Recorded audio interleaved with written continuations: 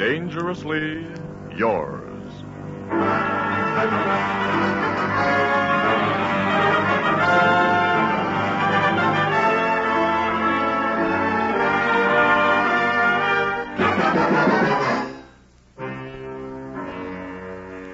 Dangerously yours.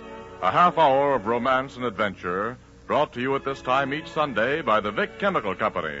And today, bringing you a special short version of Masquerade, an exciting tale of espionage in the Budapest of 1915. I am adventure. In my name, men have traversed the highways, the byways, the skyways of the world. I have tramped the jungles with explorers. I have ridden the wilderness road on horseback and in covered wagons. I have gone 20,000 leagues under the seas and as many leagues above them. I have been the fire of Captain Kidd and Walter Raleigh and John Paul Jones and Francois Villon. That fire that burns in the heart of youth, that makes men dream and dare and conquer. I am the spirit of romantic adventure. I am dangerously yours.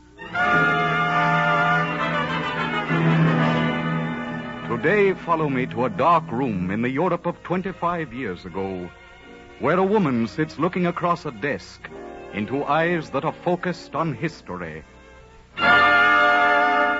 Masquerade!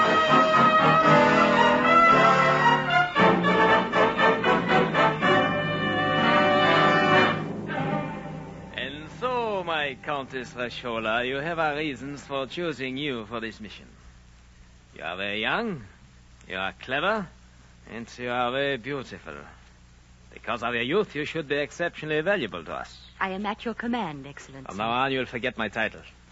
In all our communications, you will address me as Mr. Kolenkov. Now, let us get on to facts. I hope the Count will not be too difficult for you. He's a shrewd man. Now, when you have obtained our information, you will conceal the message in this silver pencil. Send it to me immediately. Trust no one. We rely on your discretion. I understand. Very well. Now, in these papers, you will find all the necessary information about Count Estefan. It has already been arranged just how you will meet him. Tonight, you will take the train to Budapest.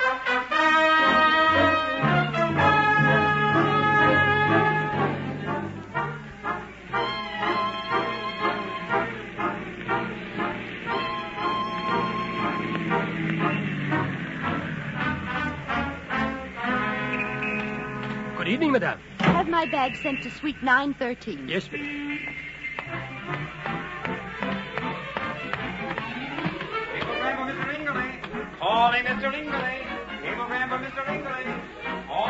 Good evening, Countess Rishola. Good evening. Good boy. Welcome back, Countess Rishola. Thank you, Baudry. Our table for one, madame? Is Count Estefan dining? Oh, he's at the table by the window, madame. My dear, I can't imagine whatever possessed you to wear that hat. I told Benson my price was $5,000. This morning when I was riding in the park, I saw Duffy on the bridle path, and he was... I beg your pardon, madame. Here is the necklace and the rings and the bracelet you gave me, Luigi. Take them back. I'm through. Oh, just a moment, madame. You've made a... madame, wait! Can I be of service, Count Estefan? Did you see the young lady who stopped at my table? Yes. She left these jewels. I don't understand. Do you know who she is? She is the Countess Rishola. She's in suite 913.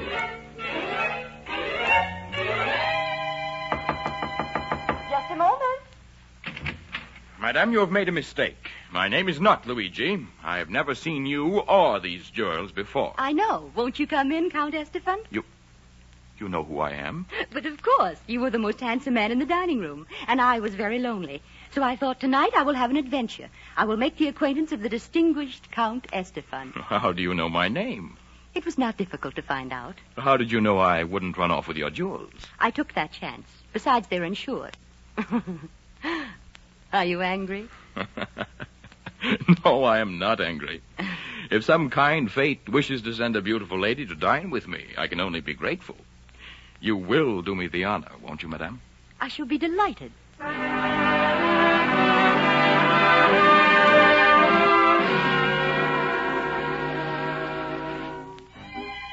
What would you like for dinner? What does the Count eat? Pheasant's wings and peacock's breasts and... What do you usually eat? What does a Cortez usually eat? Almost anything. Well, then, how about roast beef? All right.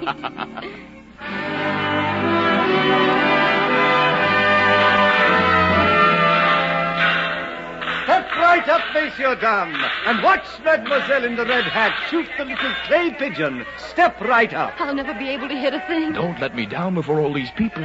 I'll try. Good heavens. Hand the little lady down a dancing doll.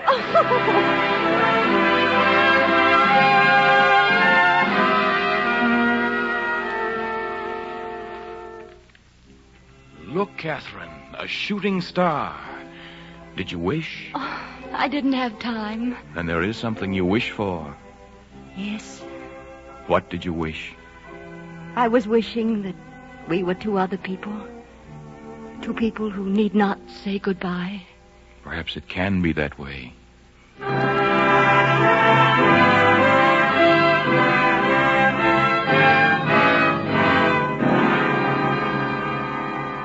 Forgive me, your lordship, but I'm not easy in my mind about this business. Oh, I wish you wouldn't go to see that woman tonight, sir. How could I stay away? Albert, for the first time in my life, I'm completely head over heels in love. But, Count Estefan... I know what you're thinking. I have a mission to perform, and I have no right to fall in love. But things don't always work out the way we'd like to have them work out, eh, Albert? Oh, I don't know what's to come of all this, sir. No, Albert, neither do I. Neither do I. But perhaps we shall find out tonight.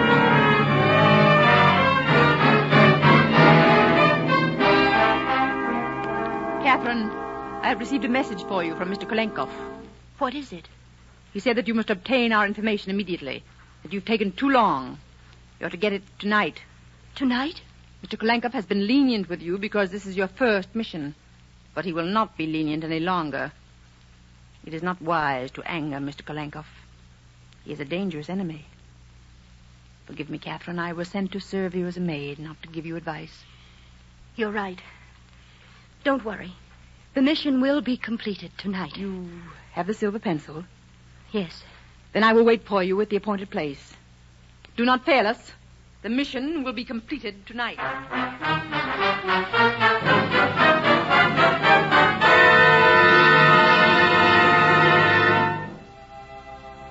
Catherine, I offer you the three things most dear to me. My heart, my country, and my dream. You are too generous. Catherine, you must listen to me. Since that first hour we met, I've been completely yours. There's never been anyone else for me. There never will. Oh, please don't say any more. There are worlds between us, worlds that can't be bridged with words. You said one night that you wished we were two different people. I think you may have that wish, Catherine. Why, what do you mean? Only that my country is close to its victory and may not need so much of my service any longer. Close to victory? I'm going to tell you something tonight, Catherine. Something that will put my life in your hands. Your life?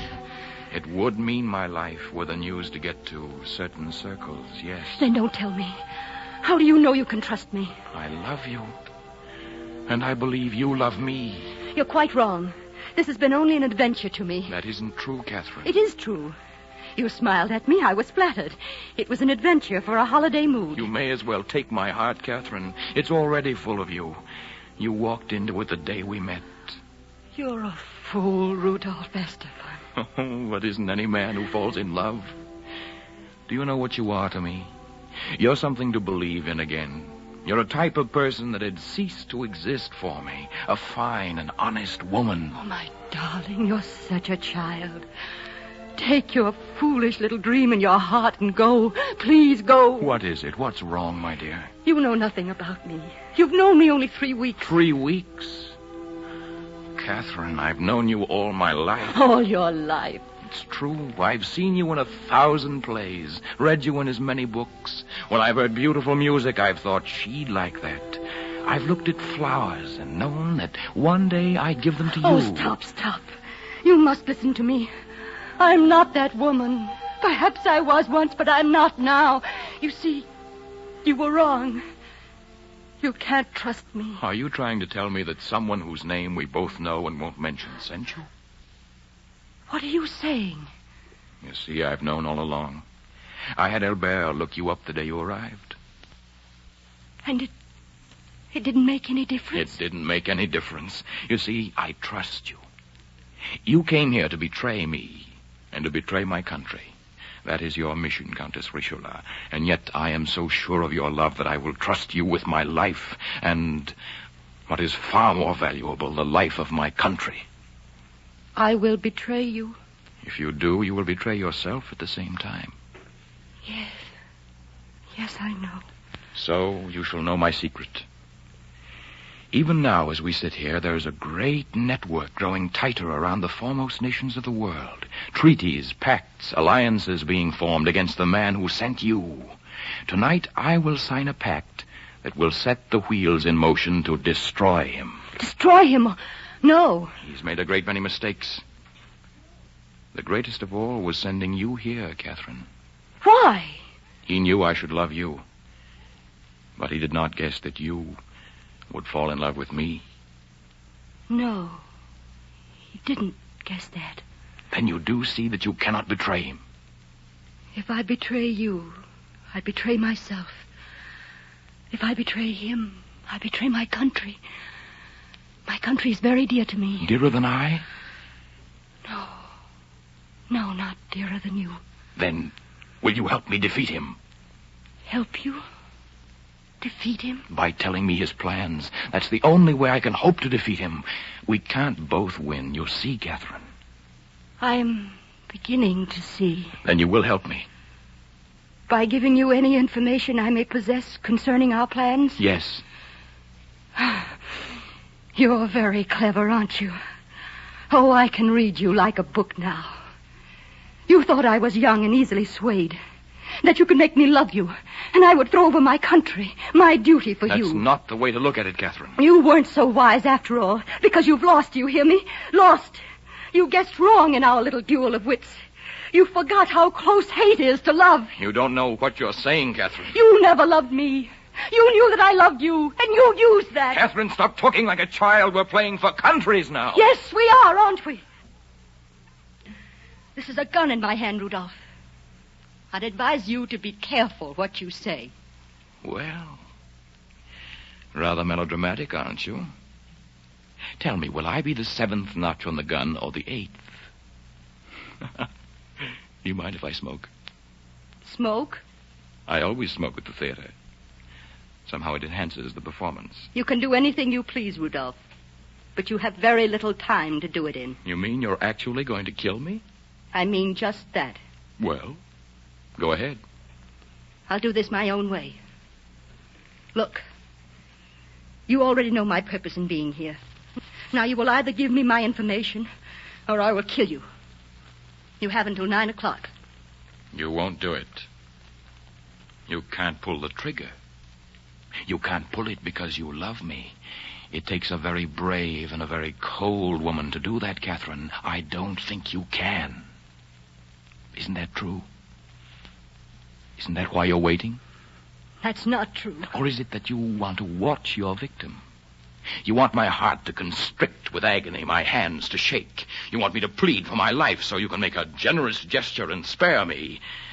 Sorry, Catherine, I don't seem to be in the mood for prayers tonight. You don't think I'll do it. That's why you're so brave. You don't think I'll do it. You wouldn't be so brave otherwise. You're a coward at heart. You lied to me. You deceived me. You tried to deceive me. I'm tired of listening to you. You gave me your heart, you know. You'd like me to hand it back, whole again. But I won't. You'll live a long time yet, Catherine, an eternity without me. You will look into the faces of passers-by, hoping for something that will, for an instant, bring me back to you. You will find moonlit nights strangely empty, because when you call my name through them, there will be no answer. Always your heart will be aching for me, and your mind will give you the doubtful consolation that you did a brave thing. You dare to talk of bravery. What else do we have to talk about, Catherine? For me, there will never be another woman but you. But for my heart, there is another love that must come before you. My country. You're so still. Your face is like ice. What are you thinking, Catherine? What does anything you can say matter? You betrayed me with words.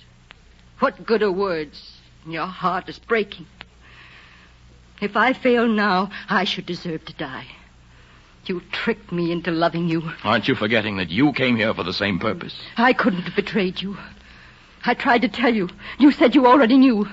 I was as honest as I knew how to be. Do you think I wanted to love you, knowing where you came from and what your mission was? Don't you suppose that every hour we were together I was thinking she's just pretending? I wasn't. I loved you. And I loved you so much I let you pretend. Because you brought something to my days I couldn't stand the thought of losing. Listen to your heart, Catherine. Feel it pounding. Your time is up. Then my last words. I love you, Catherine. You're determined to die with a lie on your lips. I love you, Catherine. Oh, God. Albert. Albert. Where are you, sir? I heard a shot. Help me up. I'll be all right. Help me up. Oh, I knew you should never have come here. I'll get a doctor. No, it's too late. I waited right by the door like you told me to, sir. The other woman went downstairs about 10 minutes ago. Please let me get a doctor, sir. No. I want you to send a message, though, at once. The usual destination. Yes, sir. Kalenkov. The masquerade is over. X-32 reports that Countess Richelieu is trustworthy and loyal. You may entrust in her care any documents. She will not betray you. Report case 255 closed.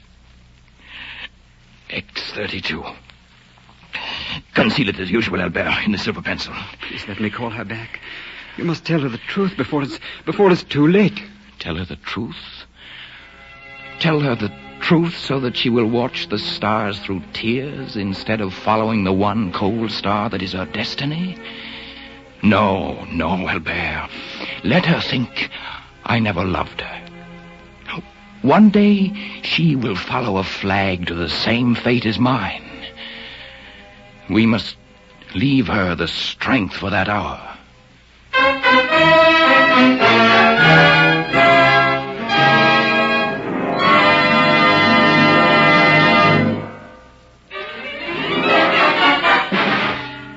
I am Adventure. Today you have shared the adventure of Masquerade with me. Next week I bring you Jungle Harvest, take you to the tropic paradise of Samburan to share the adventure of a gentle, peace-loving man, suddenly forced to pit his wits against the sinister and the dangerous in order to save his own life and the life of the girl he loves. Until then, I am dangerously yours.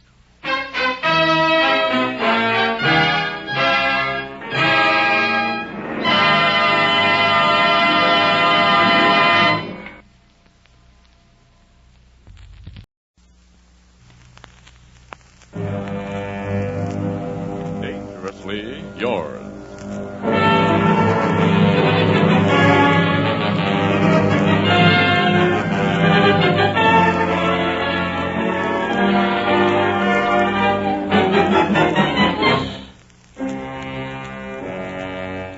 Dangerously Yours, a half hour of romance and adventure brought to you at this time each Sunday by the Vic Chemical Company, and presenting today an exciting tale based on Alfred Noy's famous poem, The Highwayman, starring Victor Jory.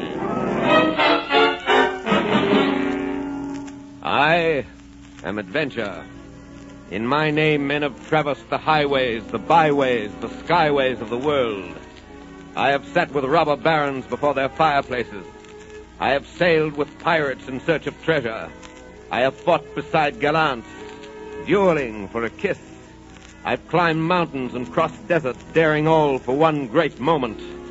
I am the romantic fire that burns in the heart of youth, that makes men dream and dare and conquer. I am Adventure. I am dangerously yours.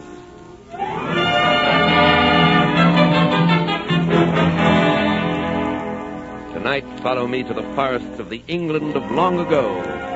Tonight we ride these forests by the side of one of the most dashing figures of legend, the Highwayman.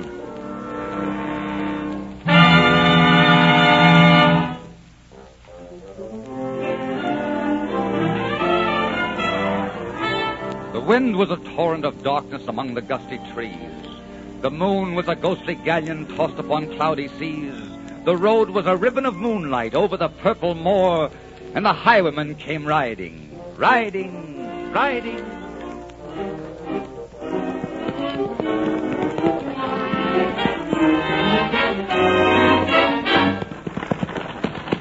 Stop the carriage!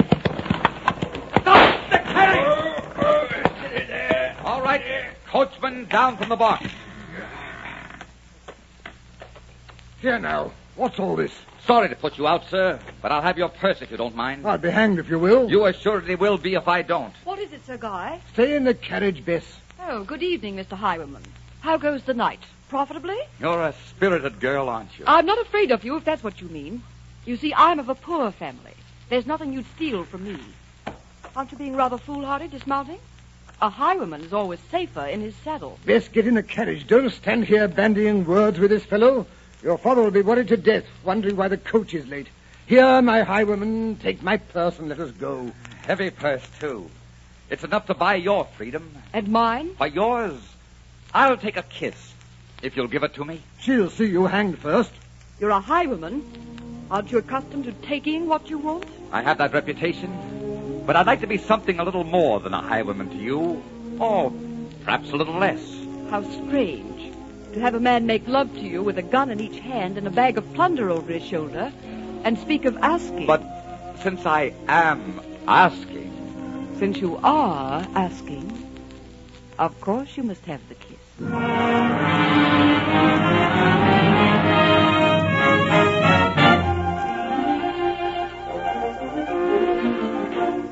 The road was a ribbon of moonlight over the purple moor, and the highwayman came riding, riding, riding. The highwayman came riding up to the old inn door. All right, a tank of ale all around, landlord. The best in the house. Hello, Tom. You're happy tonight, John.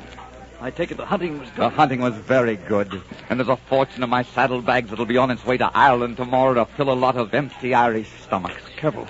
Those men at the corner table are watching. Who cares? No one has ever seen the North Road highwayman except in mask and hat. Who's going to link him with a slightly tipsy, very happy courtier? You never know who it is, and that's the danger.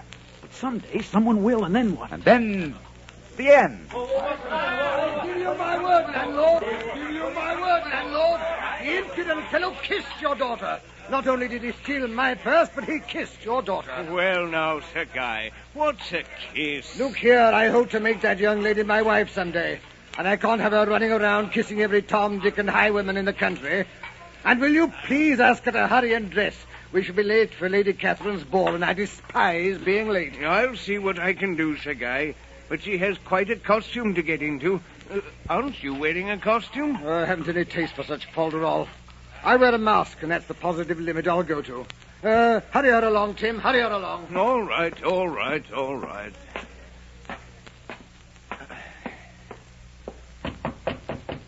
Yes? Oh, hello, Father.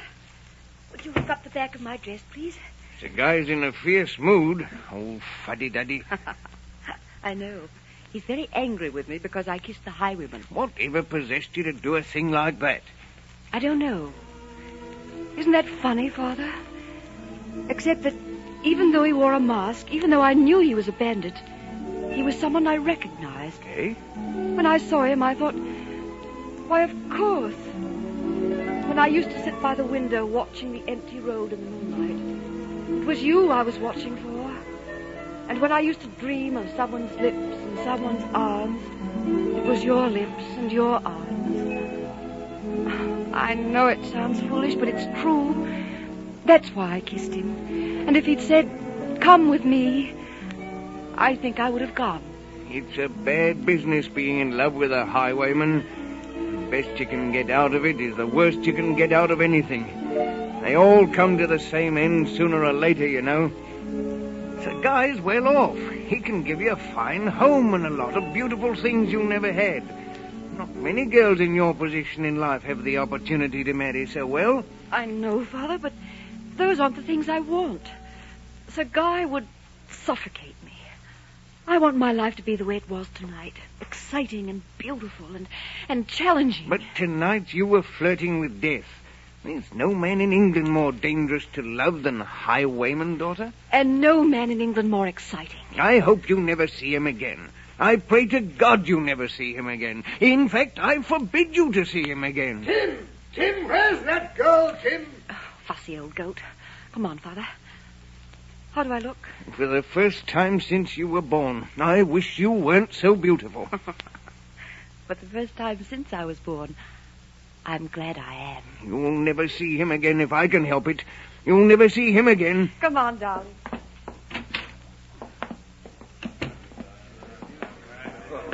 Come, my dear. We're going to be late. You know I despise being late. Yes, Sir Guy, I know. Father? Yes, what is it, Bess? Who is that man sitting at that corner table? Him? Sir John Lancashire. Why, haven't you ever seen him before? He's one of the King's close associates. Very promising young man. Oh. Why? Does he interest you? No, but for the moment I thought he was someone else. Good night, Father. I'll be home early. Good night. Have a good time. Your daughter is very beautiful, landlord. She's a beautiful amount of trouble, Sir John. That's what she is. Why? Why? I'll tell you why. There's Sir Guy Barrington ready to marry her and give her a good home. And all she can talk about is that Highwayman. The Highwayman? Does she know the Highwayman? Oh, the rascal held up her coach tonight and kissed her. Can you imagine that? Yes, I can. And now she fancies herself in love with him. Well, I shouldn't be standing here telling you all this. She says I talk too much, and I suppose I do. It's heavy on my mind tonight. So she's in love with the Highwayman. Where is she gone now? She's gone to Lady Catherine's masquerade. And since Sir Guy's taken her up, she gets invited to all the gentry's affairs. Well, I've got to see to my guests. Can I serve you something? No, I think I must be leaving. Well, good night, Sir John. Come again. What you're thinking of is too dangerous, John. Don't suppose Lady Catherine would welcome a highwayman? Why, you can't attend a party in a mask. Too many of the guests have seen you in a mask. It'd be fun to put them to the test. John, are you tired of living? Do you look forward to dangling at the end of a rope? Danger is the frosting of the cake. Good night, Tom. I'll see you later. What, you've lost your mind? No, Tom. Only my heart.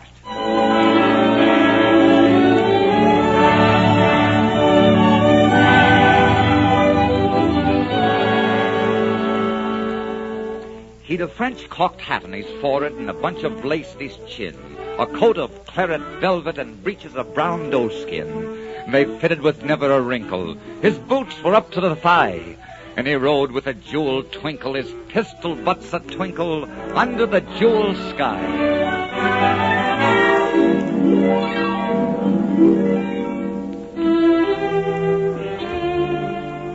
But whom shall I announce, sir?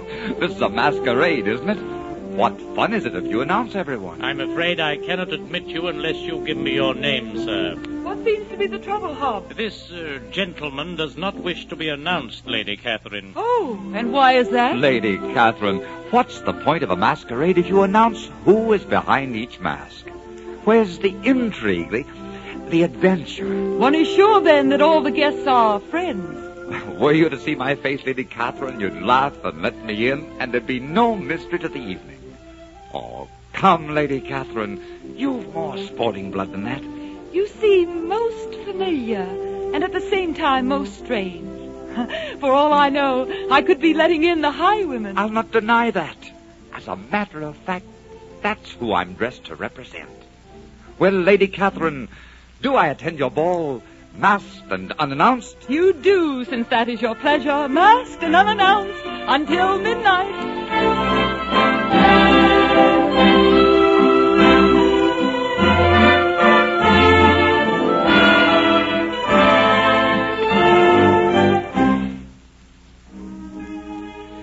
May I have the pleasure of this waltz? Why, I have a partner. He went to get some refreshments. Then You're free for the moment. Yes, for the moment.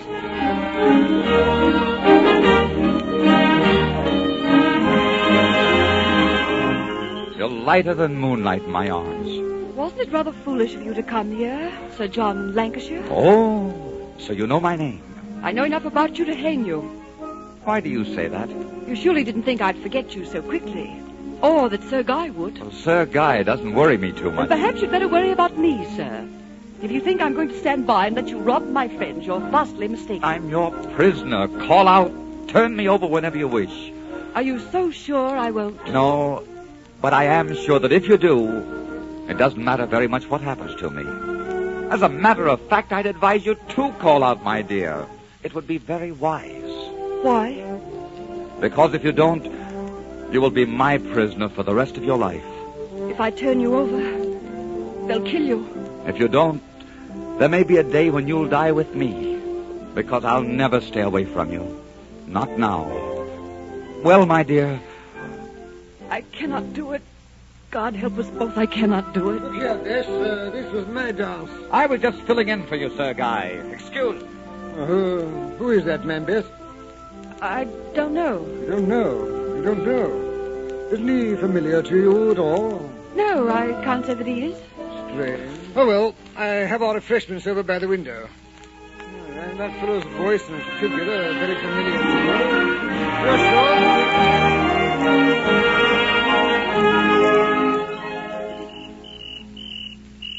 What are you doing up here by yourself?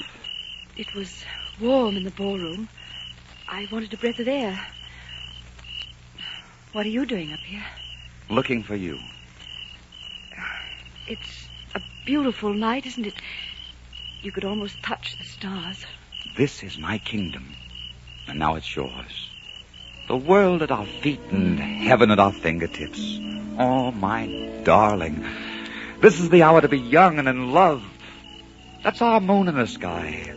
And this is our world all about us. Bess, I have to say it. I love you. I love you this hour and will for every hour until the end of time. My darling, my darling. It's almost midnight. They'll be unmasking soon, and you'll be leaving. Oh, take me with you. I can't. I can't take you with me. Not yet. It's too dangerous. Why do you live like this? Why do you steal? You don't need the money. I do. But not for myself. I've never kept anything for myself. You see, there are people in this world who don't realize they have too much, just as there are people who don't realize they don't have enough. That they're dying too young and too poor. I steal for them. Those I take from can always spare it. Do you understand? Yes, I think I do. But it's wrong. I know it's wrong, and so do you. There must be more honorable ways you can help. Are you trying to reform me? I'd like to. I'd like to keep you safe. Because you see, from tonight on, my heart will be riding the highways with you. And it's pretty vulnerable. An accident to you could kill it, too. You're very sweet. There's something between us. I knew it this evening when you kissed me. It was like coming home. Whatever comes to one of us must come to both of us now. It's like that, isn't it? Yes, it is like that. I wish it wasn't, but it is like that. Goodbye for the moment. Be careful! Oh, be careful! He's heading for his horse! We'll never catch him! After him, you fools! After him!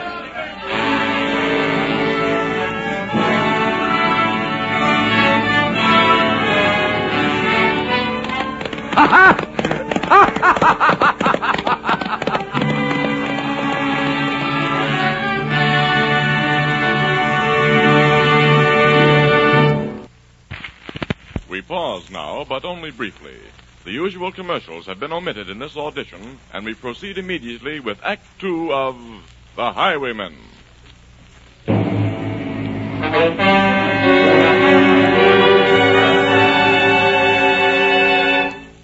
The highwayman came riding. The highwayman came riding up to the old inn door. Over the cobbles he clattered and clashed in the dark inn yard, and he tapped with his whip on the shutters, but all was locked and barred. And he whistled a tune to the window, and who should be waiting there but the landlord's black-eyed daughter, Bess, the landlord's daughter, pleating a dark red love knot into her long black hair.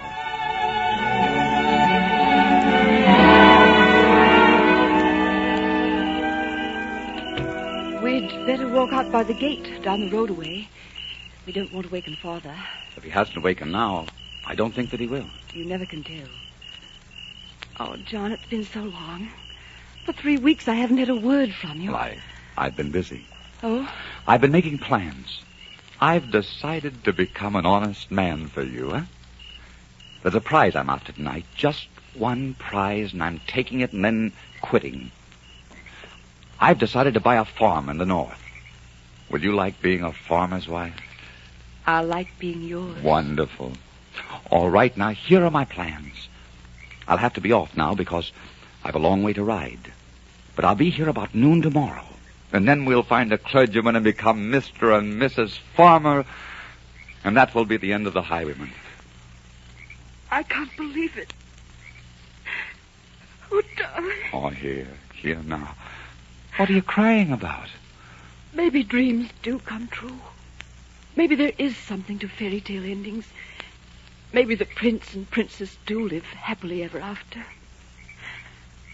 I've been so frightened. I've had such dreams. I kept seeing you dead by the roadside. Wasn't that foolish of me? Very. Don't you know my life is charmed? Now then, just one thing more. If they press me sharply, I may not be able to get here during the day. If you don't see me at noon, look for me by moonlight. You'll surely come. I'll come to you by moonlight, though hell should bar the way. And now, until tomorrow, goodbye, darling. Until tomorrow.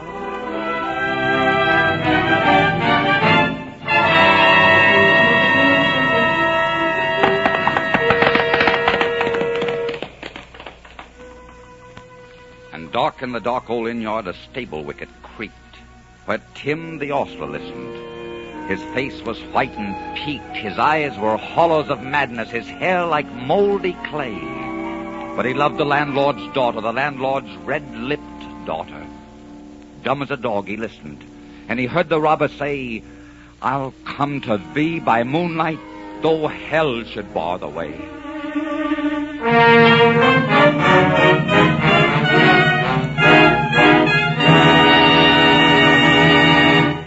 Well, Bess?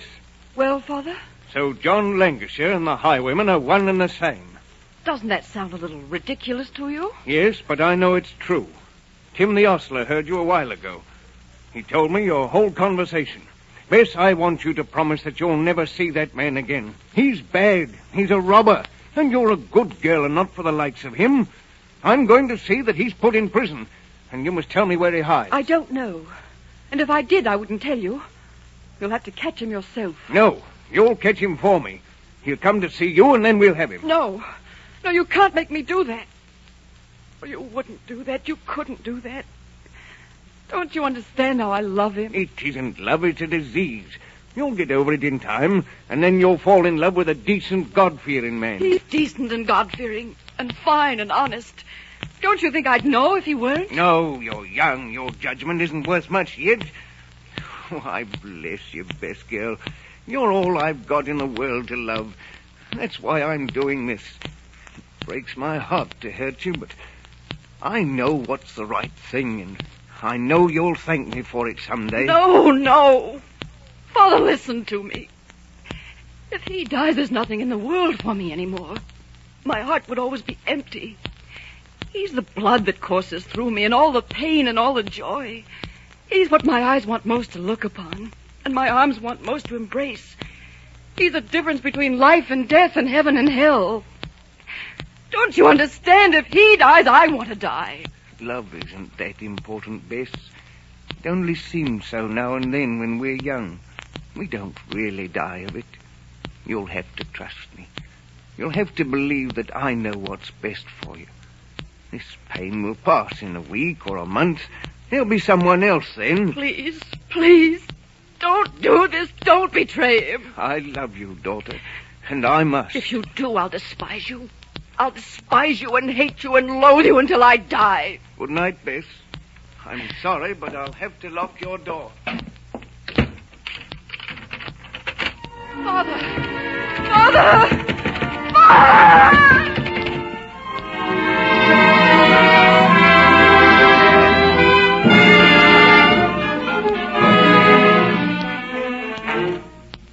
He did not come at dawning. He did not come at noon. And out of the tawny sunset before the rise of the moon, when the road was a gypsy's ribbon looping the purple moor, King George's men came marching, marching, marching. King George's men came marching up to the old inn door. You the landlord here? I am, sir. Where's your daughter? She's locked in her room. I'll take you up. Follow me, man. You'll treat her kindly, won't you? She'll be all right as long as she doesn't try to escape. All right, landlord. You can wait downstairs. I'd like to stay. We'll call you if we want you. Yes, sir. Tie her to the foot of the bed. Pretty wench, isn't she? A little tear-stained. Well, that's what comes of having a taste for the wrong people. Have you nothing to say? No. Well, tie her up for a death watch. Better gag her. I don't want to take a chance of her screaming and warning him. You would if you had the chance, wouldn't you? Yes. Is she bound, good and tight? Yes, sir. All right. You and Keith take your watch by that window. You shoot him from there. Well, my pretty, how about a kiss for a hard-working soldier? Don't you dare. All right. You're a little peppery for my taste anyhow. How about giving her a spot of this brandy? No, I've got this gag fixed now. But I'll have one myself. She really looks like she's keeping a watch all right. All she needs is a gun. That's a good idea. I'll tie a gun to her chest. Then she'll really be a dangerous little girl. Too bad her hands won't be free to aim it. She makes short work of us. There you are, lady. Now keep good watch. Now keep good watch. And they kissed her. She heard the dead man say, "Look for me by moonlight. I'll come to thee by moonlight, though hell should bar the way." She twisted her hands behind her, but all the knots held good. She writhed her hand till her fingers were wet with sweat and blood, and they stretched and strained in the darkness. The hours crawled by like years. Till now, on the stroke of midnight, cold on the stroke of midnight, the tip of one finger touched it. The trigger, at least, was hers. The tip of one finger touched it. She strove no more for the rest.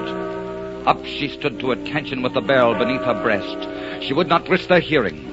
She would not strive again. For the road lay bare in the moonlight, blank and bare in the moonlight, and the blood of her veins in the moonlight throbbed to a love's refrain.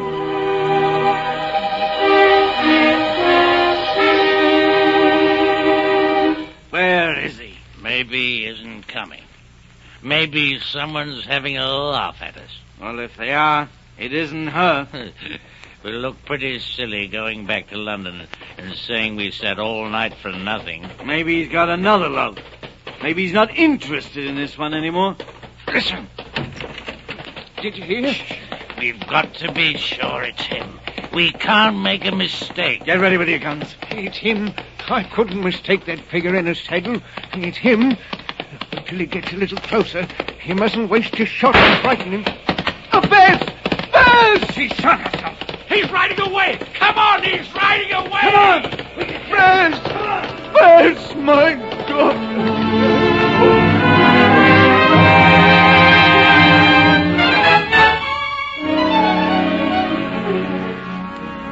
He turned. He spurred him westward. He did not know who stood, bowed with her head o'er the musket, drenched with her own red blood. Not until dawn he heard it, and slowly blanched to hear how Bess, the landlord's daughter, the landlord's black-eyed daughter, had watched for her love in the moonlight and died in the darkness there. Back he spurred like a madman, shrieking a curse to the sky, with the white road smoking behind him, his rapier brandished high. Blood red were his spurs of the golden noon, wine red was his velvet coat. When they shot him down on the highway, down like a dog on the highway, and he lay in his blood on the highway with a bunch of lace at his throat.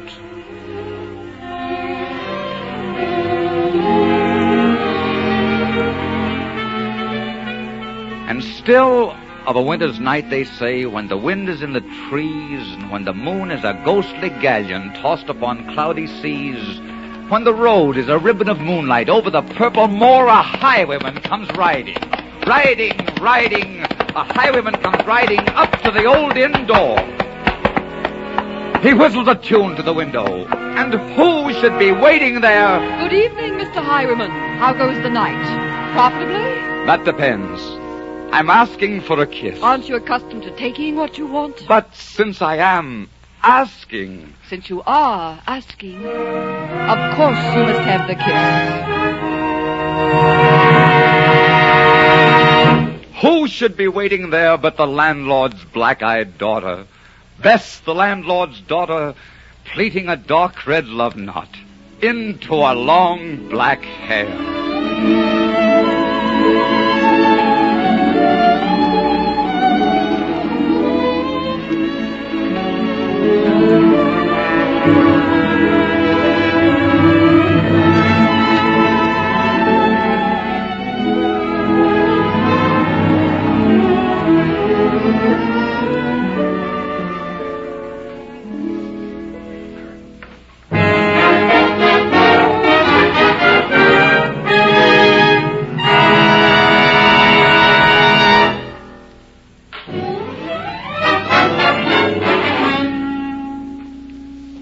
Adventure. Today I've brought you the Highwayman. Next week I will tell you a dramatic and colorful story of New York. It happened in Gramercy Square. Until then, I am dangerously yours.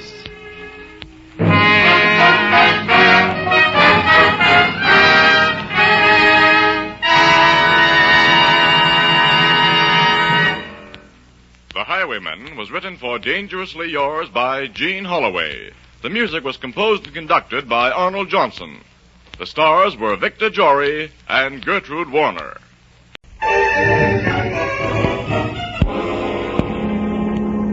Vicks presents Dangerously Yours.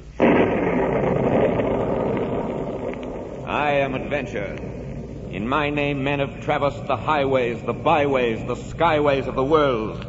I am the fire that burns in the heart of youth, that makes men dream and dare and conquer. I am dangerously yours.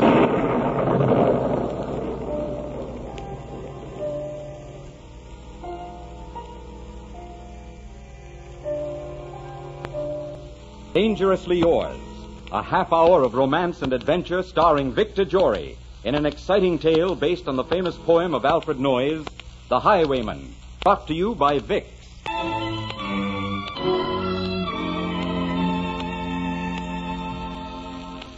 When colds are in the air, the first thought of more and more millions of people is Vicks. People who have discovered in this fine old name a trustworthy guide to modern home remedies they can put their faith in to lessen the distress of colds. Let the experience of these millions be your guide.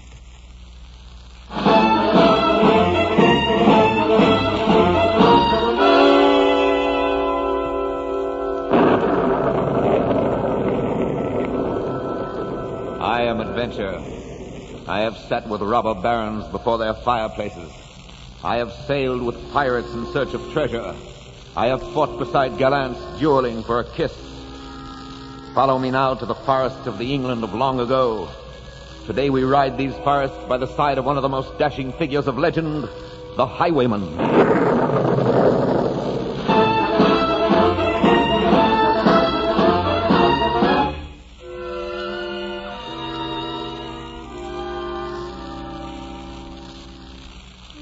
The wind was a torrent of darkness among the gusty trees. The moon was a ghostly galleon tossed upon cloudy seas. The road was a ribbon of moonlight over the purple moor, and the highwayman came riding.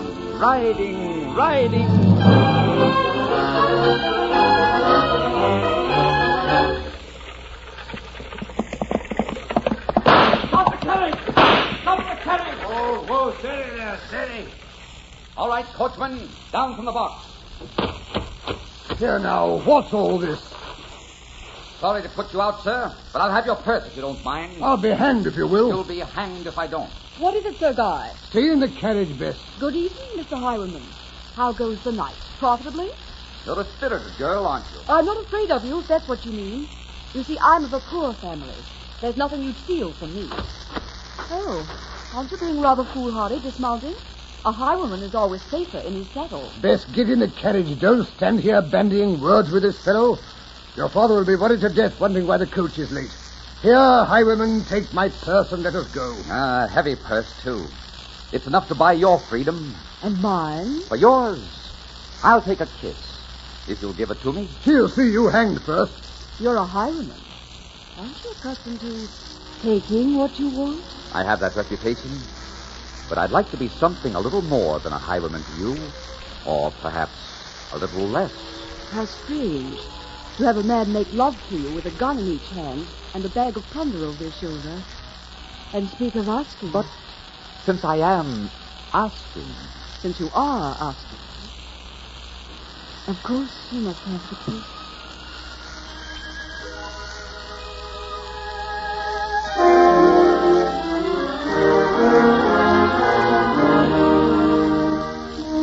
The road was a ribbon of moonlight over the purple moor, and the highwayman came riding. The highwayman came riding up to the old inn door.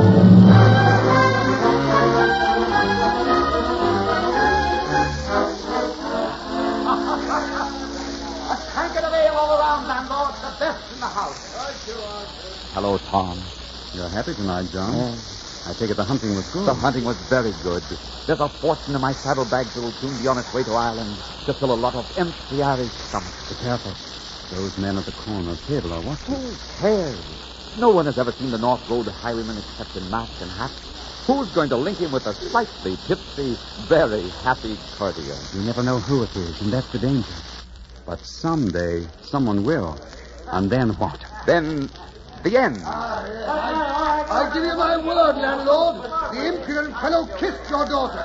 Not only did he steal my purse, but he kissed your daughter. Oh, well now, Sir Guy. What's a kiss? Look here, I hope to make that young lady my wife someday.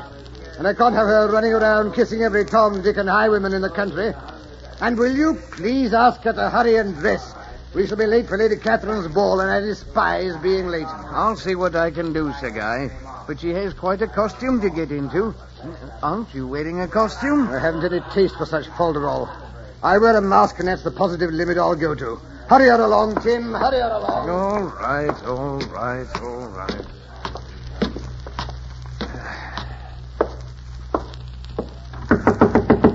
Yes? Oh, hello, Father. Would you hook up the back of my dress, please? Sir Guy's in a fierce mood.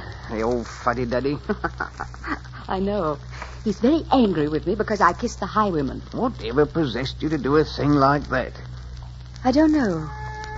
Isn't that funny, Father? Except that even though he wore a mask, even though I knew he was a bandit, he was someone I recognized. Eh? When I saw him, I thought, why, of course. When I used to sit by the window watching the empty road in the moonlight, it was you I was watching for. And when I used to dream of someone's lips and someone's arms, it was your lips and your arms. I know it sounds foolish, but it's true. That's why I kissed him. And if he'd said, come with me, I think I would have gone. It's a bad business being in love with a highwayman. The best you can get out of it is the worst you can get out of anything. They all come to the same end sooner or later, you know. Best girl, Sir Guy's well off. He can give you a fine home and a lot of beautiful things you've never had. Not many girls in your position in life have the opportunity to marry so well. I know, Father, but those aren't the things I want. Sir Guy would suffocate me. I want my life to be the way it was tonight. Exciting and beautiful and challenging. But tonight you were flirting with death. There's no man in England more dangerous to love than the highwayman, daughter. And no man in England more exciting. I hope you never see him again. I pray to God you never see him again. In fact, I forbid you to see him again. Tim, where's that girl, Tim? Fussy old goat. Come on, Father. So, how do I look? For the first time since you were born, I wish you weren't so beautiful. For the first time since I was born, I'm glad I am. You'll never see him again if I can help it. You'll never see him again. Come on, darling.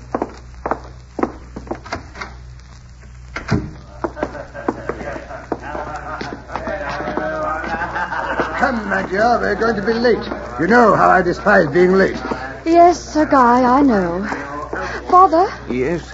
What is it, Bess? who is that man sitting at that corner table? Him? Sir John Lancashire. Why, haven't you ever seen him before? He's one of the King's close associates. Very promising young man. Oh? Why, does he interest you? No, but for the moment I thought he was someone else. Well, good night, Father. I'll be home early. Good night. Have a good time. Your daughter is very beautiful, landlord. She's a beautiful amount of trouble, Sir John. That's what she is. Why? Why? I'll tell you why. There's Sir Guy Barrington, ready to marry her and give her a good home. And all she can talk about is that highwayman. The highwayman? Does she know the highwayman? The rascal held up her coach tonight and kissed her. Can you imagine that? Yes. Oh, yes, I can. And now she fancies herself in love with him. Well, I shouldn't be standing here telling you all this. She's always saying I talk too much, and I suppose I do. It's heavy on my mind tonight. So she's in love with the highwayman. But where is she gone now? She's gone to Lady Catherine's masquerade. Ah. Since Sir Guy's taken her up, she gets invited to all the gentry's affairs. Well, I've got to see to my guests. Can I serve you something? No. I think I must be leaving too.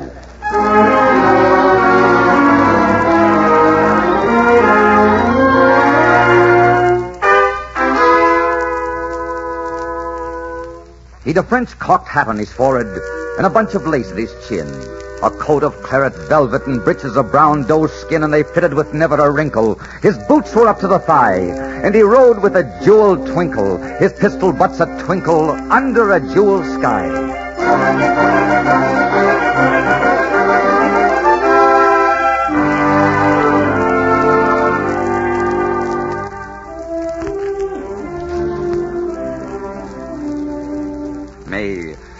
May I have the pleasure of this waltz? Why, I have a partner. He went to get some refreshments. Then you're free for the moment? Yes, for the moment.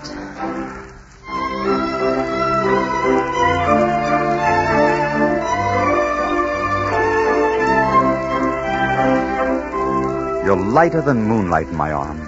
Wasn't it rather foolish of you to come here, Sir John Lancashire? Oh, so you know my name? I know enough about you to hang you. Yes? Why do you say that? You surely don't think I'd forget you so quickly. Or that Sir Guy would. Sir Guy doesn't worry me too much. Then perhaps you'd better worry about me, sir. If you think I'm going to stand by and let you rob my friends, you're vastly mistaken. I'm your prisoner. Call out, turn me over whenever you wish. Are you so sure I won't? No, but I am sure that if you do, it doesn't matter very much what happens to me. As a matter of fact, I'd advise you to call out, my dear. It would be very wise. Why? Because if you don't, you will be my prisoner for the rest of your life. If I turn you over, they'll kill you. If you don't, there may be a day when you'll die with me. Because I'll never stay away from you. Not now. Well, my dear? I cannot do it. God help us both, I cannot do it. This is my dance. I was just filling in for you, Sir Guy. Excuse me. Who is that man, Bess? I don't know. You don't know? You don't know? But you were dancing with him. Yes. What's got into you tonight, Bess? Kissing bandits, dancing with strangers? Or was he a stranger? Yes, he was. I'm not so sure. That fellow looked familiar to me. I'm sure I've seen him before somewhere. I may have seen him earlier this evening. Oh, no. The highwayman was much taller. You're sure? Very sure. All right, my dear, all right, but I'm going to keep my eye on that fellow all the same.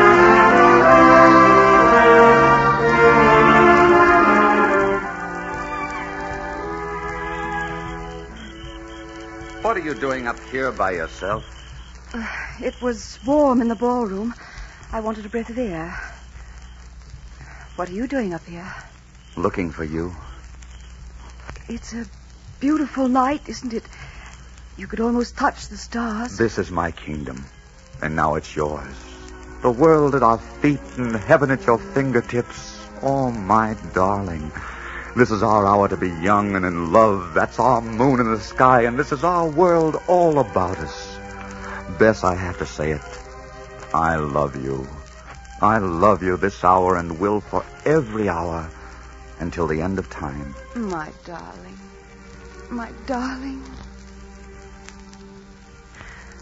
Oh, it's almost midnight. They'll be unmasking soon and you'll be leaving. Take me with you. I can't. I can't take you with me. Not yet. It's too dangerous. But tell me, why do you steal? You don't need the money. I do, but not for myself. I've never kept anything for myself. You see, there are people in this world who don't realize they have too much, just as there are people who don't realize they don't have enough, that they're dying too young and too poor. I steal from them. Those I take from can always spare it. Do you understand? Yes, I think I do. But it's wrong. I know it's wrong, and so do you. There must be more honorable ways you can help. Oh, are you trying to reform me? I'd like to. I'd like to keep you safe. Because, you see, from tonight on, my heart will be riding the highways with you. And it's pretty vulnerable. An accident to you could kill it, too. You're very sweet. There's something between us. I knew it this evening when you kissed me. It was like coming home. Whatever comes to one of us must come to both of us now. It's like that, isn't it? Yes, it is like that. I wish it wasn't. But it is like that. Goodbye for the moment. Be careful! Oh, be careful! After him! Don't let him get away! After him! He's heading for his horse! We'll never catch him! After him, you fools! After him! After him!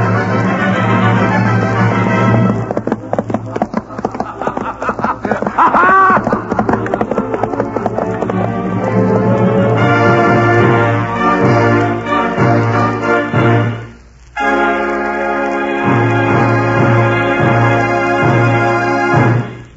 In just a moment, we bring you Act 2 of The Highwayman. But first, a brief message from our sponsor. You know, folks, sneezes and sniffles at this time of year can ruin the most glorious day, and they can spoil your rest at night. But cheer up. If you're sniffling and sneezing or suffering from other such head cold discomforts, simply put a few drops of Vicks Vatronol in each nostril. Then feel this specialized medication go to work to relieve distress right where trouble is. Vatronol is so good because it not only soothes the irritation, but shrinks swollen membranes and makes breathing easier. At night, when such distress makes breathing so difficult it's hard to get to sleep, Vatronol quickly relieves stuffiness and invites restful sleep. Try it. And always keep a bottle of Vatronol on hand, ready to use when needed. Follow the directions in the folder. Vicks Vatronol Nose Drops. And now, Act 2 of The Highwayman, starring Victor Jory.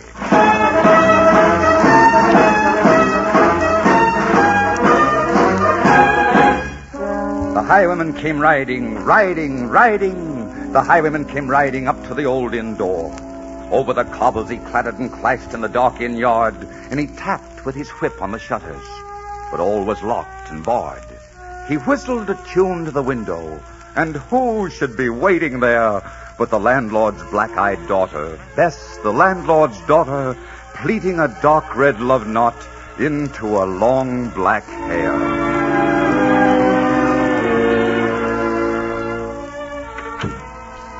We'd better walk out by the gate down the road away.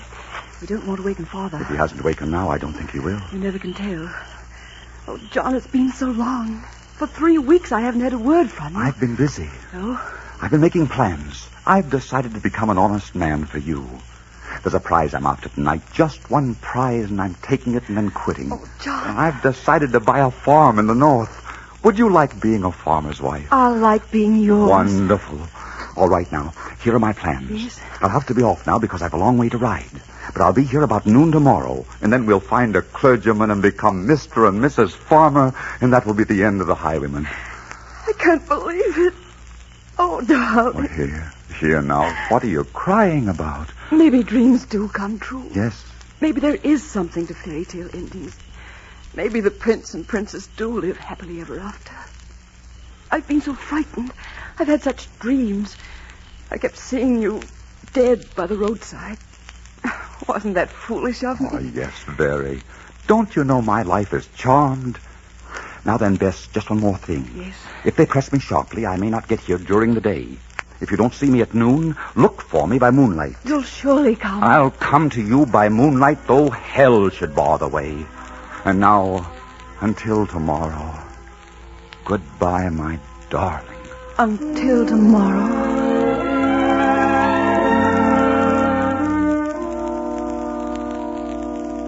Dark in the dark old inn-yard, a stable wicket creaked, where Tim the ostler listened. His face was white and peaked, his eyes were hollows of madness, his hair like moldy hay. But he loved the landlord's daughter, the landlord's red-lipped daughter. Dumb as a dog he listened, and he heard the robber say, I'll come to thee by moonlight, though hell should bar the way.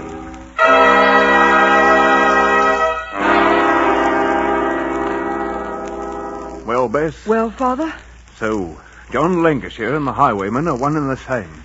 Doesn't that sound a little ridiculous to you? Yes, but I know it's true. Tim the ostler heard you a while ago.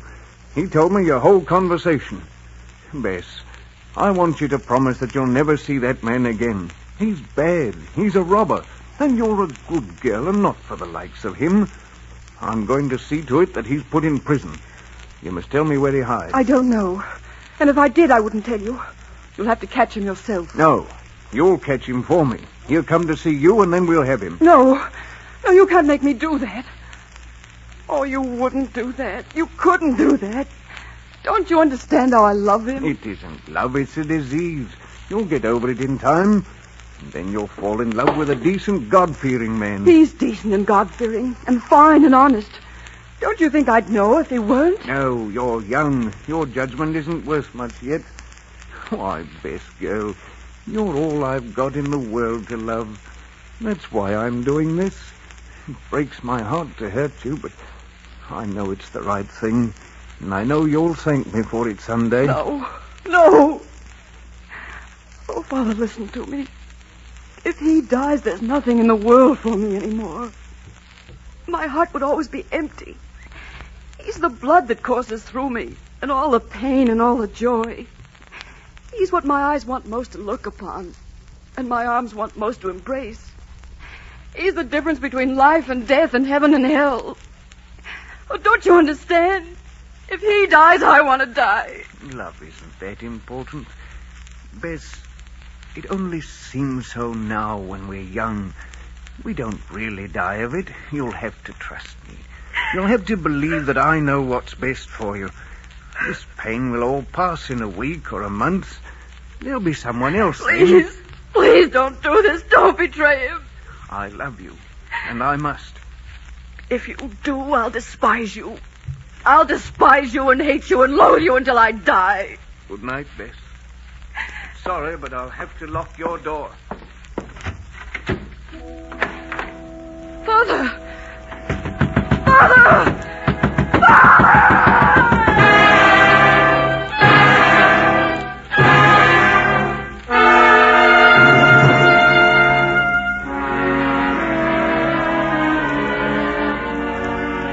He did not come in the dawning. He did not come at noon. And out of the tawny sunset before the rise of the moon, when the road was a gypsy's ribbon looping the purple moor, King George's men came marching. King George's men came marching up to the old inn door. You the landlord here? I am, sir. Where's your daughter? She's locked in her room. I'll take you up. Follow me, men. You'll treat her kindly, won't you? She'll be all right as long as she doesn't try to escape. All right, landlord, you can wait downstairs. I'd like to stay. We'll call you if we want you. Yes, sir. Tie her to the foot of the bed. Pretty wench, isn't she? Little tear-stained. Well, that's what comes of having a taste for the wrong people. Have you nothing to say? Nothing. Well, tie her up for a death watch. Aye. Better gag her. I don't want to take a chance of her screaming and warning him. You would if you had the chance, wouldn't you? Yes. Yeah. Is she bound good and tight? Bound she is. All right. You and Keith take up your watch by that window. Aye. You shoot from there. Well, my pretty, how about a kiss for a hard-working soldier? Don't you dare. All right. You're a little peppery for my taste anyhow. What about giving her a spot of brandy? No, I fixed this gag now. I'll have one myself. She really looks like she's keeping her watch all right. All she needs is a gun. That's a good idea. I'll tie a gun to her chest, and she'll really be a dangerous little girl with a gun tied to her chest. Too bad her hands won't be free to aim it. She made short work of us. There you are, lady. Now keep good watch. Now keep good watch.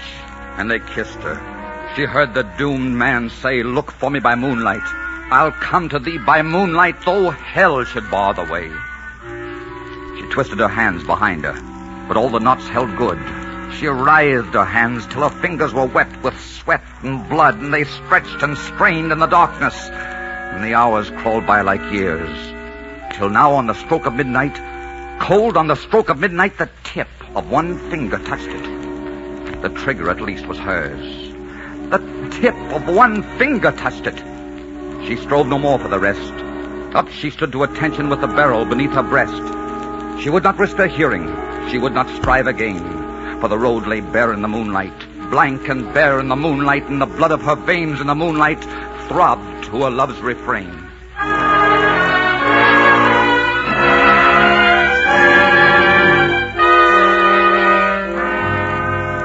I wonder where she is. Maybe he isn't coming. Maybe someone's having a laugh at us. Well, if they are, it isn't her. We look pretty silly going back to London and saying we sat all night for nothing. Maybe he's got another love. Maybe he's not interested in this one anymore. Listen. You hear? That's him coming. Quiet, Landlord, you fool. We've got to be sure it's him. We can't make a mistake. Get ready with your guns. It's him, all right. I couldn't mistake that figure in the saddle. It's him. Wait till he gets a little closer. Oh, Bess! Bess! She shot herself. Glory be. He's riding away. Never mind about here. Come on, he's riding away. Maybe we can catch him. Bess! My daughter.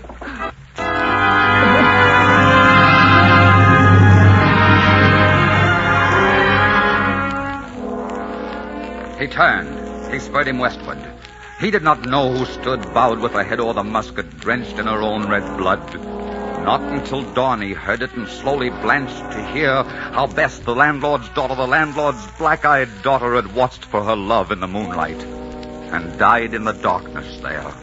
Back he spurred like a madman, shrieking a curse to the sky, with the white road smoking behind him, his rapier brandished high. Blood red were his spurs of the golden noon, wine red was his velvet coat.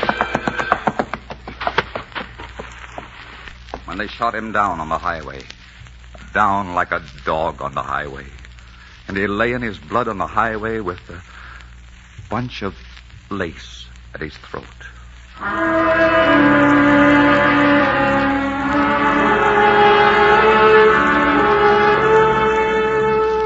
And still of a winter's night, they say, when the wind is in the trees, and when the moon is a ghostly galleon tossed upon cloudy seas, when the road is a ribbon of moonlight over the purple moor, a highwayman comes riding, riding, riding. A highwayman comes riding up to the old inn door.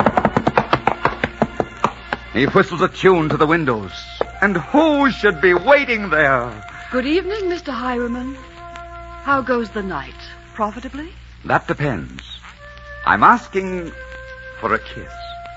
Aren't you accustomed to taking what you want? But since I am asking... Since you are asking, of course you must have the kiss. And who should be waiting there but the landlord's black-eyed daughter, Bess, the landlord's daughter, pleating a dark red love knot into a long black hair.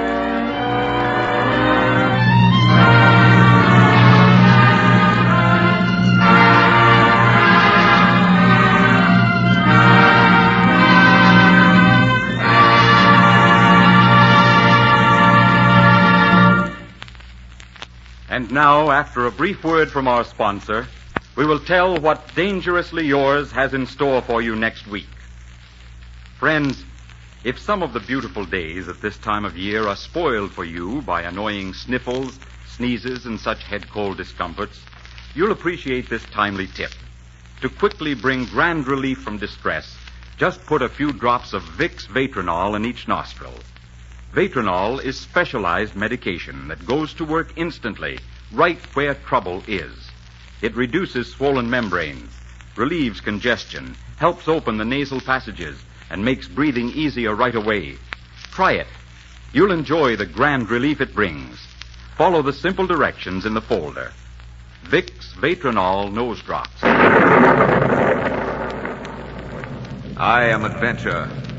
Come with me next week to the streets of early Baltimore with one of the strangest and most brilliant adventurers that ever lived. Until next Sunday, then, I am dangerously yours.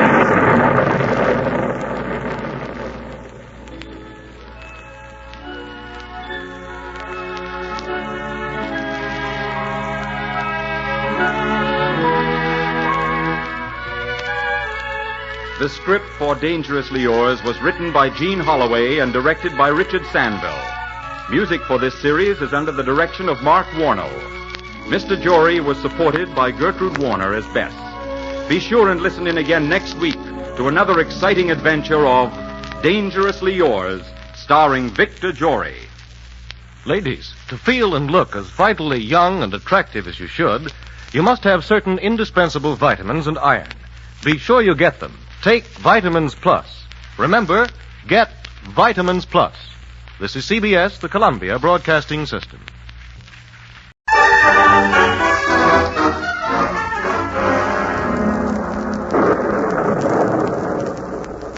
Dangerously Yours.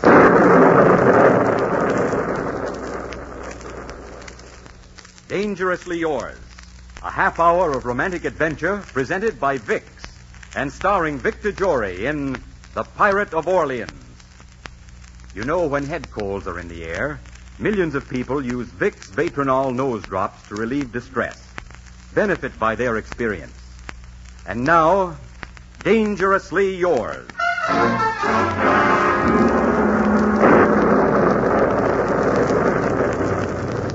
I am Adventure. In my name, men have traversed the highways, the byways, the skyways of the world. I have tramped the jungles with explorers. I have crossed the wilderness frontiers on horseback and in covered wagons. I am the fire that burns in the heart of youth, that makes men dream and dare and conquer. I am dangerously yours. Come with me today to the high seas of adventure. Walk the decks of a tall-masted ship with one of the boldest swashbuckling adventurers that ever sailed, the Pirate of Orleans.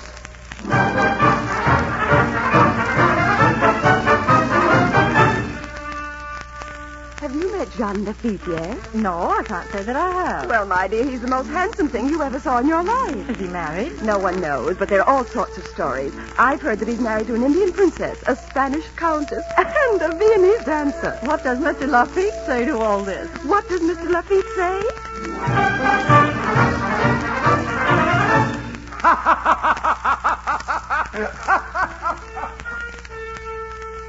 I have it on very good authority that Jean Lafitte stopped an entire revolution once. One man against thousands. On whose authority do you have it? Why, on Lafitte's, of course.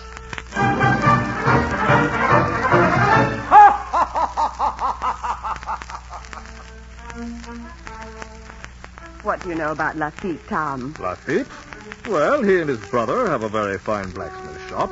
They just bought a store, and he's a gentleman. Why? Well, I've heard that he's the leader of the pirates of Barataria. Oh, nonsense. Whatever Jean Lafitte is, he's positively not a pirate.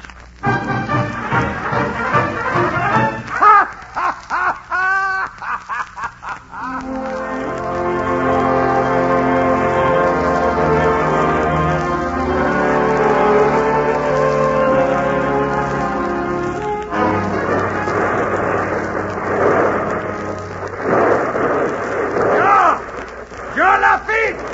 Hold your fire a minute! Hey, boss, There's the white flag going up. Are you sure? Take a look for yourself. All right. Hold your fire! Hold your fire! Hold fire!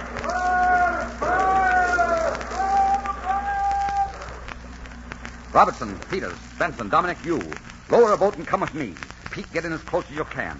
I'll remove the crew and the passengers and take the ship back to Barataria. That's too fine a ship to destroy. Come on, men. Let's see what prize we've captured.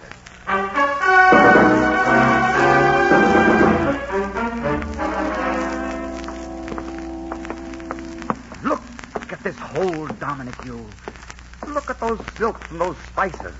We'll get good money for this treasure in New Orleans. There was a very pretty girl. Did you notice, boss? Way over at the starboard she was standing. Her hair was like sunshine on a yellow corn. Dominic, what are my orders about women on captured ships? Oh, but couldn't we make an exception just the once?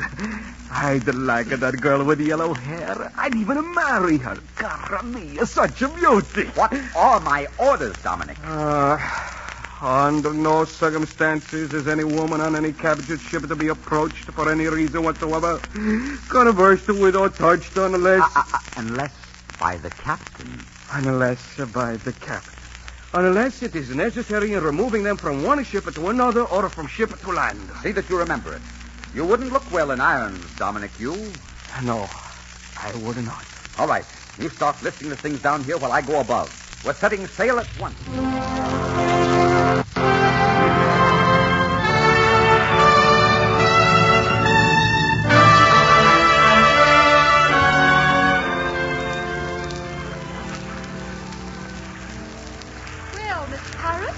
If it's not asking too much, would you mind telling me where you're taking us? Where were you bound?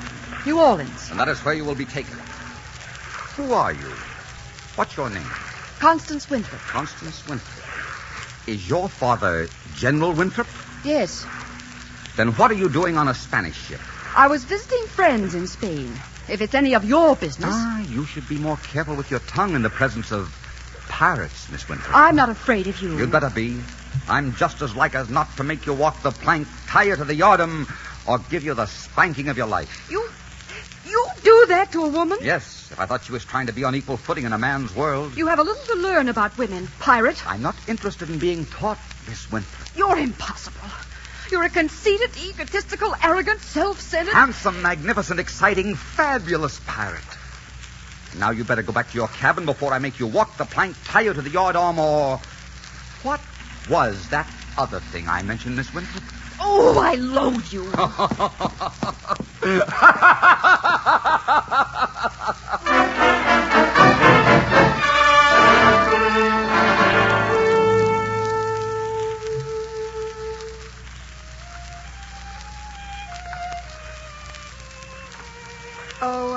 Pirate?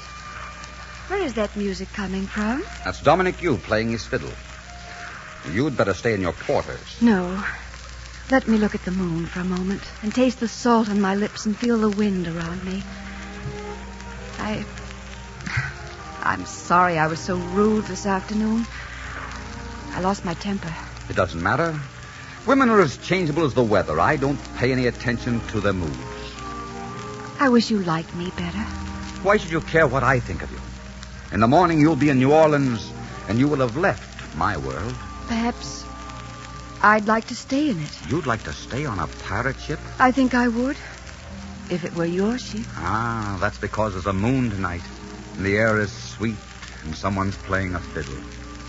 Some other day when the decks were running blood, and the air was heavy with the smell of death, you wouldn't like a pirate ship. What's your name? I have no name. You're a hard man to get to know. That's right.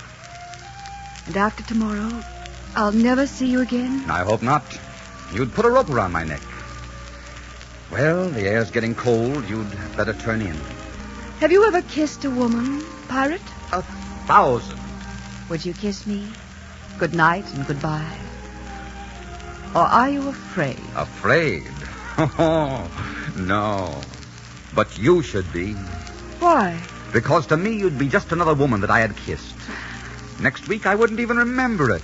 But if I kissed you, you'd never have heart or lips for another man in your life. You're a modest man, aren't you? Modest? Me? I should say not. Why should I be modest? I'm a conqueror and a pirate. Well, good night, conqueror. I hope I never do see you again. The temptation to put a rope around that neck might be too great. Good night. Good night, my beauty. Good night.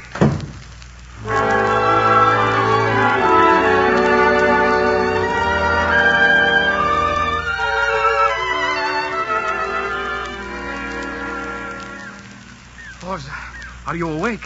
Yes, Dominic, what is it? We're at anchor now. We're ready to take the passengers into New Orleans. Are you coming up to see them? No. The signorina looks as though she had been crying. I would kiss her myself if it would do any good. Aren't you even going to say goodbye? No. Take them in. All right, boss. All right.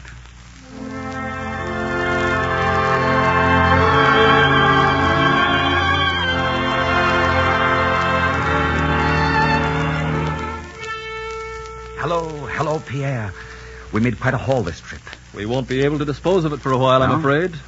We're in a little trouble, my brother. Why? What's happened? Governor Claiborne has sworn to stop all privateering. He says he's going to wipe out Barataria if it's the last thing he does in this world. And he says he's going to hang the leader before all of New Orleans. Has he named the leader? No. Well, then, what are you worried about? In the eyes of New Orleans, we're respected citizens, decent and peace-loving. Maybe, and maybe not. People have always had suspicions. Well, let's not worry about it. I'll have a bath and a shave, and then I'll go pay a social call on Governor Claiborne. Perhaps for tea. I haven't had tea with the governor for a long time now.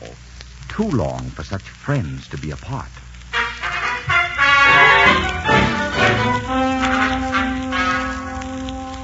I tell you, Jean, I'm going to rid New Orleans of those pirates if it's the last thing I do. I don't blame you. I don't blame you. Why, it's gotten so no one's safe around here anymore. I may call on you for help. I'll be glad to help in any way I can. Uncle dear, have you seen my Mizzy? Hello, Constance, my dear. I'd like you to meet a very good friend of mine, Mr. Jean Lafitte. My niece, Miss Winthrop, Mr. Lafitte. She's staying with me until her father returns. This is a pleasure, Mr. Lafitte. A very great pleasure, Miss Winthrop. I'm afraid I must beg to be excused. I must look in at the shop before it closes. Well, then, I'm very happy to have met you, Mr. Lafitte, and I trust we will meet again soon. Thank you, Miss Winthrop. Good day. Good day, Governor. Come again soon, Jean. That's a very handsome man, Uncle. That's a very dangerous man. I'm convinced he's the leader of the privateers. He doesn't look very dangerous to me. Are you positive? I'm so positive I'm going to put a price on his head and send my men after him tonight.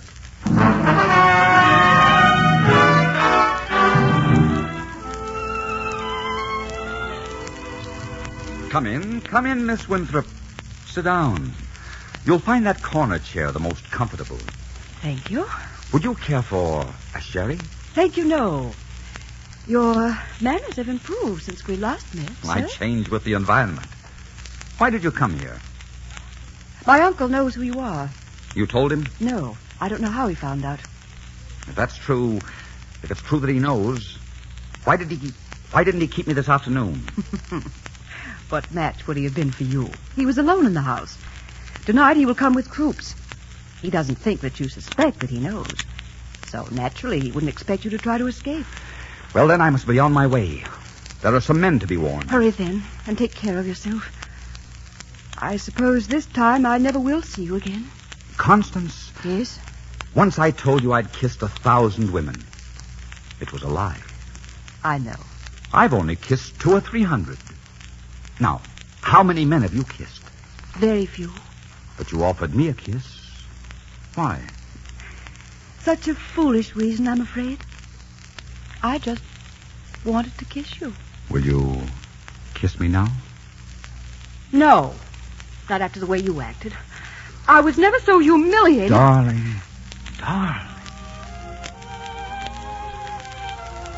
You know, you really should try to keep that temper in check. I told you not to kiss me. And you might as well have said, stop breathing. Goodbye, Constance. Goodbye, and thank you. When will I see you again? When will you see me again? You'll see me when the moon rises in a certain way that you will remember seeing before in a midnight sky. You'll see me when you see a ship at anchor with a battered look to her. You'll see me when you hear someone laugh in a certain way or someone shout or perhaps cry. And you'll see me every time someone else kisses you. I will not. If I'm never to see you again, I can forget you in a minute. You'll see. I can forget you all right. Yes? Then you're not the girl for me, my beauty. Goodbye. John! Goodbye! Oh, I hate that man. I hate that man. But, oh, Caramia, how I love him.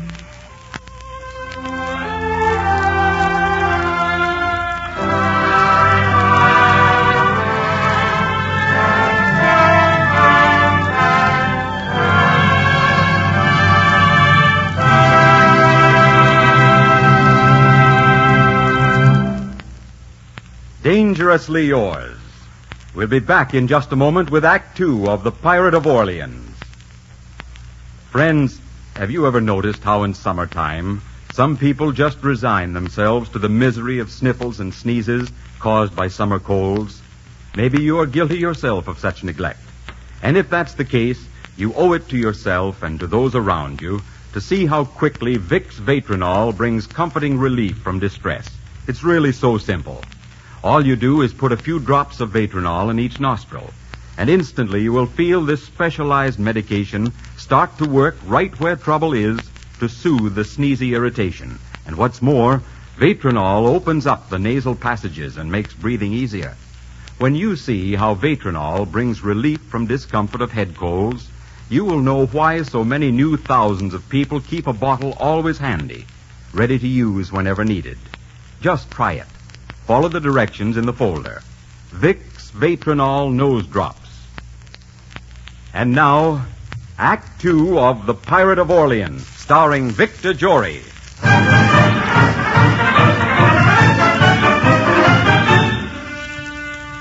Mr. Lafitte, the British government is prepared to offer you the sum of $30,000 in return for your help in capturing the city of New Orleans, and full pardon for you and your men. Does the offer interest you? The offer interests me very much, but I shall have to have time to think it over. Very well, Mr. Lafitte. As you know, we are anchored just outside your harbor. We shall await your answer.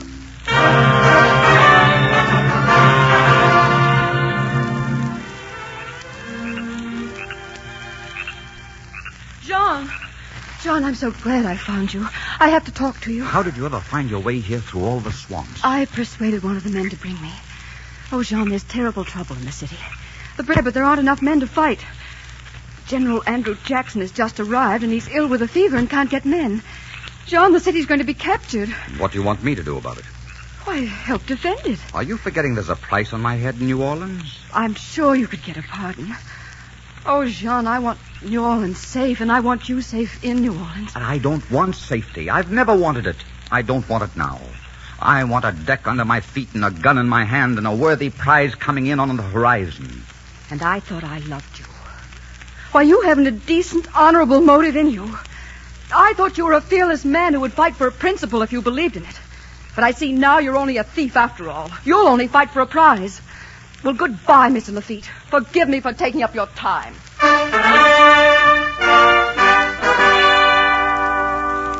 General Jackson, you've read my papers. Now then, will you grant a pardon for my men and for me so that we may fight for the United States? The United States is most grateful, Mr. Lafitte. We accept your help with deep thanks, and your pardon shall be granted.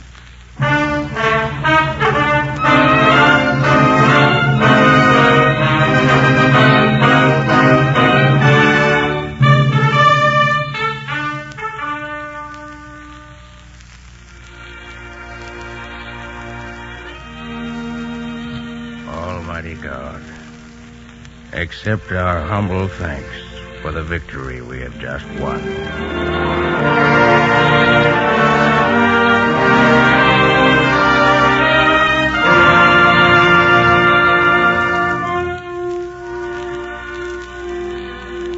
Well, Mr. Lafitte, am America and New Orleans will always be grateful to you. If it hadn't been for your help and the help of your men, we'd never have won such a great victory. Thank you, General Jackson. We were fighting a great cause. And now, my boy, go on out there and dance and have a good time. You're the hero of the hour, and all the ladies are waiting to dance with you.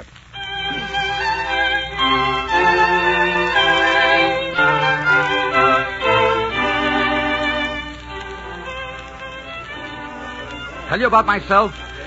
Well, now let's see.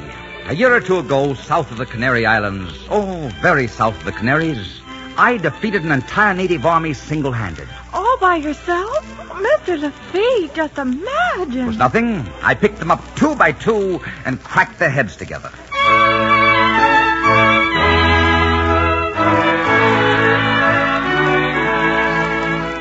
Oh, Mr. Lafitte, do tell me all about yourself.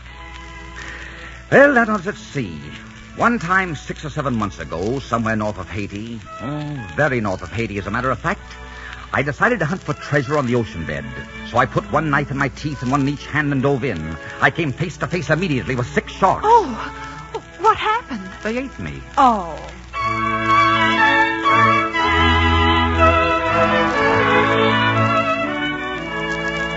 So I wiped out the entire nation of cannibals single-handed. And then I was a little tired. And when the camel got tired of carrying me, I carried the camel.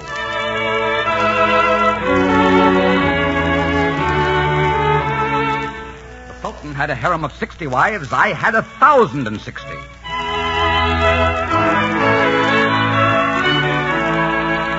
And so I slept for the next 120 years. I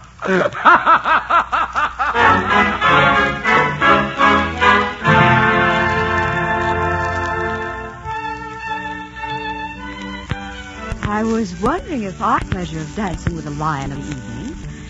I've been hearing stories about you. You defeated an entire native army single-handed. You, Constance, for a fact, it was only a brigade. I also understand carried a camel. It was a small. You slept, dear. But only, my dear. Let's dance. Let's go outside by the water for a few moments. All right.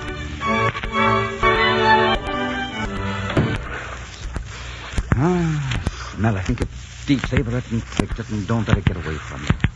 You see when you close your eyes and smell the sea. I got the sap somewhere up, and I see you in that house. You're looking as though you're a part of it. I see little boys with your eyes. You're shaking your when you're angry. Rocking in and out of the house, banging the doors and tearing it with laughter. What do you see? I see sails filled with wind. And sometimes a sea that is swelling and sometimes roughing and ready for a brawl. I see the Indies. I see islands, trees against the yellow moon, bananas and peanuts and coconuts within reach of your hand. Cliffs, mountains bend, see who's coming. And I see a blinking away. You see the ends of the world. I smell it and see home. That's the difference between us. So, this is where we say goodbye, Constance, my dear. Oh, no. No. Try it here. You might like it. I couldn't live the life of an honest man. I've had no practice. Do you want to domesticate me like a cow or a dog? Do you want to put veins instead of blood in our place? Be so head of a week that you'd hate me. Some things are ages, my dear. And I... You love me. Oh, Constance, what's the good of that? I'd like to know. You never said. Yes. I love you, and I suspect life. I'm going to have a great heart. Leave me. Yes, I'll leave you. When are you going? Yes, anchor now up. Well, if you'd rather wife, I'm here with you. That's the spirit. Your fingers at me. Tell me to go and be hanged. There are plenty of other men just as attractive as pirates and more honest. Not as attractive as I am. I am a very special, even among pirates. Yes, you certainly are. You haven't got a heart. Where your heart should be, you've got a... Oh, careful. You don't let yourself trip over that cutlass. You might get your feelings hurt. Oh, I loathe you. Good. Now we're on the same net. And with that, I bid you an affectionate good night and goodbye. Time. I don't want harder for you to forget me. Good night. Goodbye. Oh, John! Aggravate.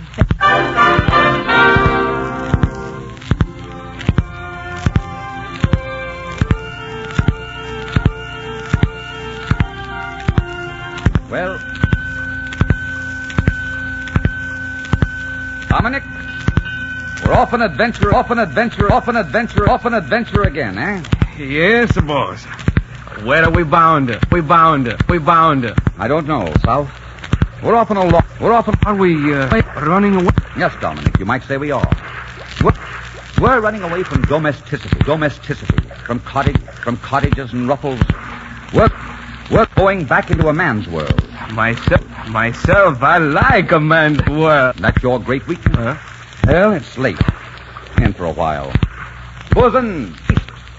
Steady as you can. Good night, boss. Oh, pirate? Dominic, you stop playing. Going to help what? My quarters. And on my ship. Unholes the curtains and windows. And you'll have to make me... I'll make you no concession. You're going right back to New Orleans. No, I'm not. I'm in the India. Going to China in the India. I'm trees against cliffs where the mountains bend coming in the harbor. I'm going... Isn't the life of cottages and fires and things? Home. You... Oh, don't send me back, Jean. I love you. Don't I do here? Yes, you do. The stars and the winds and who are you about your conquests? And who are you going... If not me. I am sufficient unto myself. I see. The king. Right. Well, move it. You're going to the throne between now. Well, I have to put up with it. You're like as though you like it. You're a baggage and a shrill-tempered scrap on ever there was. I expect you're a me visited on me from thin for some sin in my youth. But... Oh, yes. You can be very sure of that. I do love you. Everything all right, boss? Everything's wonderful, Dominic. Everything's wonderful. Then, good. This is a good time to tell you I have a wife with you and no hair down the hole. No, it's not a good time. Then I'm good night, boss. Good night. But what happens this time if I ask you to kiss me? Just bend your chin and see. Oh, Jean. So wonderful. Huh? Well, yes. Yes, I must admit it. Good ship, the crew, and Sheik, I tell you something. I did it all my single hand.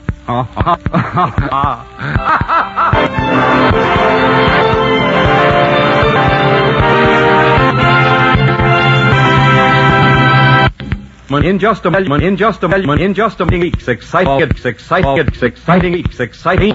Dangerously, folks, isn't it provoking, especially in summertime, to have a day ruined or a night's rest spoiled by sniffling. And what are these when you get relief? That's why more of people are Patronol, sneezes, such as, and supplements, hops of Patronol and relief. Because medication and the irritation helps clear to make breathing. So try Patronol.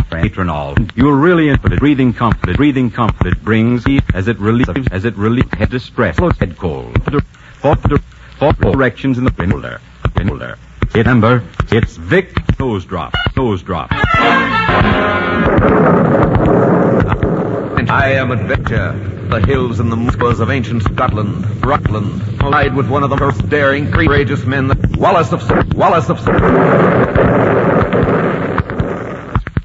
By Gene Holloway and directed by Richard Sandville. Music for the series is under the direction of Mark Warno. The part of Constance Winthrop was played by. Be sure and listen again next week when Vix presents Stars, starring Victor Jory.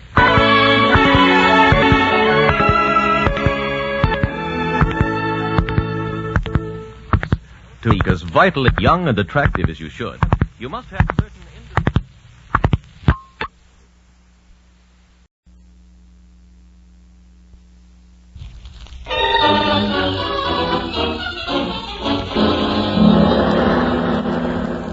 Vicks presents Dangerously Yours, a half hour of romance and adventure starring Victor Jory in Cortez the Conquistador. You know, more and more millions of people are using Vicks Vatronol nose drops to relieve distress of head colds. Benefit by their experience. And now, Dangerously Yours. I am Adventure. In my name, men have traversed the highways, the byways, the skyways of the world. I am the fire that burns in the heart of youth, that makes men dream and dare and conquer. I am dangerously yours. Hey, follow me to the streets of the Spain of the 16th century, where we will meet one of the first men who brought the new world within reach of the old. The man who conquered an empire, Cortez the Conquistador.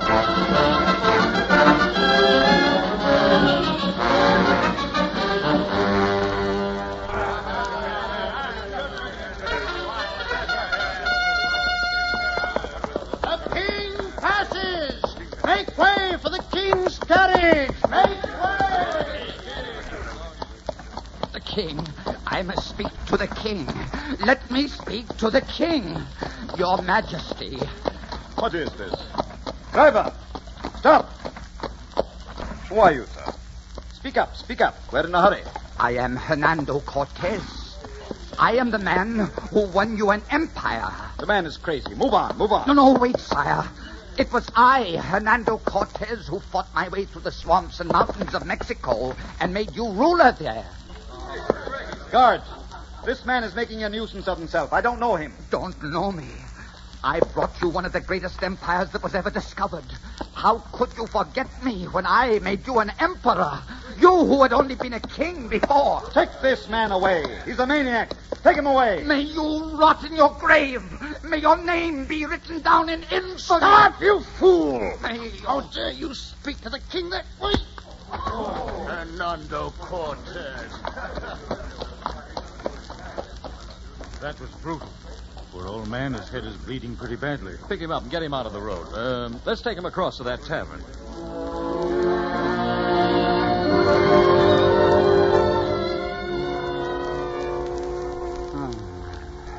Here. Drink this.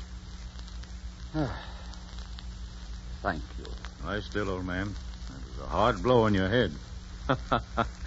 So you're Hernando Cortez. You were in Mexico, eh? What was it like? What was it like in Mexico? Yes, if you conquered it, if you're Cortez, you must be able to tell us something about it. What do you remember most about Mexico?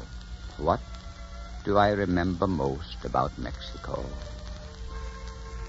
I remember a man so magnificent and so powerful that when he died, an entire empire crumbled and melted away and died with him. And I remember a girl, the most beautiful woman that ever lived. Who was the girl? Who was the man? Yes, tell us. How did the adventure start? It started right here in Spain. When I was young, my blood was fired with ambitions. It started as most adventures started in those days. Hernando Cortez, you are commissioned by the King of Spain to sail for the New World in search of treasure. And you will claim all the new lands that you will discover in the name of the King of Spain.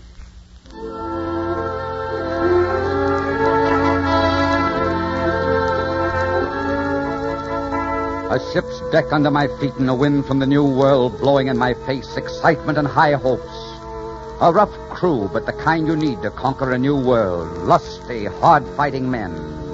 Interested in just three things: fighting, women, gold.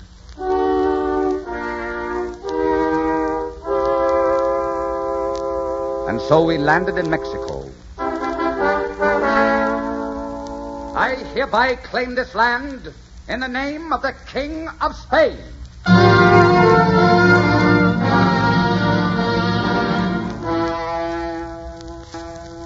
We started inland, hunting for the fabulous city of Tenochtitlan. And then, in a small, friendly village where we stopped to rest, I met the girl. Get her off! Catch her! Don't let her get away from you! Grab her! Grab her! Stop it! Stop, you dogs! Take your hands off that girl, do you hear me? Take your hands off that girl. She's mine. I caught her. Is this the way you repay the hospitality of these villagers? These people who have been friendly and kind to us. Get back to your quarters, both of you. Thank you. One man I could have killed. Sit down and rest for a moment. Please. You're quite safe. Thank you. I would like to rest a little, and then I will leave you. With your permission, I will take you home. Oh, you cannot, sir. My home is far from here. No? Where is it? Tenochtitlan. Tenochtitlan? Yes, I am daughter to Montezuma. And what are you doing here? I wanted to see Hernando Cortez. You wanted to see Cortez? Why? Our runners have been bringing us messages about the progress the strange people have been making across the country. They say this Cortez is a god. They say his eyes flash lightning and everyone runs before him. I've never seen a god, so I thought I must see for myself this Hernando Cortez. And now that you have seen him... You are Cortez? Yes. I must go. No, don't be frightened. I'm not an enemy. I just rescued you from my own soldiers, didn't I? Tell me, how far are we from Tenochtitlan? Not far. Will you take us there? I don't know whether I should. I must ask my father. She stood there for an instant looking up at me, her eyes wide, her mouth questioning. And my heart, which had always been a cold thing, suddenly gathered her close and became warm inside me. I forgot about gold and empires. I only knew my heart had come home. Neither of us spoke for a moment. And then she smiled and she reached up and touched my cheek with her hand. And her touch burned like a kiss. She was gone a moment later. The next night, she returned. I will take you to Tenochtitlan. I am grateful, and my father is grateful. He says you are welcome in our city and in our hearts. Thank you. When do we start? If we travel tonight, Montezuma, my father, will embrace you by noon tomorrow.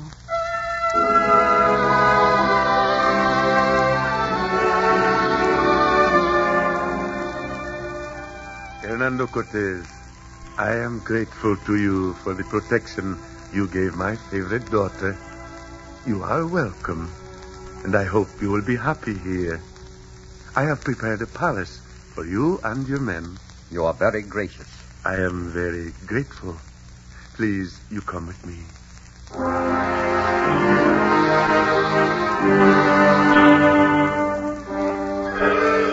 Hernando, I have never seen so much gold. Yes, treasure for the taking, Hernando. The temples here are full of statues and bowls and even chairs made of solid gold. We'll get the gold, but we won't rob their temples to do it. We'll get it from any place we can. I'm in command here. You'll do as I say. Of course, Hernando, but you won't be in command long if you don't keep your mind on the king's business. You're getting soft, you're getting sentimental. I said you'd have gold, and you will. But you'll have it when I say and as I say. Gold is gold, Cortez. It's easier to take it than to hunt for it in the hills. What is at hand we will take. You'd be far wiser, my friend, to busy your thoughts with your duty instead of an Aztec princess. Attend to your own affairs, Ricardo, and permit me to attend to mine. Ricardo is right, Hernando. You're not as good a leader as you once were. Perhaps we need a new one. You are talking mutiny, Alberti. Now get out. Get out, both of you, before I kill you. You'll see that I can take care of the king's business and the Aztec princess.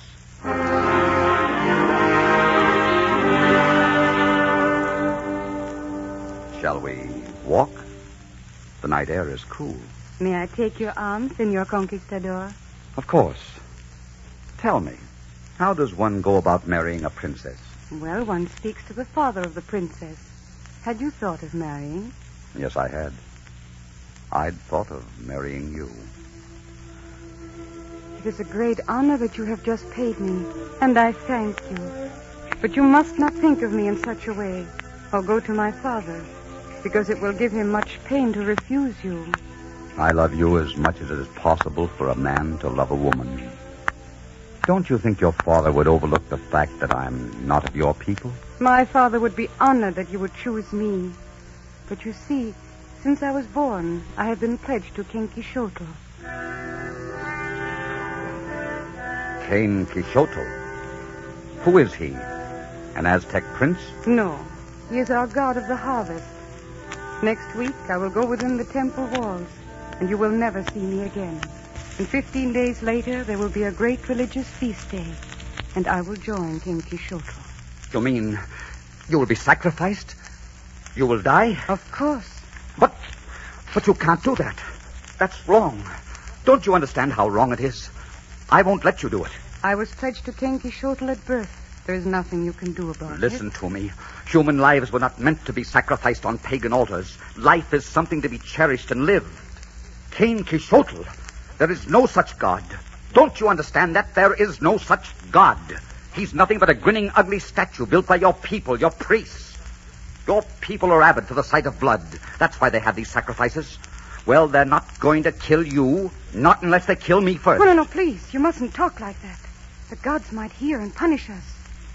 My dear, I must die in the way that has been set out for me, in accordance with the traditions of my people. No, you'll do no such thing. It's too fantastic. You're young, you're full of life and dreams and fire. You're meant to live a rich and rounded lifetime, to love, to bear sons. Please don't say any more. If there were to be a man for me, it would be you. It would be you above anyone else in the world that I would choose to laugh with and to cry with. It would be your wounds that I would bind, and your lips that I would seek. And oh, my darling, of all the things that I love and must leave, the only thing for which I would weep is leaving you. But you'll not leave me. You can't. I won't let you. Wait! Where are you going? I'm going for my men. And then I'm going to talk to your father.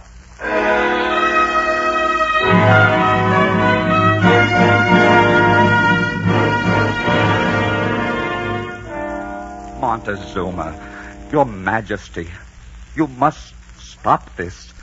You can't destroy your own daughter. Human sacrifice is wrong.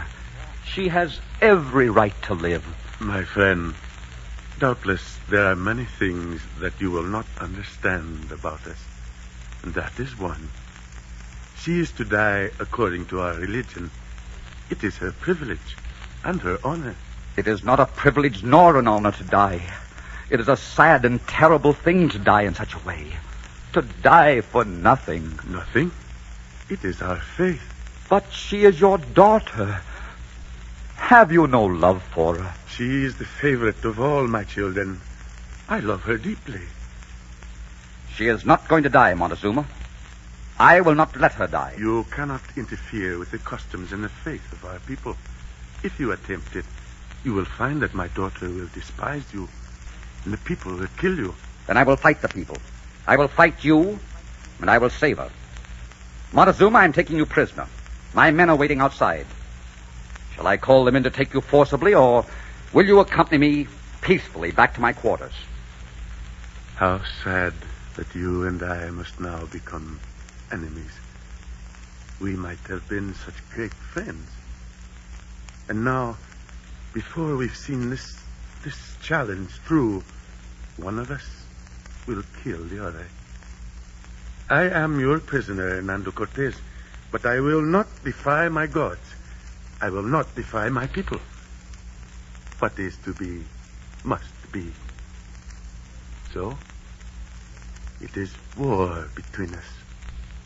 Is that not right, Cortez? Yes, that is right. From now on, it must be war between us.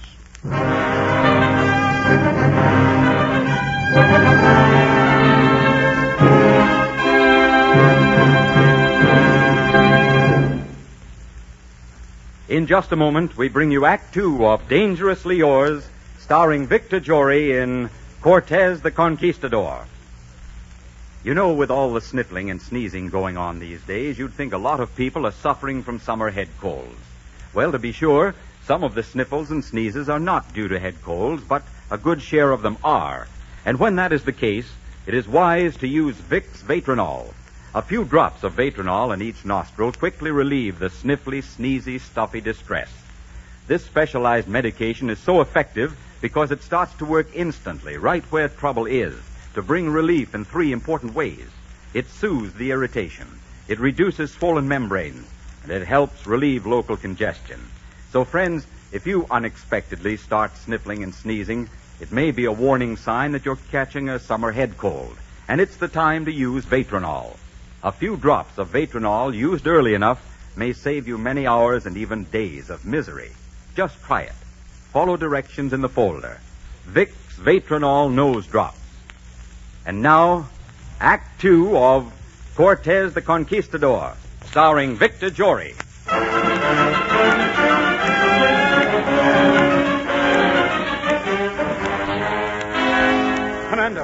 Commando. Yes, Ricardo, what is it? What's wrong? A band of Aztecs attacked us in the street. 15 of our men are dead. 15 dead? We chased them and caught 3 of them. They're in the guard in the next room. They must be executed at once. We will make an example of them. We will... No, wait a minute. I think we will have Montezuma make an example of them. I think Montezuma must execute them in public and tell the people that will happen to everyone who does not obey us. At last you're using your head. I know. And I'm breaking my heart. Because he will hate me, Ricardo. And the girl will hate you. Yes. What's a girl, more or less? There are thousands of girls in the world. I know. I've seen thousands. But none like her. Well, see that the men who fought today are relieved of duty for the night and keep the prisoners under close guard. I will tell Montezuma.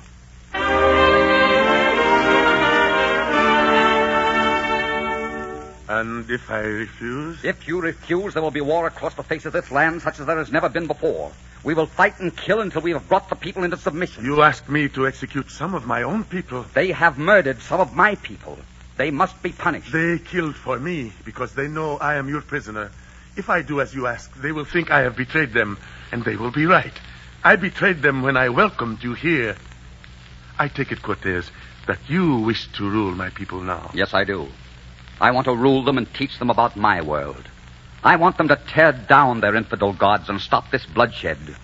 This civilization is rotten and decadent. It has no place in the world today. I want the ugliness and the nightmares and the superstitions cleaned out of this country. There's a new world, Montezuma. A world with different truths and different standards.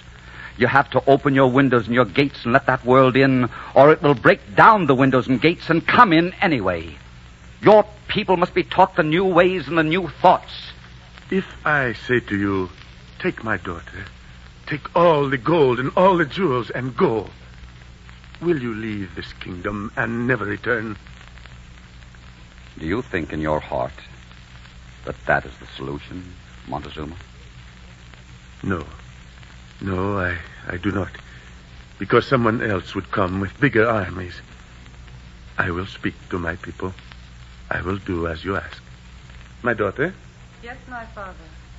It is my wish that you marry Hernando Cortez. Father. Our civilization has reached its midnight, my daughter. By tomorrow, many of the old things will be gone. Your children will mix the Aztec blood with the Spanish, and the old thoughts with the new. Oh, Father. Father. Take her into your faith, Cortez. Baptize her. Take her into that faith that will not make her die. Thank you, Montezuma. Thank you. I wish that I could see those children. You will see them. All that I ask is that you will teach them the things of my world. But I am of this world. This afternoon, I will speak your words. And by tonight, my hour will have ended. Come, let us see my daughter baptized. And then let us go to the people.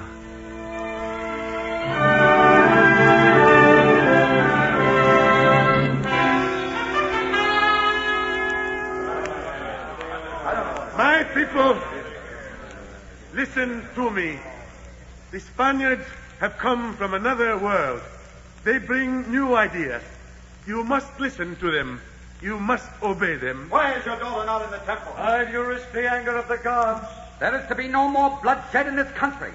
No one is going to be sacrificed to the gods. My people, there is a new faith to be learned.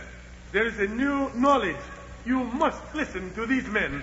You Traitor! must... Traitor! Dear God in heaven, an arrow through his chest. You must listen to these people. Montezuma, let me help you. The arrow has touched my heart. The sun has set upon my day. These people are yours. Montezuma, my friend. Go quickly. My daughter is in great danger. Go quickly. Go quickly. You fools! You fools. Men, proceed with the executions and kill anyone in the crowd that moves against us. This country is going to be conquered or destroyed completely.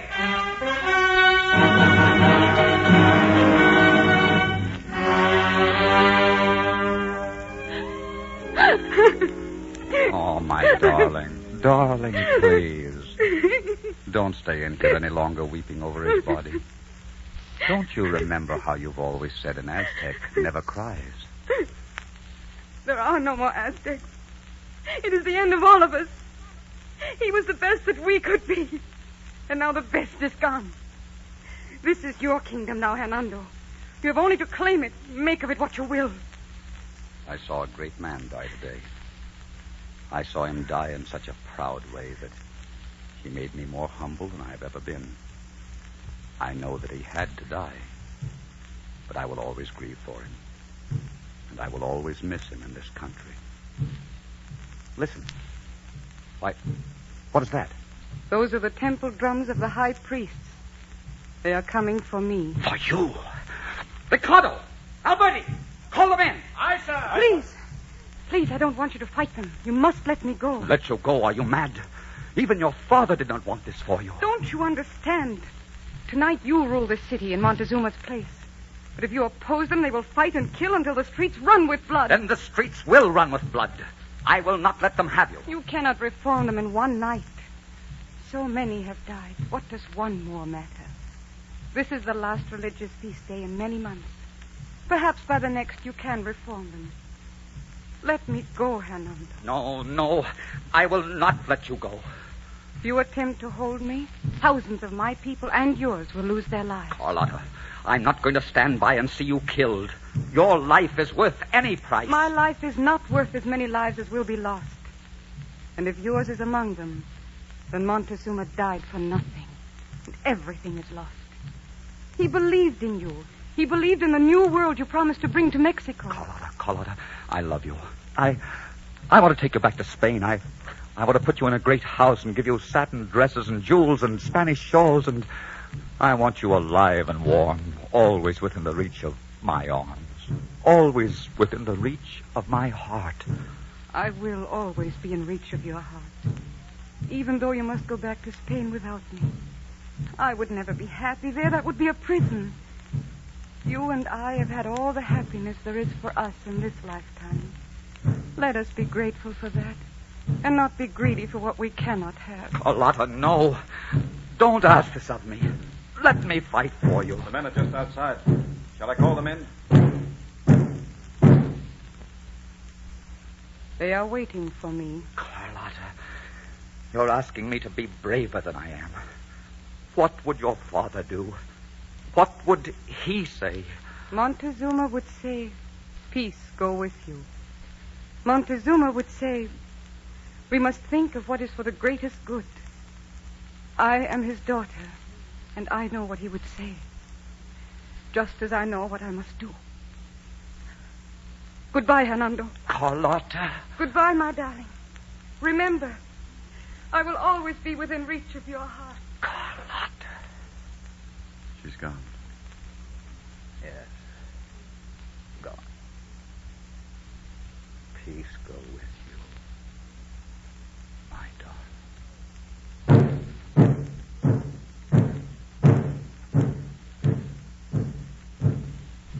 Now I know why, for you, Hernando, it could only be an Aztec princess.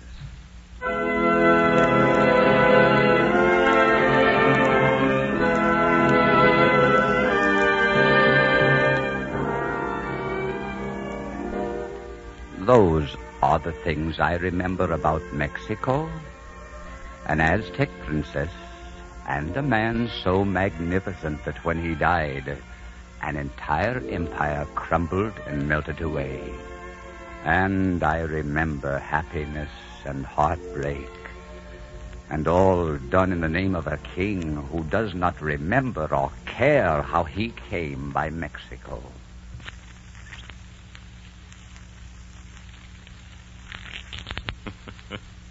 You must be proud of your conquest, Cortez. Yes. Yes, I am proud, but not of conquest. I am proud of two things. That Montezuma came to respect me, and that his daughter loved me. Well, let us help the old man home, James, and be on our way. We've had a good afternoon's entertainment. Entertainment? You don't believe me? We've heard old men's tales before, Senor Cortez. We listen, but we don't take them too seriously. It would have been nice, just once more, to have someone believe me. Well, what does it matter? Yes. What does it matter, Hernando? What's that? What's that, Carlotta? What does it matter, Hernando? We know that it's true. Oh, my darling. My darling. I've missed you. Missed you desperately. There was no reason to miss me. I was always here, within reach of your heart. Please, don't leave me again, Carlotta. Please don't leave me. I'm so tired of being alone. So tired of wandering. You won't be alone ever again. And there will be no more wandering. You're home now, my darling. You're home. May I take your arm, Senor Conquistador?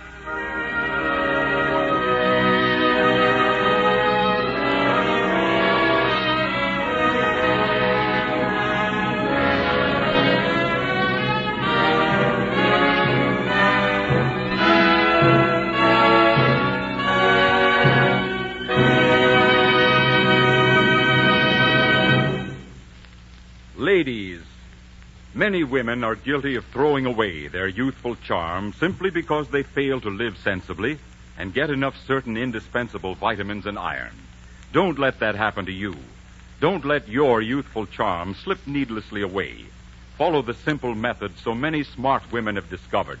Just live sensibly and take Vitamins Plus once each day.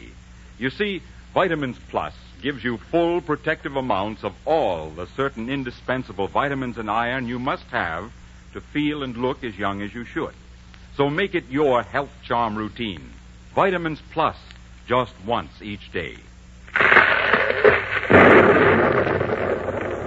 I am Adventure. If you would know me, listen to my call. I am that fire that burns in the heart of youth, that makes men dream and dare and conquer. Until next week, then, when I bring you another great adventure, I am dangerously yours.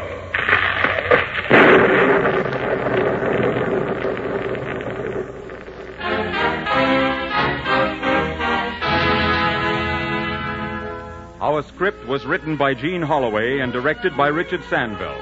Princess Carlotta was played by Inga Adams. Montezuma was played by Juano Hernandez. Music for the series is under the direction of Mark Warno. Be sure and listen in again next week when Vicks presents Dangerously Yours, starring Victor Jory. This is CBS, the Columbia Broadcasting System.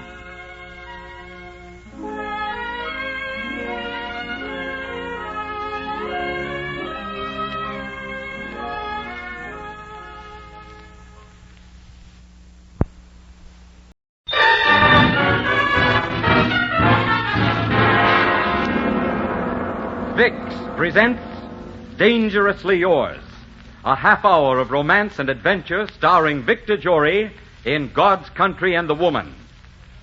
You know, More and more millions of people are using Vicks Vatronol nose drops to relieve distress of head colds. Benefit by their experience. And now, Dangerously Yours. I am Adventure. In my name, men have traversed the highways, the byways, the skyways of the world. I am the fire that burns in the heart of youth, that makes men dream and dare and conquer. I am dangerously yours. Today, follow me to the great Canadian Northland. Meet one of the gallant adventurers of fiction, a two-fisted fighting man who steps from the pages of God's country and the woman.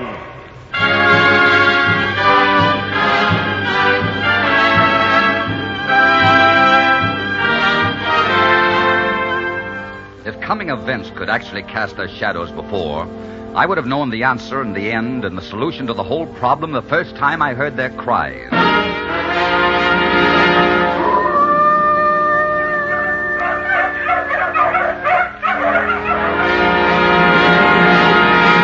Yes, I would have known that the answer was there, square in the teeth of 40 Alaskan huskies, animals more wolf than dog, that were part of the threat and the wildness of God's country.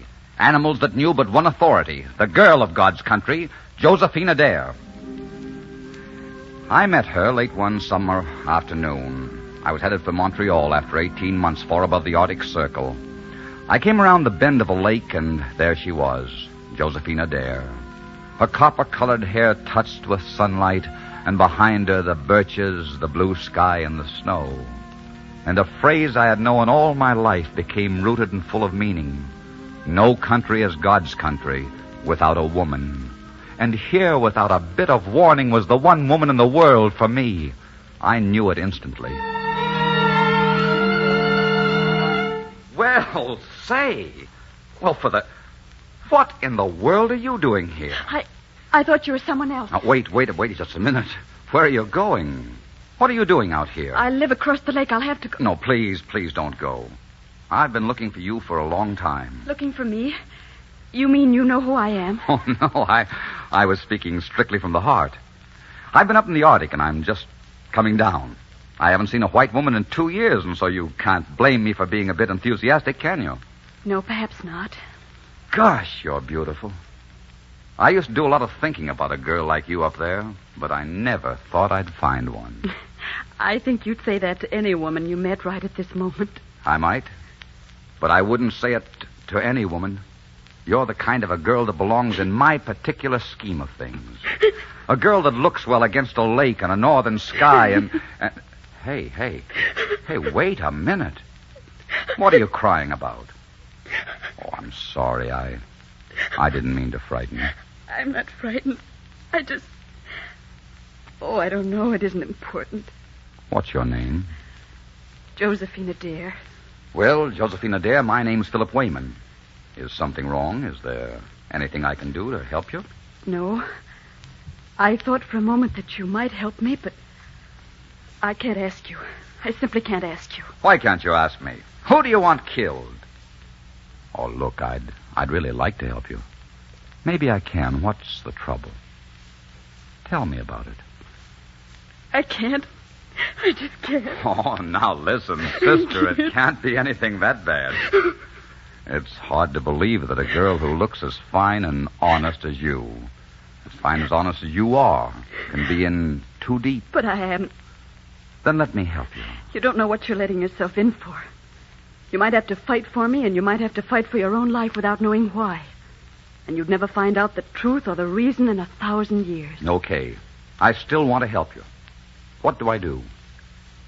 What would you say if I asked you to become my husband for a month? A month? I'll take that on for a lifetime. No, seriously. I want you to come with me to my home. I want you to pretend to be my husband for 1 month. And at the end of that month, my problem will be solved. And then you must go away and never come back, and I'll tell all the people who have met you that you met your death in the forest. I think I'd rather marry you and live. That can never happen. All right, Josephine, you're a nice kid, and you're in trouble. And I always did have an eye for a lady in distress. I'm yours for a month. But you can't blame me for hoping that before the month is over, I can make you fall in love with me. If I did fall in love with you, it would still have to end in the same way. I'm telling you that very frankly and honestly. Are you still willing to help? Will you do it my way? Yes, I still want to help. And I'll do it your way. Look, there's a canoe cutting across the lake towards us. Friends of yours? Oh, it's Jean Croisset, my good friend. He's come for me. Please, will you leave me here alone? There are some things I must discuss with him. By tonight, I'll be ready to return home. Will you meet us here at moonrise? Yes. I'll be here. Thank you for your understanding. Thank you for your trust.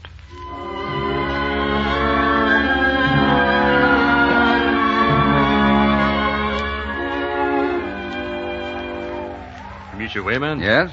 I'm Jean Croisset. Josephine is waiting for us in the canoe. We are ready to go if you are. I'm ready. There is something I must say to you, monsieur. Josephine trusts you.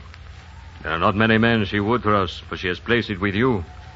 In your action now lies life or death for you, depending on your loyalty to her. I warn you, you will be a man in the middle who will want to kill you. Yeah? There have been people who wanted to kill me before. I don't kill easy. Very well, monsieur. Come on.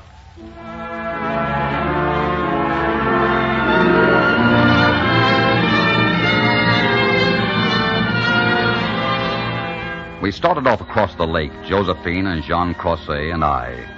The lake was silver with moonlight and stars that were like a silver frosting on the sky. And skimming across the glassy smoothness of the lake into mystery and unknown danger, I was full of determination to solve the mystery and win the girl, or die in the attempt. Philip, you're so quiet. What are you thinking? I was thinking of you.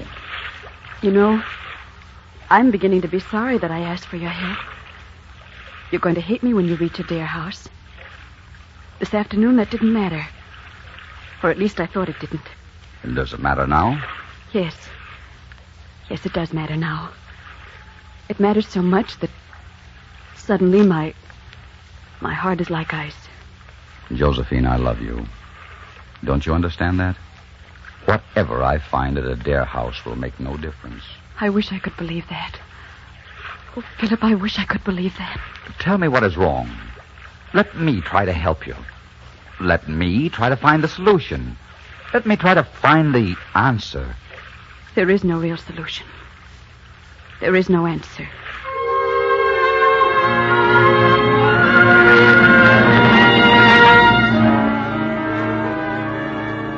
But the answer was there.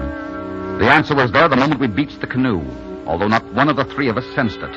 The answer came storming out of the night to greet us. Hello, Captain Hugh! Hello, old boy. Did you miss me? Down, Major, down. Nice boy. Down now, down. Philip, this is Captain, my lead dog. Put your hand on his head. I want him to know you. Hello, Captain, old boy. 40 savage dogs that would snap a bone like a twig leapt about her, reaching up to lick her face in her hands, and she stood surrounded by shaggy heads and gleaming fangs. She was completely without fear. She loved them, and they knew it. We left the pack of dogs with Jean. It had begun to snow as we walked towards the house, and once there... I'm giving you this room, Philip. Thank you. Excuse me while I speak to my servants. I'll only be a few minutes. I sat down on the edge of the bed, looking about the room. Something drew my gaze to the window, and my blood chilled, for there was a face pressed against the pane. A face dark and sinister, with eyes that shone and glittered like a beast's. A face filled with hatred that was almost madness. And the face was that of Jean Croisset. And then his hand came up level with his eyes, and in his hand was a pistol. I stood there frozen for an instant, and then before I could move, Josephine entered. The face disappeared as quickly as it came. And then in the distance... Listen, Philip. That's Joe Labonte's dog team. I know the cry of the lead dog. He's bringing my father and stepmother. Come with me quickly. There's something I want to tell you, something I must show you before they arrive. I hope they wouldn't be coming so soon, but since they have come, we must meet the situation immediately.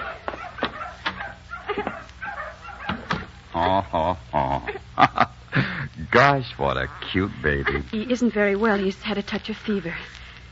He's my little boy, Philip, 2 years old. Now do you understand? Yes, now I understand. This is to be my son. Yes. If you wish to change your mind, if you hate me now that you know, it's all right, Philip. I wouldn't blame you.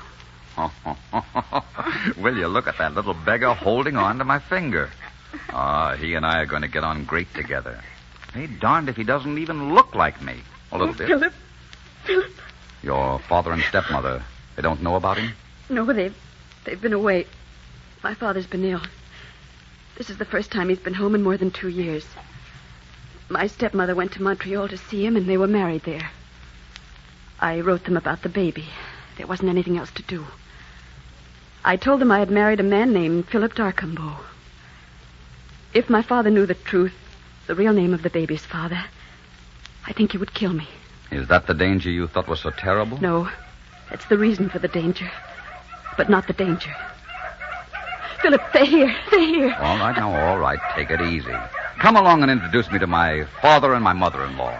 Do you hate me now? No, darling, I love you. And I don't believe one word you've said about this baby.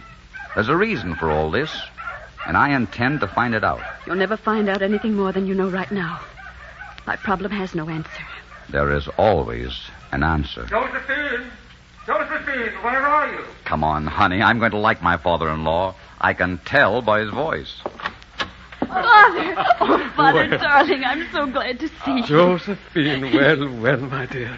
You look like a picture, doesn't she, Miriam? She looks beautiful. Father, this is Philip. How do you do, sir? I'm mighty pleased to meet you, Philip. Miriam, this is Philip. My stepmother, Philip. How do you do? How do you do? Could we see the baby now, Josephine? Why, of course. He's right here in my room. Say now, isn't that something? May I hold him just for a moment? Just for one moment? Why, of course. Of course, Miriam. Neither John Adair or Miriam could take their eyes off that baby. And there was something in Miriam's face when she reached out her arms for the baby that made you want to weep. I left them there and went back to my room. I had left the lamp burning, but now the room was dark, and a cold wind swept through it from an open window. I lit the lamp, and then the shot came through the window. It hit my arm. I was so mad I hardly felt it. I jumped through the window and ran through the snow. I could see a man darting in and out of the trees ahead. I followed him. And as I ran, I could hear him shouting to his dogs. And then I was upon him. I've taken enough of you, Cortez. You fool, I kill you. Yeah? Well, you dirty, rotten snake. You filthy... Drop that knife! Sorry, I do not have the time to fight with this, monsieur. So sorry, monsieur, for the blow on the head. Someone is coming. Thoreau will return, and we will fight this out some other day when I have more time. Push, monsieur! Push!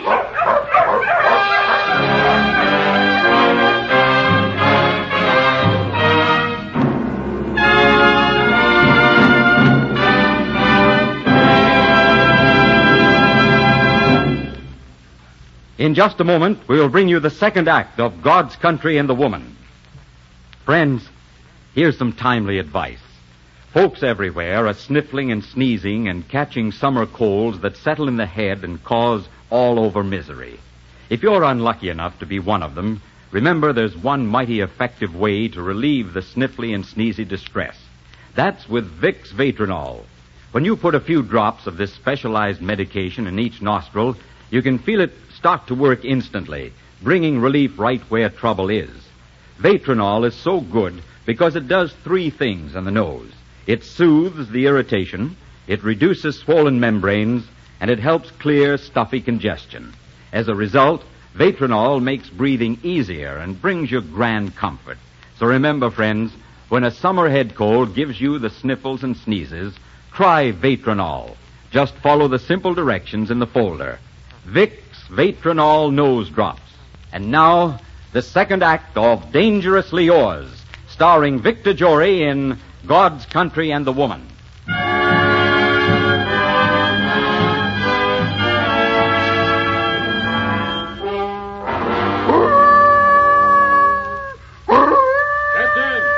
Captain, quiet! You have everyone in the house out here. Praise le bon Dieu. He's not that hurt. Oh, that devil Thoreau. Monsieur. You've had a bad blow on the head. Here, have a swallow of brandy. I don't need your brandy, Corset. Now, let's finish the fight. Fight, monsieur? Yes, you were ready to fight a moment ago. I was not fighting. I just found you. I hear Captain howling from the house. I come out to see what was the matter. I found you. You're a liar. I saw you looking through my window with a gun in your hand, and then you came back later and tried to kill me when I lit the lamp. But I have not been near your windows. I tell you I saw you. One face looks very like another looking through the window in the dark. I tell you I'm mistake. You must believe me. Yeah? Then who did shoot at me? Do you know? I think I know. Then tell me. I cannot tell you. If I did, it might mean ruin for everyone in the house. Because that there would go after the man. When he come face to face with him, it would bring the world crashing about his ears. Then I'll go after the man myself and kill him. No, not yet. Not yet. We have a gang to deal with, not just one man. I'm only interested in one man. The man that shot at me through the window. The father of that baby. Why do you say it is the father of the baby? I just feel it, that's all. I'm going after him and find out, and then I'm going to kill him. That's the only way to deal with a man like that. That's the only answer.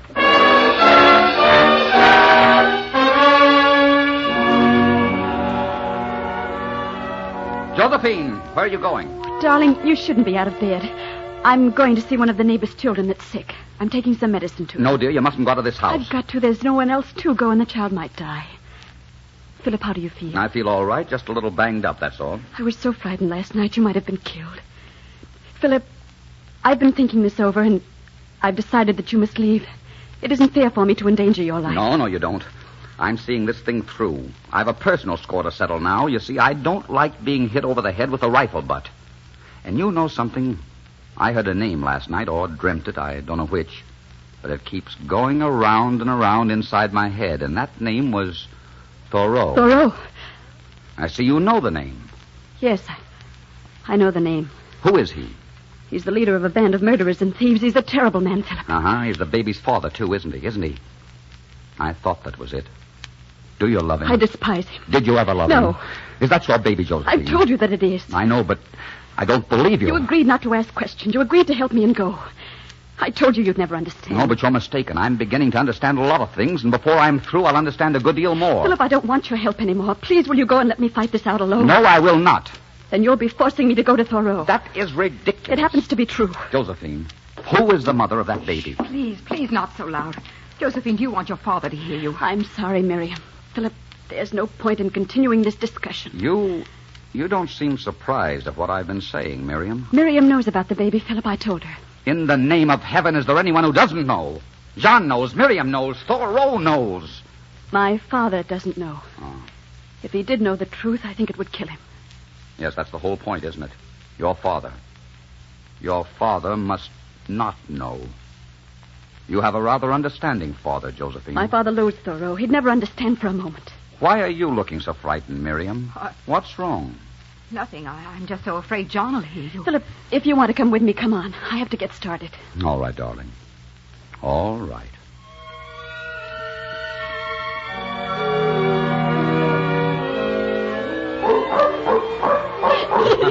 Oh, Philip, I'm all out of breath. Oh, we've been running for over a mile. We have to stop. Anyhow, there's a log across the road. Stop, Captain. Stop. It's a wonderful day, isn't it? The sun and the snow in the sky and you beside me. Say, if your name was not Josephine Adair, if it was Mary Smith and you had no problems, what would you say to me at this moment? I suppose I would say, I love you, Philip. But we'd better hurry home because the children will be hungry and I have to start dinner. And I'd say, I wonder if Johnny got in the jam again.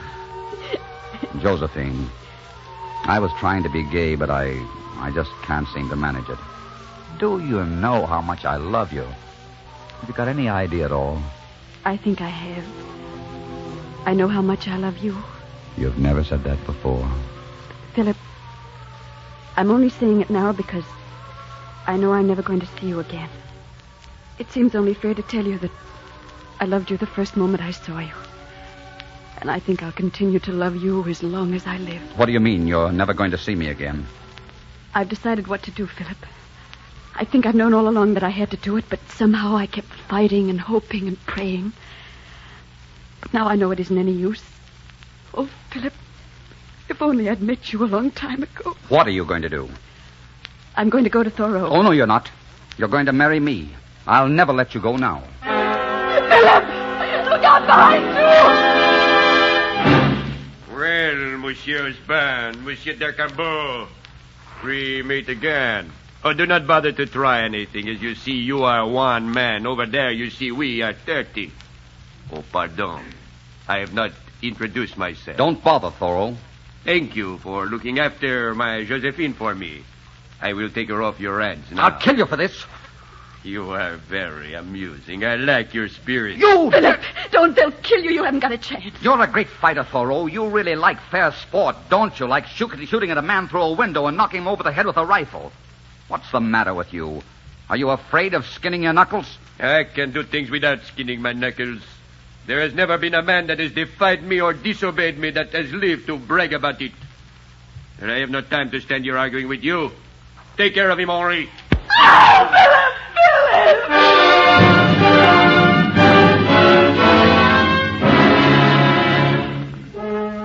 It was almost dark when I regained consciousness, and the sled was still beside me, but 2 of the dogs were dead, and 4 had evidently been cut loose because they were gone. I staggered to my feet, fighting nausea and blackness that kept sweeping up on me. It was snowing again, and the snow swirled and pressed against me, and the wind tore at me. Sometimes I walked, and sometimes I crawled on my hands and knees. It seemed centuries before I saw the light of the house. I fell up the steps and into Jean's arms. Monsieur, what is it? Josephine, Jean, Thoreau, they've carried her off. They carried her off. Oh, may le bon Dieu watch over her. Come on, we've got to go for help. How many were there? Thoreau said 30. And get the sled, you can rest while we're on our way. We will get help, monsieur. We will get help.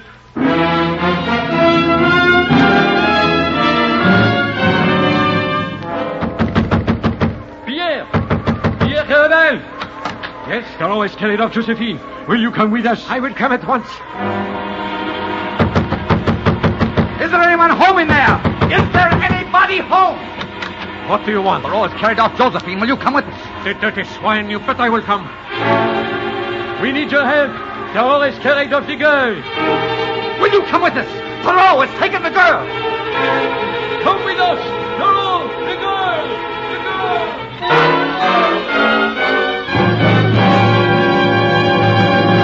We reached Thoreau's cabin at dawn. We had gathered 20 strong and angry men. We paused a moment at the foot of the hill. They've seen us. Well, why are we waiting? Let us go up and root them out. They can pick us off like flies as we go up that hill. We've got to fight with caution. Jean, you take 10 of the men and leave me the rest to batter in the door. You can cover the windows with your fire while we rush the door with one of those logs over there. Let us go. Wait. There is something I would like to tell you. I may die today, or you may. I feel you have a right to know. You're going to tell me the baby is Miriam's. Josephine told you? No, I guessed. Miriam married Thoreau, or thought she did, 3 years ago. She found out he already had a wife in Quebec. The baby was born here. Josephine's father was ill in Montreal. Miriam went down to see him. He asked her to marry him. She did. And Mr. Adair knew nothing about the baby? No. Miriam was afraid to tell him at first, and later it was too late. Then Thoreau got wind of it, demanded that Josephine marry him. He has always wanted her. He said he would tell Adair everything if she did not. Josephine was in trouble all the way around. She had the baby. She knew her father was come home. So she decided to say baby was hers. She would have been wiser to say it was an orphan baby. I guess she did not think of that. Now she's in the hands of Thoreau. Well, she won't be for long. All right, men, let's go. We started forward, carrying the log to batter down the door. They fired at us. One of my log bearers crumpled down without a moan. Instantly, someone sprang forward and took his place. 20 yards more and a second staggered out of line and sank in the snow. We were only 100 feet from the door now, but without a rock or a stump between us and death. Another man fell, and then a fourth, and a fifth. But nothing could stop us now. 50 feet, 40, 30, another man down, and behind us, Jean and his men were firing. And then the door. We broke it down. Then we were in the middle of the fight. Somehow we fought our way out of the house. We were greatly outnumbered. It was every man for himself now. I saw man after man go down, and suddenly I realized that we must lose, that Josephine was lost. And then I heard a sound. And I heard Josephine answer. Captain! Hero! Here! Come on! Here! The sound swept closer, the angry, threatening roar of her own dog pack following the trail her abductors had made. They heard her cries now. They were coming closer, an angry gray horde moving with the speed of the wind. And suddenly they shot out of the forest into the opening. Trelawney's men went down before them. They were no match for the dog's anger. They paid with their lives for having provoked it.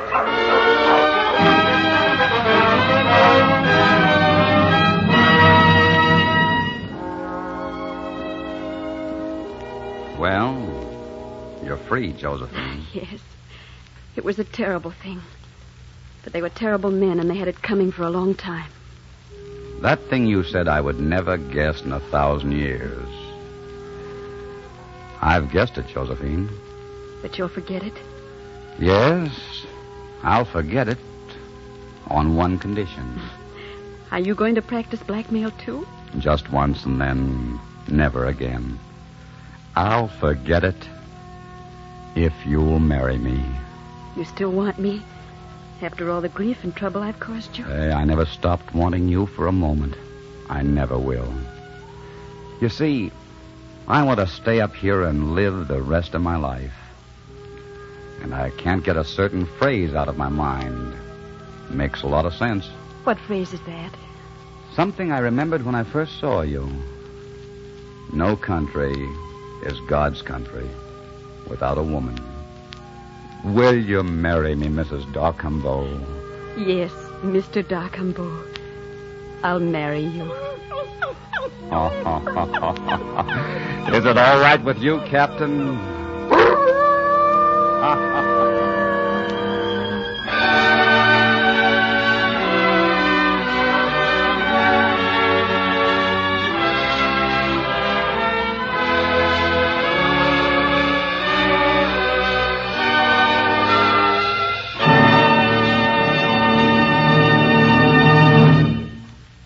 And now, a special message to the ladies. Of course, you want to feel and look as young and attractive as you should. But many women are needlessly throwing away their natural youthfulness simply because they fail to live sensibly and get enough certain indispensable vitamins and iron. Ladies, don't let that happen to you. Don't be guilty of throwing away your youthful charm. Just live sensibly and take Vitamins Plus once each day. Vitamins Plus gives you full protective amounts of all the certain indispensable vitamins and iron you must have to feel and look as young as you should. So be sure to make it your health charm routine. Vitamins Plus, just once each day. I am Adventure. Next week, meet a dashing, debonair French prince who masqueraded as a barber to find an honest Cinderella. Booth Tarkington's famous story, Monsieur Beaucaire. Until next week, then, I am dangerously yours.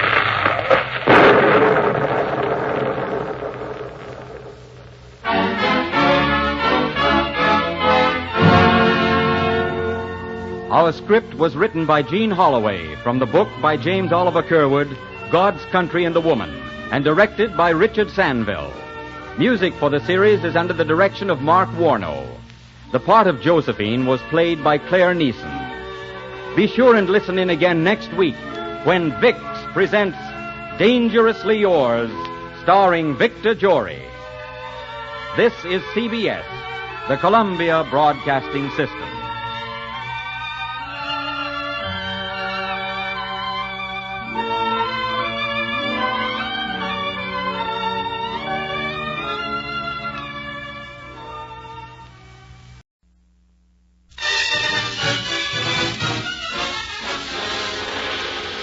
Vicks presents Dangerously Yours, a half hour of romance and adventure starring Victor Jory in Monsieur Beaucaire. You know, more and more millions of people are using Vicks Vatronol nose drops to relieve distress of head colds. Benefit by their experience. And now, Dangerously Yours. I am Adventure. In my name, men have traversed the highways, the byways, the skyways of the world. I am the fire that burns in the heart of youth, that makes men dream and dare and conquer. I am dangerously yours. Today, follow me to the English court in the early 18th century. Meet that daring, impudent Frenchman who risked his neck many times over to win a rose and to win the heart of his lady, Monsieur Beaucaire.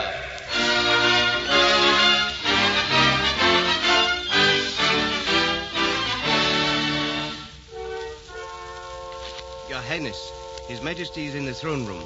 He would like to see you immediately. Very well, Henri. I'll go at once.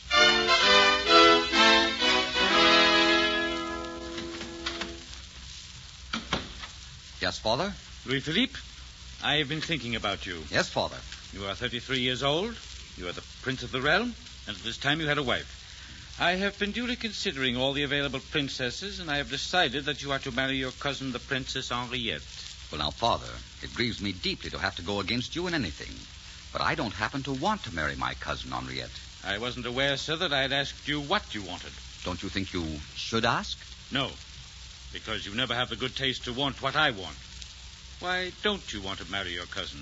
I don't love her. Now, that's just about the silly kind of answer I would expect from you. What on earth do you want? I want to choose my wife. I want someone who is beautiful and witty and charming and clever. I want someone who is honest and courageous and straightforward and trustworthy. I want someone who will love me and only me, and who will love me without knowing who I am or what I am. My boy, such a woman never lived. You might as well face that fact and marry your cousin Henriette. No, sir, I won't do it. I positively will not marry Henriette. Parbleu, you will do as I say. Parbleu, I won't. Well, then, sir, you will pay a little visit to our prison at Vincennes, and you will stay in prison until you make up your mind to marry Henriette. I'll never marry Henriette. You will start for Vincennes tonight. I'll never marry Henriette.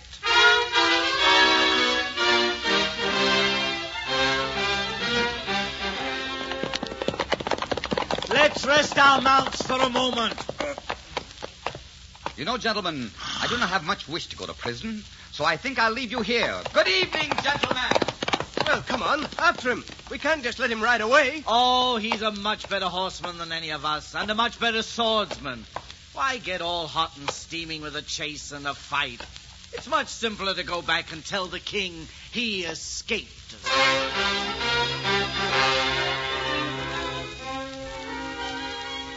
Well, Pierre, will you do it? Will you let me travel to England with you?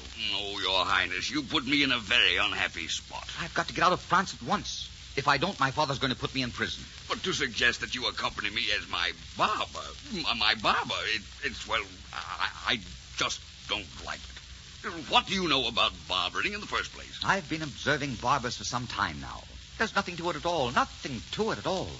You'll see that I will bring about some changes in that beard of yours. Now, you see, I'm very fond of that beard, and I'm not going to have you tampering with it. You forget yourself, Molyneux. Well, suppose I refuse to take you with me to England. Then I will order you to take me. I am not a happy man. Why do you want to go to England anyhow? I'm just going to take the sun at Bath. You'll find it very dull. Bath? Dull? Why, there's gambling there and dancing and beautiful ladies. And there I may find that which I seek. May I take the liberty of asking just what it is that you do seek, Your Highness? I seek a lady as beautiful as the morning. As beautiful as... A lady, eh? What lady? What's her name? Does she have a title? I don't know her name, but her title might be Cinderella.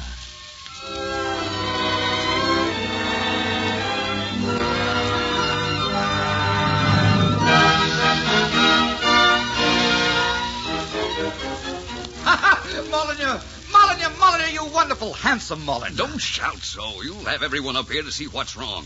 What is wrong? I found her. I knew it the moment I saw her.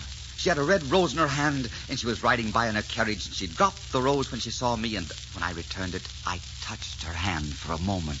Oh, Molyneux, she's so lovely, so beautiful, so charming. Hand me those scissors. I will trim your beard while I tell you about You trimmed my beard yesterday, and it really doesn't need need it, Molyneux. I don't want you to have a hair out of place. I want everyone in Bath to say, oh, what a magnificent barber is that Monsieur Beaucaire. But my beard keeps getting less and less. I really don't want a trim. I order you to sit down. Yes, Your Highness. I am not a happy man. This is supposed to be a vacation for me. I've found out her name already. It is Lady Mary Carlisle. Oh, you cut off such a big hunk. Don't squirm so. I might accidentally cut off your nose. I really don't need a trim. If you don't sit still, I'll have you beheaded, and that will end your entire problem. Yes, Your Highness. Now then, Molyneux, how can you fix it for me to meet Lady Mary? I cannot. You just don't introduce your barber to highborn ladies. You don't, huh? Well, I'm not going to make a fellow countryman commit a social error. I'll tell you what you do. Suppose you invite the Duke of Winterset to your rooms tonight for a game of cards. I don't like the Duke. Why should I invite him in for a game? Well, I've heard the Duke is very intimate with Lady Mary Carlisle.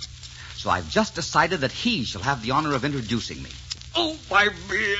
You're too vain about that beard, Molyneux. If you're not good, I may cut it off altogether. Oh. Yes, the Duke shall have the honor of introducing us. You can't seriously think he'll introduce a barber to his friends? Well, I'm told the Duke cheats at cards. If he cheats me, he will introduce me. But not as a barber. I shall become a Duke for the purpose. The Duke of, Chateaubriand. Winterset is no child, Your Highness. You're flirting with danger. I like to flirt with danger. I love it. It's the wine and the sauce, the salt and the stew. The soft spot in the head. Well, that's enough trimming for this afternoon. Go, hurry, run on those little fat feet and tell the Duke of Winterset that your barber is the most fabulous gambler in France, and that a game with him might prove most interesting. Go now, scat. Well, what has happened to my holiday shouldn't happen to a pig.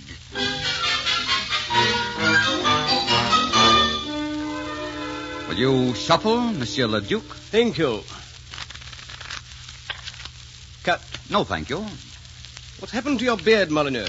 It's a different shape every day. It changes with the mood of my barber. Monsieur le Duc, pardon, but one of the cards seems to be missing. One of the cards missing? Oh, that's impossible. You will pardon me if I remove it from your sleeve. Voila, monsieur. This will make quite a story when it gets out. You'll make no story of this, Beaucaire. If I have to kill you to make sure of it. Take your hand off your sword, monsieur, and look around. Oh. Permit me to introduce my good friends Francois, Henri, Albert, Charles, and Gaston. Also, permit me to point out that they are armed. You're in a little trouble, Monsieur le Duc. How much do you want? Money does not interest me. I want something that will not hurt you as much. And if you will not do it for me... Murder? Oh, no, monsieur. Only disgrace. Why, you scurvy footboy.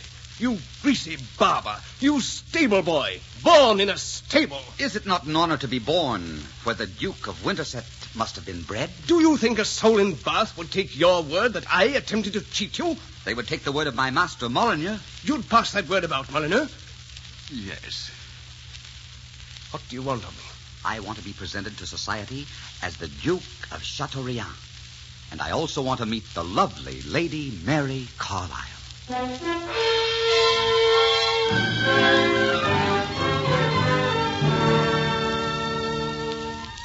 Lady Mary, may I present His Grace, the Duke of Chateaubriand? Your Grace, Lady Mary Carlisle. I kneel at the feet of such beauty. You're very kind. Would you grant me the honor of this dance? The pleasure is mine, Your Grace.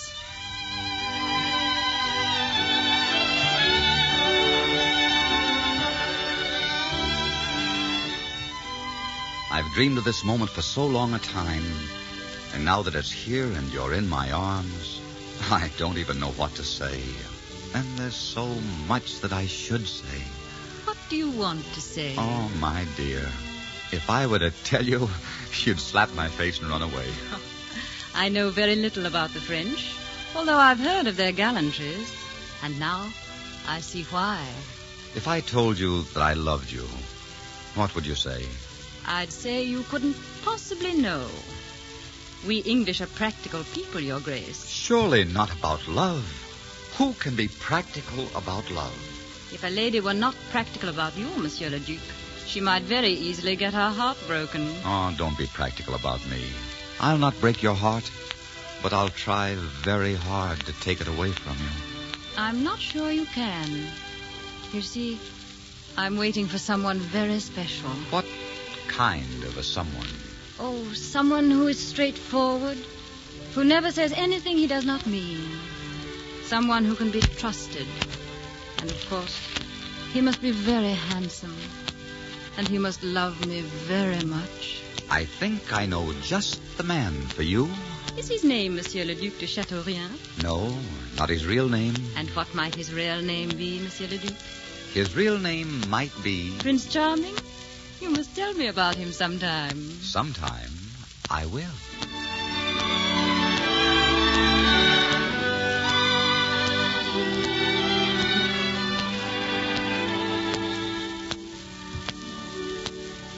You are leaving the ball now? Yes, it is late, and I'm a little tired. My carriage is waiting. Look at that moon, Lady Mary. By tomorrow night it'll be in its prime. Will you go driving with me? I'm supposed to attend a dinner. And in any case, it would not be proper. You're English and I'm French. What is proper in my country may not be in yours. In my country, if you refused to come, that would mean there was no hope for me at all. And I would not try to see you again. I will try to change my engagement. If you would care to call about 8? I will be there. My lady... Yes, Your Grace. I ask a favor. May I have that small red rose you wear in your hair? What would that mean in your country? The same as it means in yours. Will you give it to me? It is yours. And now, good night. Thank you, my lady. Be careful of my heart, won't you?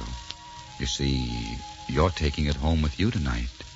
Please, don't break it. Good night, Your Grace. Goodbye. Until tomorrow.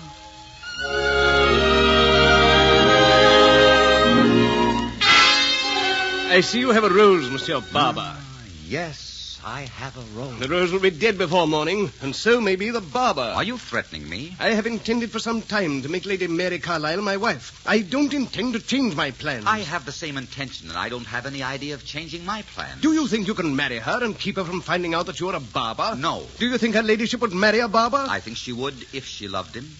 I mean to find out. At the risk of personal disgrace, at any risk, I will keep you from seeing her again. At any risk, I will see her again. Well then, monsieur, I'm afraid I shall have to kill you. Sorry, Winterset, I don't have time right now. I must get some rest. I have an engagement with Lady Mary tomorrow night, and I want to be at my best. I'm warning you. No, do your worst, Winterset. Let's see how much of a blackguard you really can be.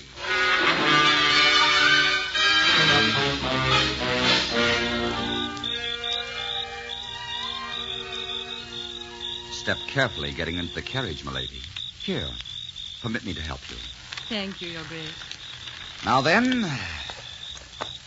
we're on our way. All right, men, we'll follow them into the country. We'll let them get about 10 miles out of town, and then we'll take care of Monsieur le Barber. We must keep out of sight until we're ready for the kill. Come, after them!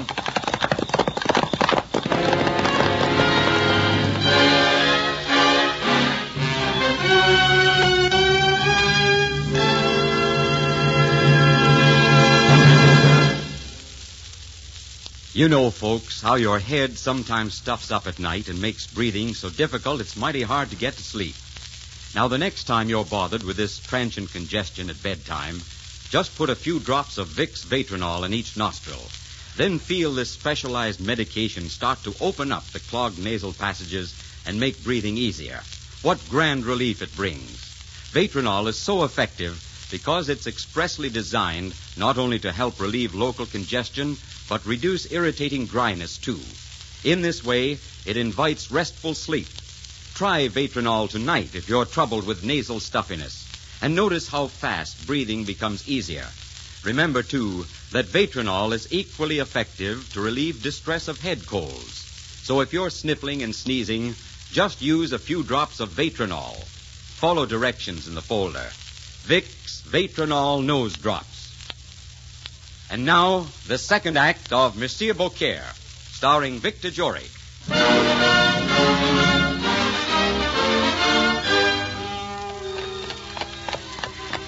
Whoa!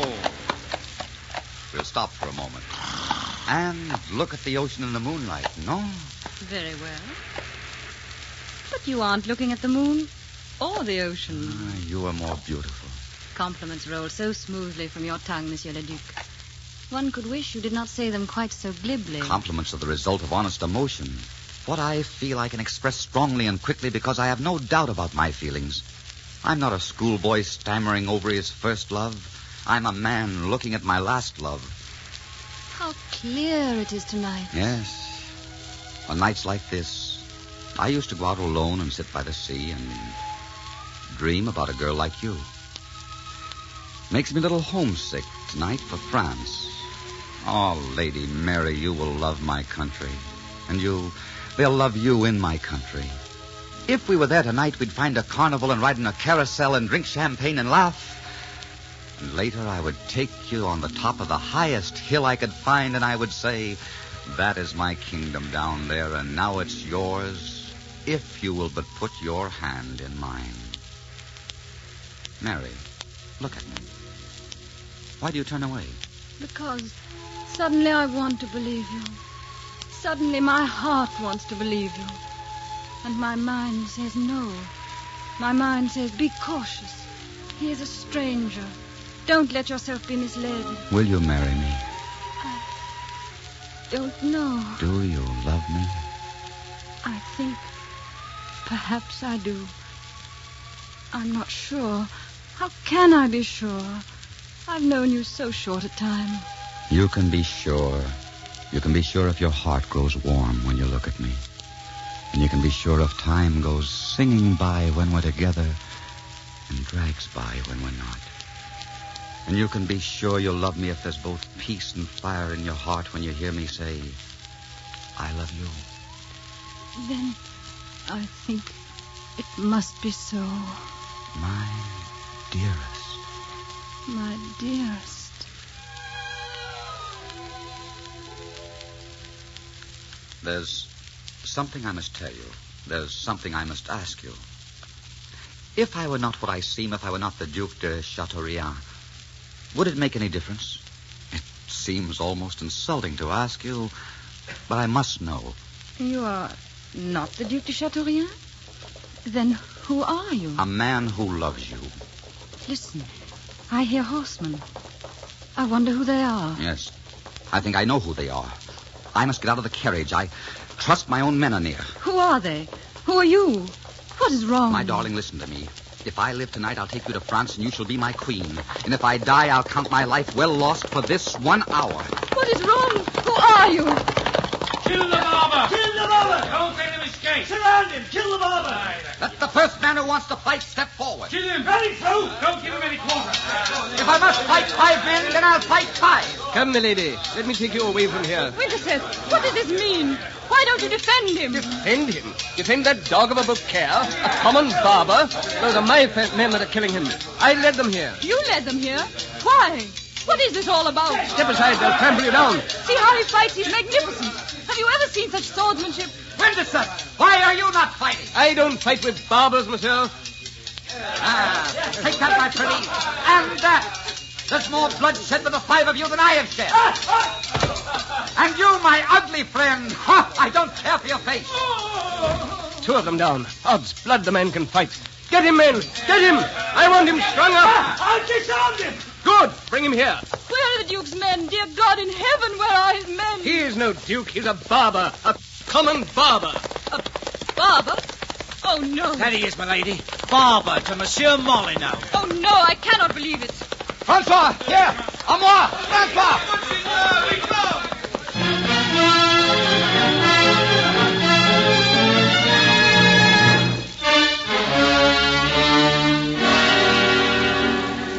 Well done, my friends. You were almost too late.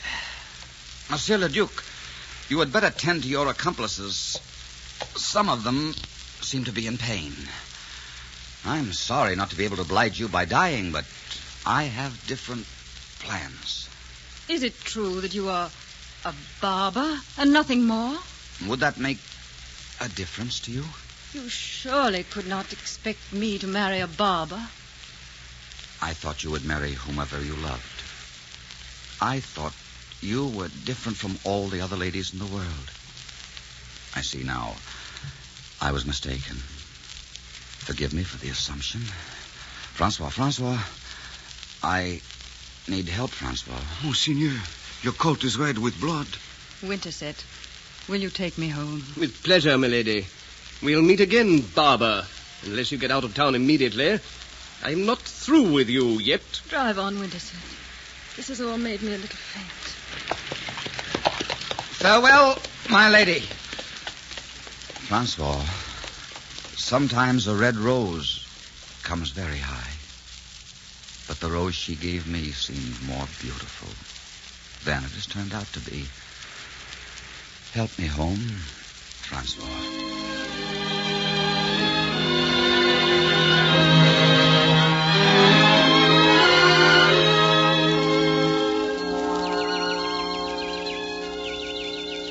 Monsieur Molyneux, may I please see Monsieur Beaucaire? He's in the garden resting. Haven't you done enough to him? Please, let me see him. I know he despises me. But there is something I must say to him. I don't like you, my lady. And I'll do nothing to help you see Monsieur Beaucaire. Ever since he met you, his barbering's gone right out of the window. I've almost lost my entire beard. You're ruining his profession. You won't take me to him? I will not. But I can't help it if you push your way past me and go around to the garden on your own. Thank you. Monsieur Beaucaire. Good afternoon, your ladyship. I know you don't want to see me, but I had to come. I won't be able to talk to you long. I have some affairs to settle, and I'm leaving for France tomorrow. A few weeks ago, you and I rode out along the sea, and you said, if I would put my hand in yours, you would give me a kingdom. Do you remember? But you would not care for a barber's kingdom. I think I would. I know I would. Why, Mary. If I've always thought that titles were important, forgive me. I've learned better. Just say I had a bad bringing up. I've had a lot of weeks to think this over, and I know it doesn't matter whether you're a duke or a barber, because the only kingdom I really want is in your arms, and the only title I really want is the title Madame Beaucaire. Oh, my dearest, my darling, my sweet. I love you. That's the only important thing in the whole world to me. I love you so much. You shall be Madame Beaucaire. And Monsieur Beaucaire is a very lucky man. Monseigneur, that beast of a Winterset is on his way over here with a whole party of gentlemen from the court. Francois just brought word. I shall be ready for them. Can't we end this masquerade? I swear what's left of my beard is turning white. We can end the masquerade. It's no longer necessary. I've found my Cinderella. There he is, the impudent scoundrel. Let's finish him this time. Gentlemen, hear me before you offer an outrage. You will repent all your lives and plunge your country into war. Monsieur le Duc, you always appear well flanked with men. You never risk meeting me alone, do you? Do you expect me to fight a cutthroat with bare hands? I think one does not expect Monsieur to fight anybody. Do you think I would fight you? I would gladly fight almost anyone in the world, but I would not soil my hands with a lying, sneaking... Stop your lying now! Anyone who thinks he can stop me, step forward. Oh, really, Winterset. This is getting a little tiresome. You're always forcing me to fight when I'm not in the mood. Your Highness, my prince, please say no more. Your Highness? My prince? My prince? What prince is this? What kind of talk is this? Winterset, you forfeited all honor in this place. You play cards with me and cheat. And then on condition I do not expose you, you introduce me as de Chateaubriand. You introduce me at the cost of your honor and then betray me to redeem it. You are a liar, a card shark, a coward. I'll know the true name of the man that dares bring such a charge. Tell him, Molyneux. I think it's time he knows. But make it as short as possible.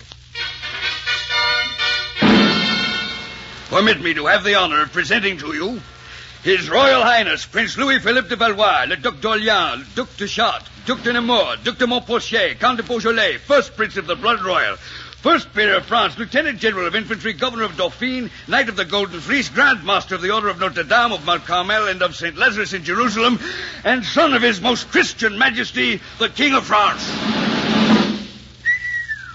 Mon Dieu, what a memory. The prince shall hear from me within the hour. What gentleman will carry your message, Winterset? Whoever wills shall receive a little beating from Francois. And now, may I introduce to this company the lady who has promised to be my wife. But I promised to marry Monsieur Beaucaire. I am Beaucaire in my heart. And in my heart, you will always be Madame Beaucaire. Monseigneur, my prince, by your leave, I have been a good friend, have I not? That you have, Molyneux? Have I not served you, obeyed you, suffered for you, worried over you? You've done all those things. Then may I ask one favor in return? Ask. It shall be granted. May I be your barber just for a month? I can see room for improvement in your beard. Molyneux, if that's what you want, it shall be granted. But consider all the trouble masquerading as a barber got me into. On second thought, I withdraw the request. On the other hand, look at the joy it brought me. I think I'll just take my holiday now. Though, if you don't mind, goodbye, Monsieur Beaucaire. May I wish you great happiness. Thank you very much. I have great happiness. Now that I've found Madame Beaucaire.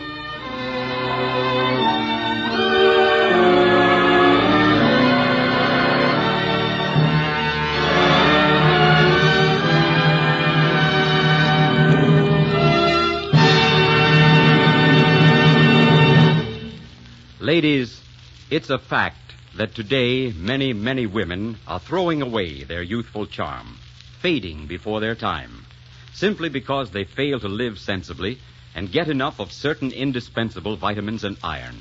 Now, don't you pay that penalty. Don't be guilty of throwing away your natural youthfulness.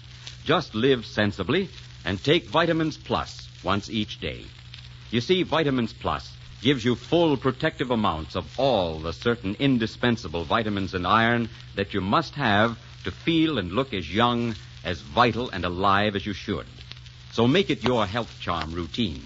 Vitamins Plus, just once each day. I am Adventure. Next week, come with me to the South in the days of Lincoln and Lee, when the Union almost split into two nations. Meet one of the most colorful, dashing figures of the war between the states in the Ballad of Beauty Stewart. Until next week, then, I am dangerously yours.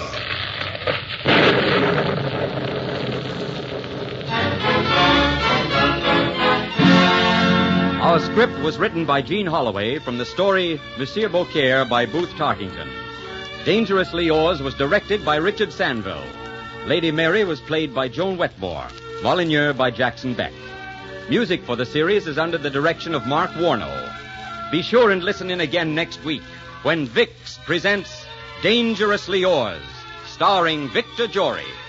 This is CBS, the Columbia Broadcasting System.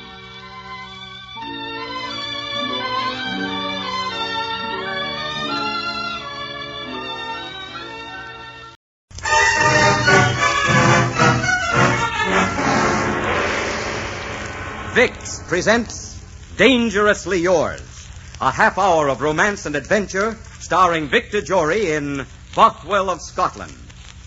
You know, more and more millions of people are using Vicks Vatronol nose drops to relieve distress of head colds. Benefit by their experience. And now, Dangerously Yours. I am Adventure. In my name, men have traversed the highways, the byways, the skyways of the world. I am the fire that burns in the heart of youth, that makes men dream and dare and conquer. I am dangerously yours. Today, follow me to the Scotland of the 16th century, when Mary, Queen of Scots, was 23 years old and one of the most beautiful women in the world.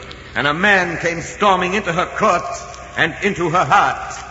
Bothwell of Scotland.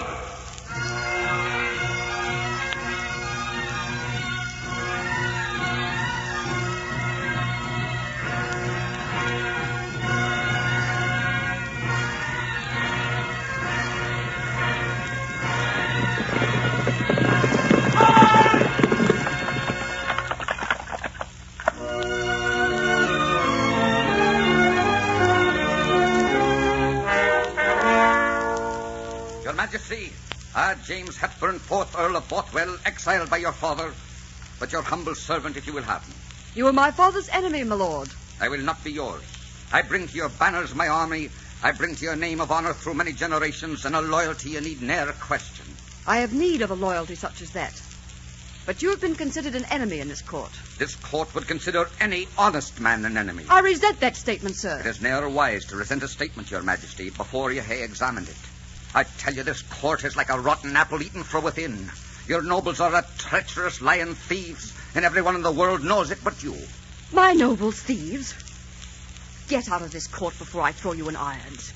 How dare you stand before me and attack my people in such a manner? I dare because I'm a Scot, and it makes my blood boil to hear the things that are going on in Scotland. I come back because, regardless of my differences with your father, I love my country and my country's crown, and the wrongs done to the crown and the country burn deep into my own honor. You are a woman, and young, and in a sense defenseless, and you are surrounded by an unscrupulous court that is constantly using you to its own advantage. I admire your loyalty, but you must know these things are true. You must have suspected them. If I have, I'll not admit it to the world. I am your countryman. Your fight is my fight. Will you let me stay? Will you let me fight for you? Very well. Here's my hand on it. Your Majesty. Your Majesty, may I intrude for a moment? Certainly, my Lord Bigley. Have you met the Earl of Bothwell? Lord Bigley? Your Majesty, is it your wish that we welcome the Earl of Bothwell to your court? It is my wish. And why shouldn't you welcome me? Why, since you ask, you were declared outlaw in Scotland. You went against the king. The king was wrong. He was under the influence of traitors in his own court. Are you daring to imply that... Don't bother with implications, Bigley, but only with accusations. I'm here to fight for the Queen against any who would betray her. This entire court is loyal to her service. There are differences of opinion on that. If it's true, then this court has nothing to fear from me. Your Majesty, will you permit this man to voice such insults in your presence? We've heard enough, Bigley. My Lord Bothwell, we are very grateful for your offer of service, and we welcome you to our standards. We hereby confirm your hereditary title of Lord Admiral of Scotland. Your Majesty. You will bring your men here for quartering and make your home in our castle. Thank you, Your Majesty.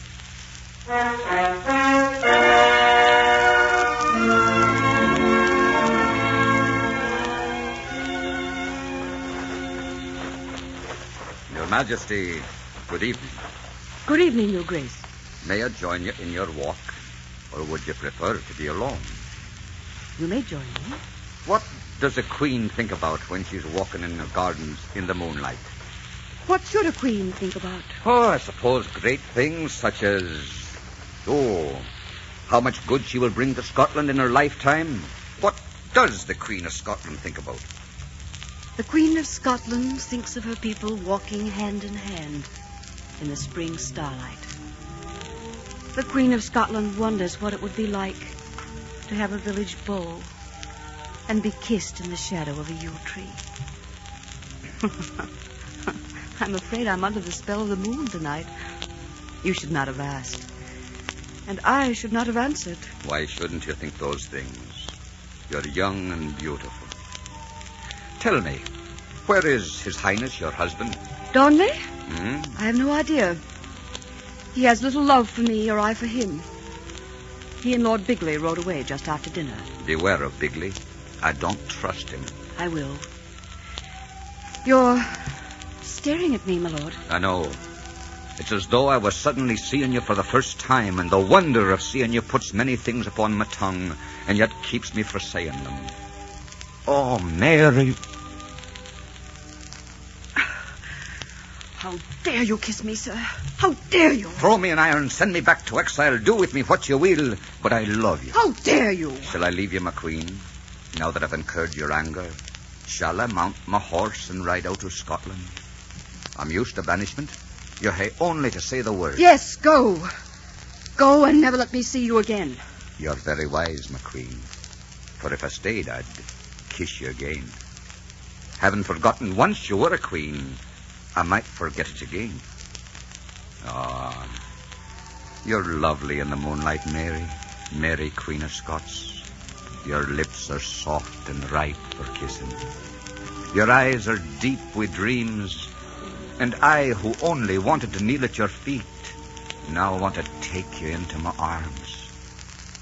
Good night. Goodbye, Your Majesty. Bothwell! Bothwell, don't leave me. Don't leave me. Already I'm lonely for you. I love you. I love you.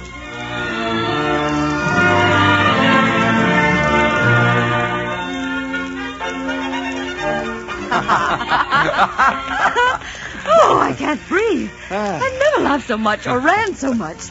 Imagine the Queen of Scotland running through the streets of Edinburgh. I don't know what got into me. You were chasing me, if you remember. Oh, so I was. I must watch that. Oh, look, darling. This is the wishing well. Have you a coin? Have you 2 coins? We'll throw them in and make a wish. You're yarn. Thank you. What did you wish? That you'd always love me.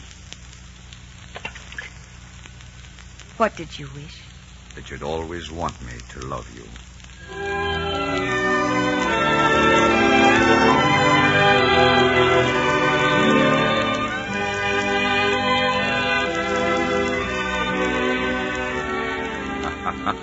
I'm afraid I'm not my best at dancing. I feel like a bear dancing with a fairy princess. You look wonderful and you dance divinely, and I'm the luckiest girl in the world. I don't like to be the one to have to tell you, Your Majesty, but that lovely little crown of yours is on crooked. Oh. And your court is looking definitely shocked. Heavens, what a breach of royal etiquette. I'll set it straight at once. No, I like it crooked.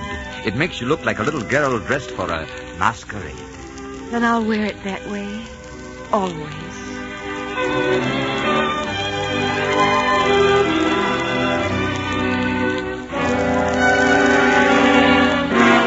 My Lord Bothwell. Yes, Lord Bigley. This court resents your friendship with the Queen. If you'll take my advice, you'll leave this kingdom while you still have a head on your shoulders. Are you threatening me, Bigley? You fool, you'll ruin the Queen's name throughout the entire world. You're forgetting there's a king in Scotland, and everyone is talking about you now. That's a contemptible lie. No one could be talking because we've done nothing wrong. Go into the city and find out yourself, Bothwell, and then get out of this court. You found it a little hard to prey on the countryside since I've been here, haven't you, Bigley? And you found it a little hard to continue your foreign intrigues since I've been examining the dispatches. That might possibly have more to do with your desire to get me out than your interest in the Queen's reputation. Craig! Aye, Bothwell. Come with me. I want to ride into the city. You'll see that I've told you the truth. I wonder how long you and I can stay in the same court, Bigley, without me killing you. You'll be leaving after your trip to Edinburgh. Come on, Craig.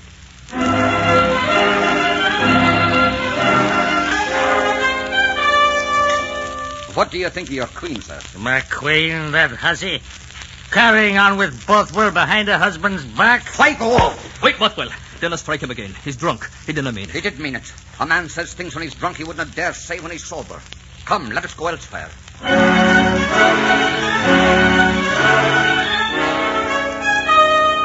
The Queen and Bothwell, why, I say they're a disgrace to the whole country. What right does a queen have to act like a barmaid? You're wrong, old man. There has been nothing wrong between them. The Queen is faithful to her husband. Don't expect me to believe that. Or anyone else in Scotland, or in the whole world, for that matter. I'm afraid Bigley was right, Craig. What shall I do? What shall I do?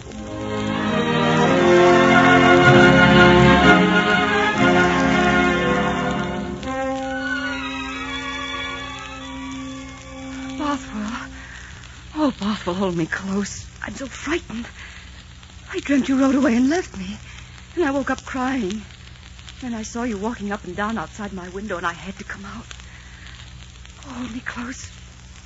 Everything's all right when I'm in your arms. Do you know that last night your people burned me in effigy in the square? How did they dare? How did they dare? They shall be punished. Oh, Mary. Mary, I love you. I loved you the first moment and before the first moment. And even if I ne'er see you again, I will love you forever. You wouldn't leave me, Bothwell. Oh, you wouldn't leave me. I'd save your kingdom for you by riding away. Your people despise me. But they're devoted to me. I believe they'll understand. Let's tell them that I'm a woman and that I've fallen in love. Let's say to them, is there one among you who would give up your loved ones for a crown? Then take my crown. It becomes too heavy for a woman's heart. Mary, I'm going. You can't. I forbid it. You're not a queen with me, you know. You cannot forbid and demand. Do you want pleadings and tears? Then I'll cry. I have no pride with you. I cannot lose. Mary, listen to me. You are a queen and married. Your court, your people can tell you, and doubtless have, that I'm an adventurer, that I've spent most of my days on the battlefield, and I've taken my love where I found it. And now you bear a queen across your saddle. Is that it? Has it all been a lie?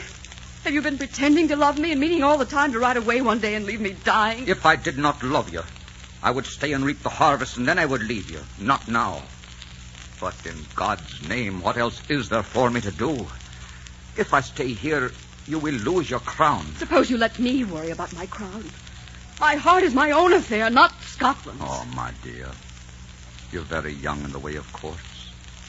It will always be your tragedy that you had to learn to be a queen, and mine that I had to teach you. Bothwell, if you leave me now, I'll abdicate. I'll give the throne to anyone who'll take it. I don't want a world that has no place for you. Oh, my darling, help me work it out. I'll ask Darnley for a divorce. We can try to work it out. We must try. We have a right to happiness. We had no right to anything, you and I. Don't leave me now. Oh, tell me you won't leave me. Tell me you'll never leave me. Bothwell. Oh, Bothwell. All right. All right, Mary, all right. Have it your own way. But we have many enemies now, and they will ne'er stop until they've ruined us. And may heaven help us both.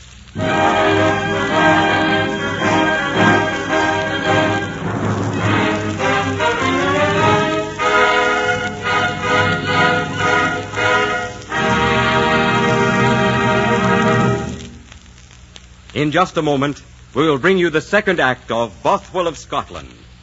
But first, friends, do you happen to be sniffling and sneezing these days like a good many other people?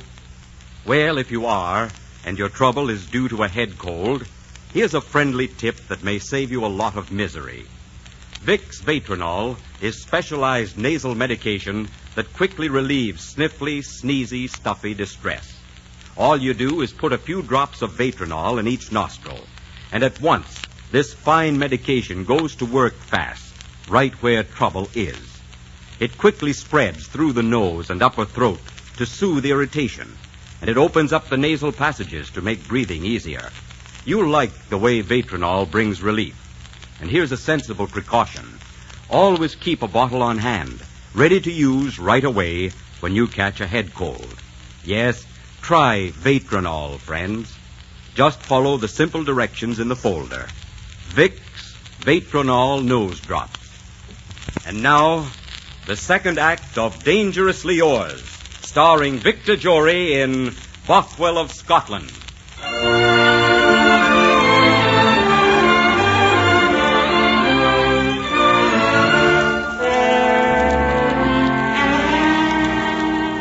You could still save your neck, Bothwell. You could still ride away with your men and save your life. We have every card stacked against you. We have you in the middle of the most fabulous trap that's ever been devised, and you'll be destroyed the moment we spring it. I'm pretty good at eluding traps, Bigley. And you're a slimy little rat sliding around behind people's backs, whispering lies, setting traps, and you dinna scare me one bit. In fact, someday I shall probably have the pleasure of cutting off your head. It's always dangerous to underestimate your enemy, Bothwell. We have warned you. Now we shall act. We shall spring the trap.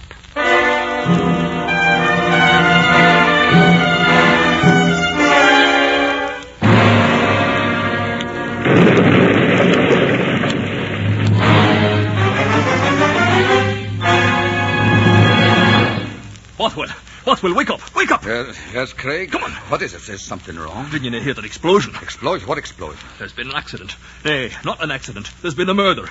The king, Darnley, it was sleeping tonight in the Royal House at Kirkfield. There was an explosion. He's dead? Aye.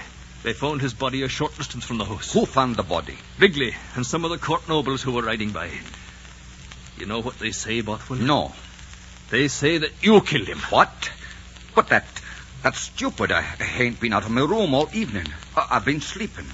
And besides, no one could possibly believe I would murder the king. They're saying that you did. It's all over Edinburgh.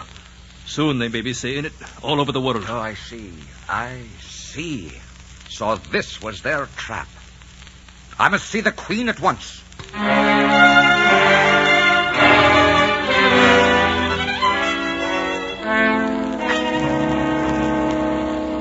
Darnley dead. Darnley dead. I can't believe it. But it's true, my dear. The people are saying that I killed him. I suppose I should weep. But I haven't any tears to shed. Isn't that strange? I've hated him for so long that I couldn't possibly grieve for him. Oh, you must never say that again. Mary. Bothwell, will you marry me? No, Mary. Then people would say we were both responsible for his death. That would be madness. We've always been mad. We began this love fearlessly, paying no attention to what anyone thought or said. And that's the way we must live it. We mustn't let them destroy it for us. This is the work of those devils in your court. This is the result of their fiendish plotting. Let us face them down. At least let us attempt to face them down. Let us not admit defeat. Will you marry me, Bothwell? You're a brave woman. You've made me brave. You're not a good queen, my dear. You ne'er have been. As Queen of Scotland, you should say, this romance has caused anger and dissension and death within my kingdom.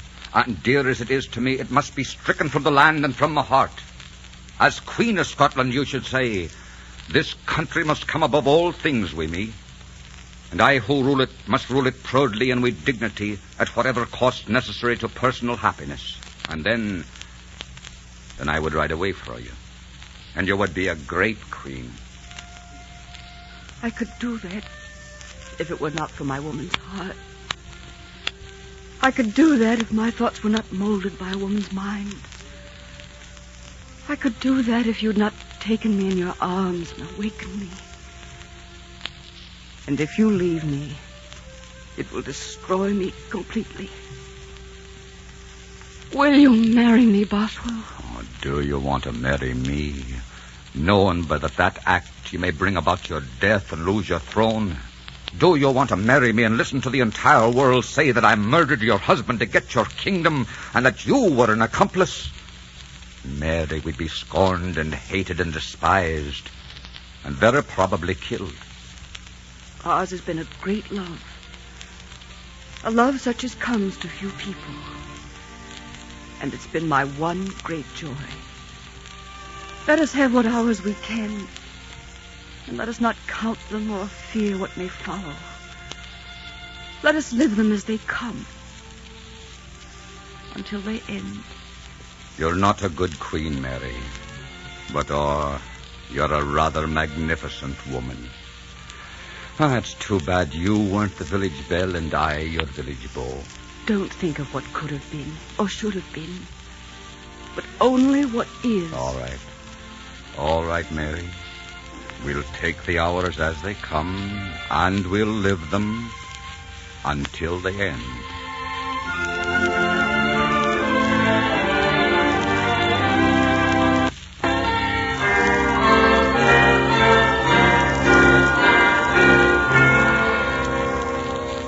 I, James Hepburn, Earl of Bothwell, do solemnly swear to love and to cherish this woman as long as we both shall live.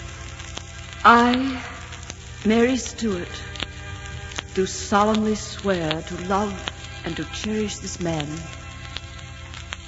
as long as we both shall live.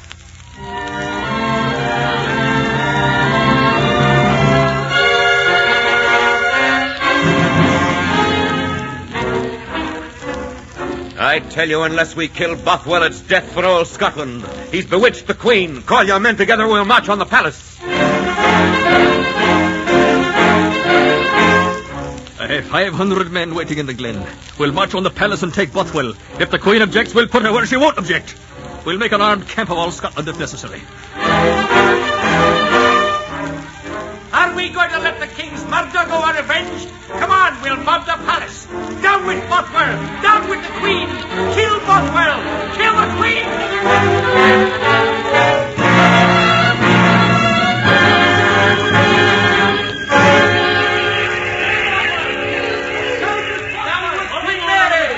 Listen to them. Oh, listen to them. They're celebrating our wedding, my dear. You see how joyous it makes them. Oh, come away from the windows. People have always been kind to me. I never thought they'd storm my gates. Mary, I have arranged passage for you to England. Elizabeth will shelter you until your people quiet down. And you? I'm going to Denmark. Could I not go to Denmark with you? Oh, no, my dear. I will encounter much danger until I'm out of Scotland. But I believe you will be safe once I have left your side. Elizabeth will shelter you, and in a short time you can return to your kingdom. Oh, my darling. Well, we've lived our hours, Mary, and now we've reached the end of them. England. That name is like an icy hand touching my heart. Let me stay here where I belong. If you stay here, you'll be killed. I? Killed? I am the queen. You forget you were a queen, Mary. You forgot you were a queen, and when you forgot, your people forgot. You had no choice but to leave for a time, Mary. You would not be safe for a moment with me, and Elizabeth will only protect you if you go to her alone. Those were her terms. If you wish me to go, I'll go. I do wish it. I wish it could be otherwise. Love for a queen comes high, Mary. I love you now, and will forever. My darling. My darling. Thank you for all the things that I will remember. For your laughter and for your tears, and for the feel of your hand in mine, for your lips and for your eyes, for the mornings and for the afternoons and the evenings, for listening to my hopes and my dreams and smiling upon them. And thank you most of all for your love and for your trust. You've been all that a woman could be and should be. And for me, there will ne'er be lips or arms again unless they're yours. And now, goodbye, my beloved. Bothwell. Oh, Bothwell. Goodbye, my dearest. Bothwell, wait. When will I see you? Where will I see you? Goodbye, my darling.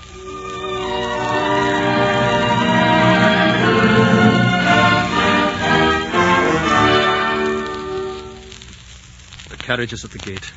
The Queen is leaving now. You can see her from here. I don't want to watch her go. She sent you a note.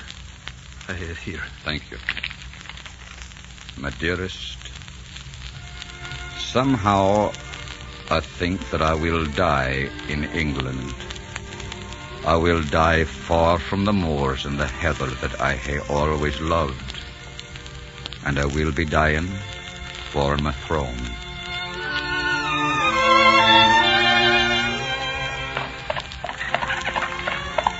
I left him a note, Martha. I said, I will be a queen now. If I've blundered, they were human blunders. And I'm paying a great price for them. It isn't the throne so much as what the throne stands for. Scotland yesterday and today, and all the tomorrows of the future. Scottish people who will love the bracken and the thistle, who will love the small towns and the great cities, the moors, the highlands, the lowlands and the sea. Scottish people who will measure and evaluate their rulers with the unemotional eyes of the future. They will say... They will say Mary made mistakes. Yes, Mary made mistakes, but Mary was not a coward. In her final years, Mary learned the destiny of a queen and met it unafraid. Mary died more queen to Scotland than she lived. She is my queen, New Craig. She is my queen, and no more, my lady. But she will always be the life of my heart, and someday we shall be together again in God's time. Until that time, Goodbye, my darling.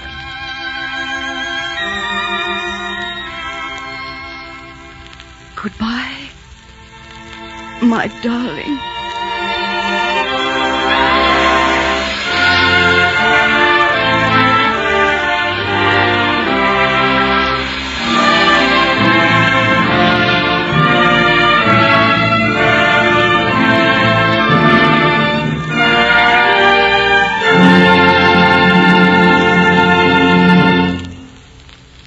Ladies, all too often, women pay the penalty of fading before their time.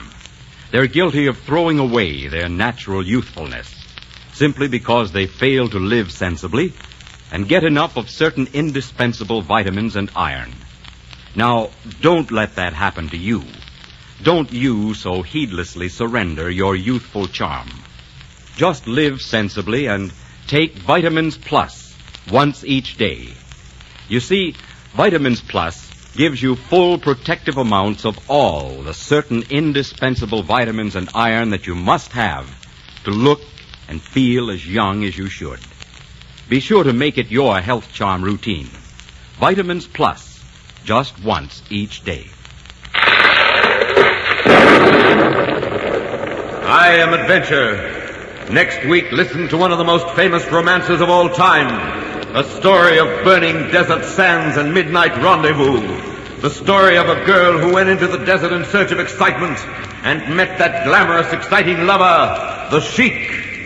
Until next week, then, I am dangerously yours.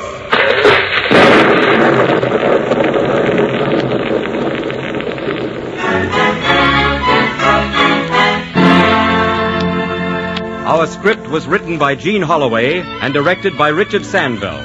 Mary, Queen of Scots, was played by Gertrude Warner. Music for the series is under the direction of Mark Warno. Be sure to listen again next week when Dangerously Yours presents The Sheik, starring Victor Jory.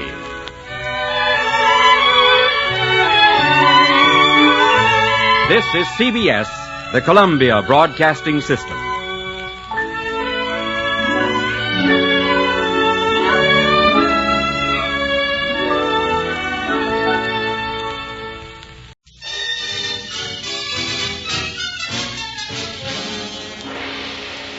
Vicks, makers of Vicks Vatronol Nose Drops, presents Dangerously Yours, a half hour of romance and adventure starring Victor Jory in The Sheik. You know, more and more millions of people are using Vicks Vatronol Nose Drops to relieve distress of head colds. Benefit by their experience. And now, Dangerously Yours. I am Adventure. In my name, men have traversed the highways, the byways, the skyways of the world. I have walked with beggars, ridden with knights in armor, sailed with pirates. I am the fire that burns in the heart of youth, that makes men dream and dare and conquer. I am dangerously yours. Today, follow me to the deserts of Arabia. Meet a girl who was proud, beautiful, and young, and meet the man who was determined to conquer her, a prince among all Arabs and in the eyes of all women, the Sheik.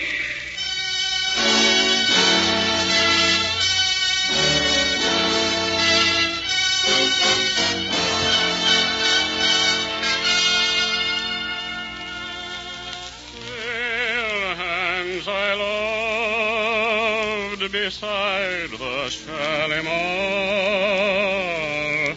Where are you now?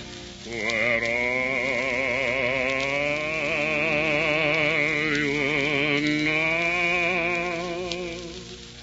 Ah, that is beautiful, Effendi. Thank you. You're sure about the girl, Gaston? I could not be mistaken, my master. She is the daughter of Dr. Winthrop, and she rides her horse this way every afternoon. And the fates are smiling on me. I shall have the revenge I promised my father I would take. Wait until you see her. Such beauty, such lips, such eyes, such hair. Sacre bleu, what an armful she will make. I'm not interested in her beauty. I can get 1,000 beautiful women without going to the trouble of stealing them.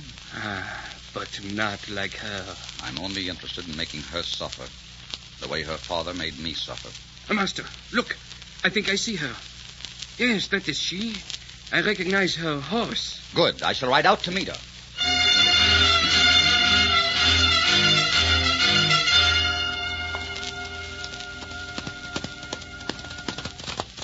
Good afternoon. It's not necessary that you should.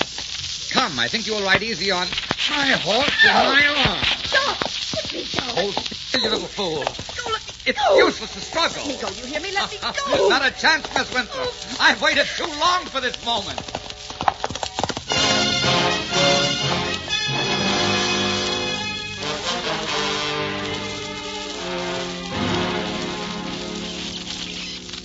This tent is your home. I hope you'll find it worthy. It's rather nice, don't you think? These two hanging lamps are a gift from the Shah of Persia. I'm not interested in your lamps. I'm still waiting for an explanation of all this. Do you always ask so many questions? I think you must have asked 100 for every mile of our journey. And you told me nothing. That was because you fought and screamed. You're calm now, so what would you like to know? I demand to know why you dragged me from my horse and brought me here. I demand to know what you want. Why, your company, of course. What else? Don't you think that tapestry is attractive? It was made by 100 slave women in Baghdad, and it took them 11 years. Those silken curtains around your bed over there came from Paris, and the bed itself is over 1,000 years old. Very interesting. But I'm more interested in you. Who are you? I am the Sheik, Ahmed Ben Hassan. Why have you brought me here? Perhaps because you're beautiful. You see, I've never seen a woman with skin so soft or so fair, or hair so silken, or lips so red. I wondered what it would be like to touch that skin, to kiss those lips. So I brought you here to find out. You always carry off anyone who attracts you? Always. Well, you've carried off the wrong girl this time. Look, my friend, let's not play games. Just let me have my horse and let me go. Why, what's your hurry? You just got here. You surely are not stupid enough to think you can keep me here against my will. My family and my friends are no doubt searching for me right now. They'll never find you. We're far in the desert. It's not easy to find an Arab tribe out here if the tribe doesn't want to be found. You have everything figured out, haven't you? I always have everything figured out. Now get out of those riding breeches and dress for dinner. You'll find a gown, a very lovely Paris gown, there on the bed. Are you completely insane? You think I dress for dinner for you? Perhaps you'd like me to dress you. Oh, I really think you'll do it. You can be sure I will if it's necessary. So I will expect you in half an hour dressed for dinner. You'll find me in the next tent. Don't keep me waiting. Till then... Oh, you conceited, arrogant, egotistical... She is very beautiful, is she not, my master? She is more beautiful than any woman I've ever seen in my life. What are you going to do with her? I'm going to make love to her. I'm going to hurt her and humiliate her in every way I can. I'm going to take all the pride out of her and send her back. I feel a little sorry for her. She did not do anything to you. She is not to blame for what... Her father could have saved my mother's life when she was ill. My father, who never bowed to any man, got down on his knees and begged Dr. Winthrop to come into the desert to treat her. But he refused. My mother died. My father made me take an oath in blood that I would avenge my mother's death. And I'm going to avenge it. How sad it is that you must hate her when it would be so much nicer to love her. Love makes a man soft and weak. It is not for the strong. I love no woman. I have no time for love.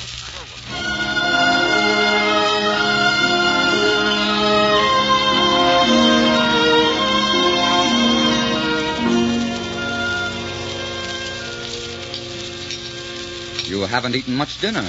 I'm not hungry. You could hardly expect me to be. I don't know why not. You've been riding all day. I'm starved. You look very lovely. That dress does things to you. If I ever get away from you, I'll burn it. By that time, it will be old enough to burn. You know, you not only walk like a leopard, you also have the disposition of one. I have a few words that would describe you, too. But a lady doesn't say them aloud. What I said was a compliment. Did you ever see a leopard walk? It's slow and graceful. You've noticed, I suppose, that it's always safest to admire a leopard from a distance. Yes, and you will notice that I have little thought for safety. Come with me. Is that a command? Only if you're going to be arbitrary. How is it that a desert sheik, speaks perfect English. I was educated in England, at Oxford. Indeed.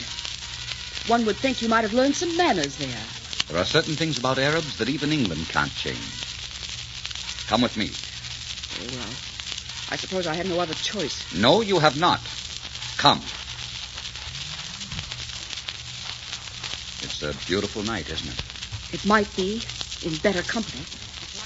The desert under the moon is beautiful. I've always loved it. No.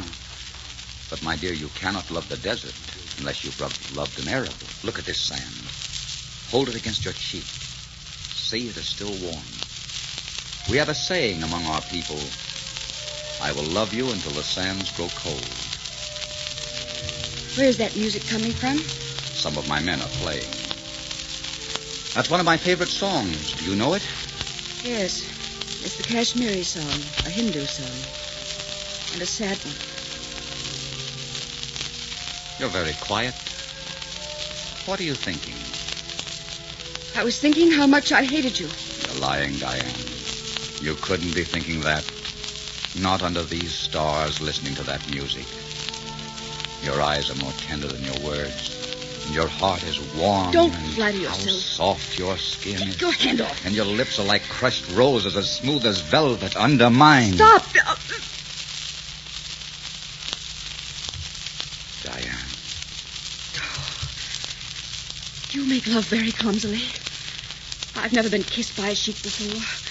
I don't particularly care if I never am again. You little devil, I'll tame you. Put me down. Put me down. No, my dear, not yet.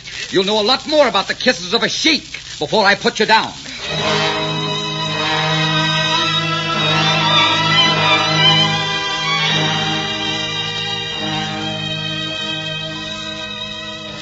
Pardon, mademoiselle. Pardon, mademoiselle, but it is almost noon. I have your breakfast here.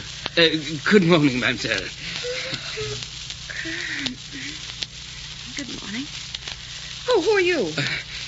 I am Gaston, Miss Diane. I am valet and cook to the Sheik Ahmed Ben Hassan. I have brought you your breakfast. Thank you. Good morning. Get out of here. I'm not accustomed to men servants or sheiks walking into my bedroom. But you're very young. You'll get over that. Gaston. Yes, Effendi. Mademoiselle might enjoy a ride this afternoon. If so, you will accompany her and see that she does not go more than 3 miles from camp. Yes, Effendi. That's very generous of you, I'm sure. Well, I'll be away all day. You'll have to have some amusement while I'm gone. You look lovely this morning. Did you spend the night dreaming about me? I spent the night dreaming about how to get away from you. Oh, you'll get over that, too. I'm going out to break a colt. If you'd care to watch how I handle rebels, come along. No, thank you. Just as you like. You may ride this afternoon if Gaston goes with you. Thank you so much. You're very welcome.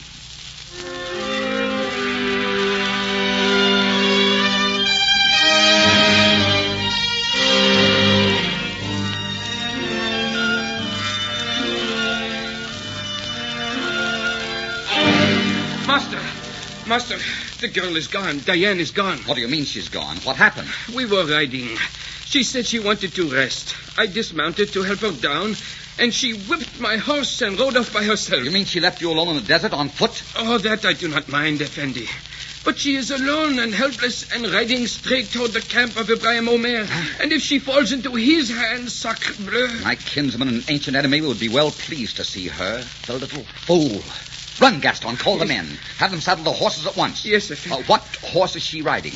Your favorite, Zuleika. Fastest in the desert.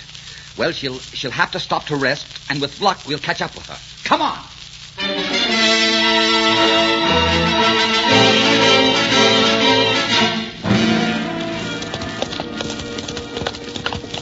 Master, I see her.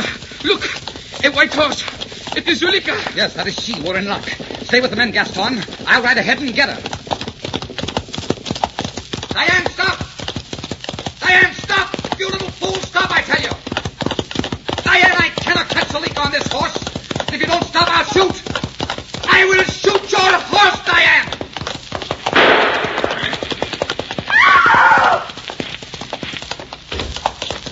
Are you hurt? No. Oh, you fool, you little fool. Is Zuleika dead? Yes, my Zuleika is dead. That was my favorite horse. I loved her more than I could love a human being, and I killed her to save you. Save me? What do you mean? You were riding straight for the tents of my greatest enemy. And though at this moment I would like to kill you myself, I would not let Omer get his hands on you.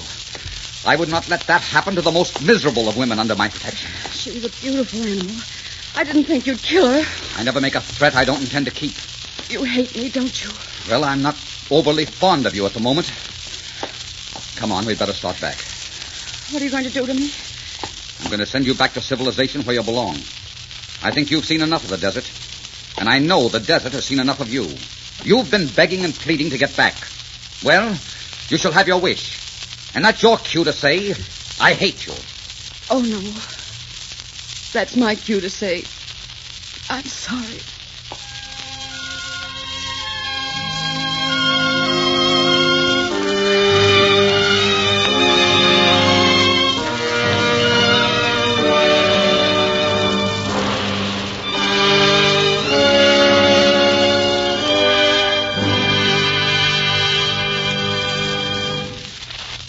In just a moment, we will bring you the second act of The Sheik.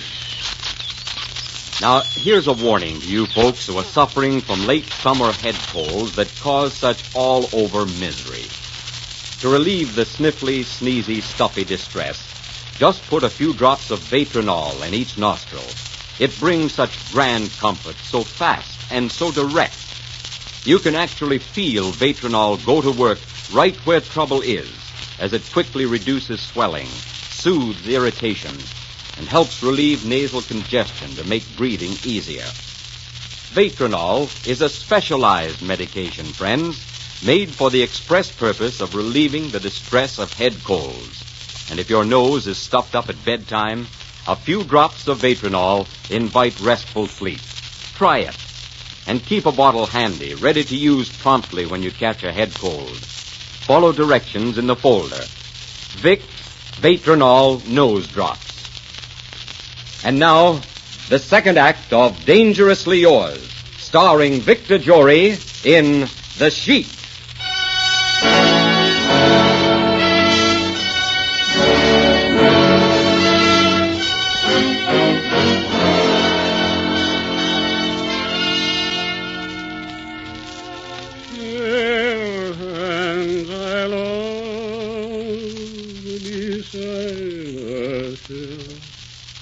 Oh, don't stop. You have a beautiful voice. I'm afraid I have no heart for singing tonight. Is there anything I can say that will make you forgive me for the death of Zuleika? The horse is dead and the past is past. Let us forget it. I don't blame you for despising me, but if you hadn't brought me out here, it wouldn't have happened. Ahmed, why did you bring me? I don't quite know. I was a little drunk with your beauty, I guess, and not thinking very clearly. I wish it had been because you loved me. I could have respected that. If I had, I think that this evening when I caught you that I would have killed you. Come, get your things together. Gaston and the men will be coming. You're sending me away tonight? Yes. I'm sending along an escort of 40 men. They'll take you to the edge of town. Gaston will see you safely to your hotel. I put on the dress you liked. You haven't even noticed. Ahmed, look at me. Diane, let's understand each other. I carried you off because you were beautiful and I wanted you. Now I'm sending you back. I don't want you anymore. Why are you saying these things? Ahmed, what is it? Don't tell me you hate me just because I tried to escape. It's deeper and more bitter than that. Why did you bring me here? I've told you. I'm not satisfied with your reason. It's a stupid reason, and you're far from a stupid man. Ahmed, tell me. I have a right to know. Ahmed, you've done a terrible thing to me. A terrible thing? Yes. Because, you see, I've fallen in love with you. I never wanted love. I was happy as I was until you kissed me. What right did you have to kiss me? To storm your way to my heart and then say, forget me? How can I leave and never be happy again? What right do you have to do that to me? The right any man has to cast aside something he has looked upon and found unworthy. Oh, please, Ahmed, that's not fair. Why don't you tell me the truth? Why did you bring me here? All right, I'll tell you. I brought you here because I hate your family. Your father could have saved my mother's life, and he refused to do it. And I swore by Allah that some member of the Winthrop family would pay for it. I plotted this from the time you came to the desert. I carried you off and made love to you, knowing all the time I was going to cast you aside, and I did it deliberately to humiliate you. That's why I brought you here. Love you? Why, I could love any woman in the world before I could love you. But it's true. So, I'm unworthy of you. Well, let me tell you something. You're a fine, brave man, aren't you, Sheik Ahmed Ben Hassan? You exact a stern vengeance. A vengeance which breaks the heart of a woman. Well, you won your vengeance. I hope you consider it a proud victory. I'll wait in my tent until Gaston comes for me. And the sooner the better. Mademoiselle brushed right by me. You did not see me. She was so angry. You were a bit hard on her, my master. I could not help overhearing. You attend to your own business, Gaston. I was only 3 miles from home when she left me. It did not hurt me to walk. I am too fat anyhow. And you killed the horse yourself. It is not fair to blame her for that. Gaston, I seriously consider hanging you by your thumbs. I should be very uncomfortable hanging by my thumbs. Then keep quiet. But, Effendi, you accomplished your purpose. You humiliated her. Her pride is gone. It is completely gone. Yes. I accomplished my purpose. On the other hand, I knew a man once who cut off his nose. He was never happy without it. Oh, go and get ready. And the quicker you get that girl out of this camp, the happier I'll be. You know what I think? I think you love her. Get out of here, you. Get out of here. How foolish love can make a wise man. Get out of here!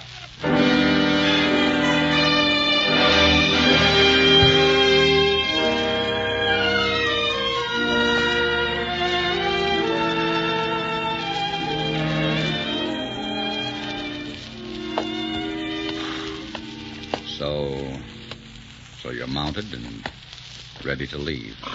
Yes. Diane, I suppose there's no use trying to explain. Explain? You explained yourself quite fully. But I was just talking words. I thought I meant them, but I didn't.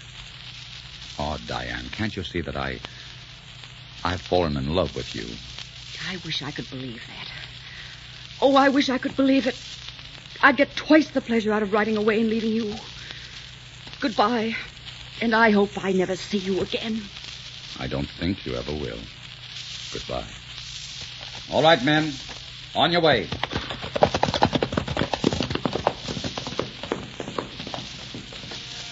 Hands I loved beside the Shalimar. Oh.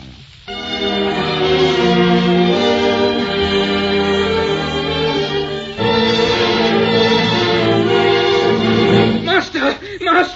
Yes, Gaston, what is it? Gaston! Good heaven, man, you're covered with blood. What happened? We were attacked by the men of Ibrahim Omer. Attacked? Yes, and they carried her off. The girl. There were at least 100 of them. You must do something, Effendi. You must save the girl. Ali, Hassan, Yusuf! Sound the alarm. We ride for the tents of Omer.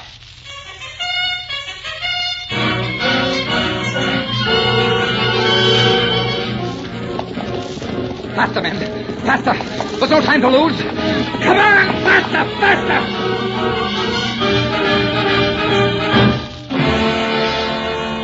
Well, my pretty one. So you're the English woman my kinsman, the Sheik Ahmed, stole from her people. Well, you are even more exciting to look upon than I had been told. And you're just as repulsive as I'd expect you to be. What? You're not afraid to talk to me like that? I could snap your neck with one twist of my fingers. See? Like this. Yes? Well, at this moment, I don't care if you do. See? My kinsman, the great fool, must have made you unhappy. I shall make him suffer for that. And I, personally, shall make you much happier. Get away from me, you fat clown. Get away from me. Oh, now come to me, my little pigeon. Do not flutter around like that. I do not wish to chase you. Away from me, you filthy beast. So you defy me. Well, I have a cure for that. I have... To arms! There are many horsemen coming! To arms! It's Ahmed. Oh, dear God, please, it must be Ahmed. I hope it is. Ahmed! Ahmed! Ahmed! Keep still, I will choke the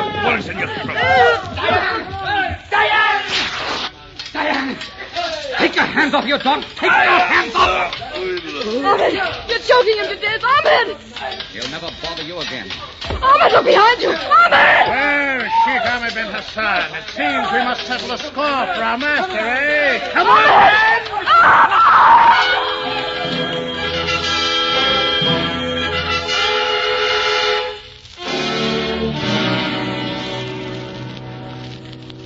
Gaston, he's so still.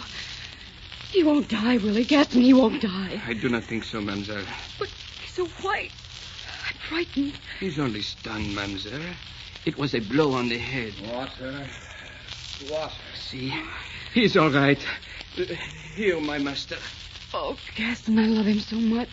I can't help myself. I know, mademoiselle. I wish I could believe that he loves me. He risked his life for you tonight, mademoiselle. Yes, he almost gave his life. Diane. Yes, darling, I'm here. Oh, Ahmed, I love you. I love you so much. Oh, my darling, my darling. You're all right, Diane. Yes, dear, I'm all right.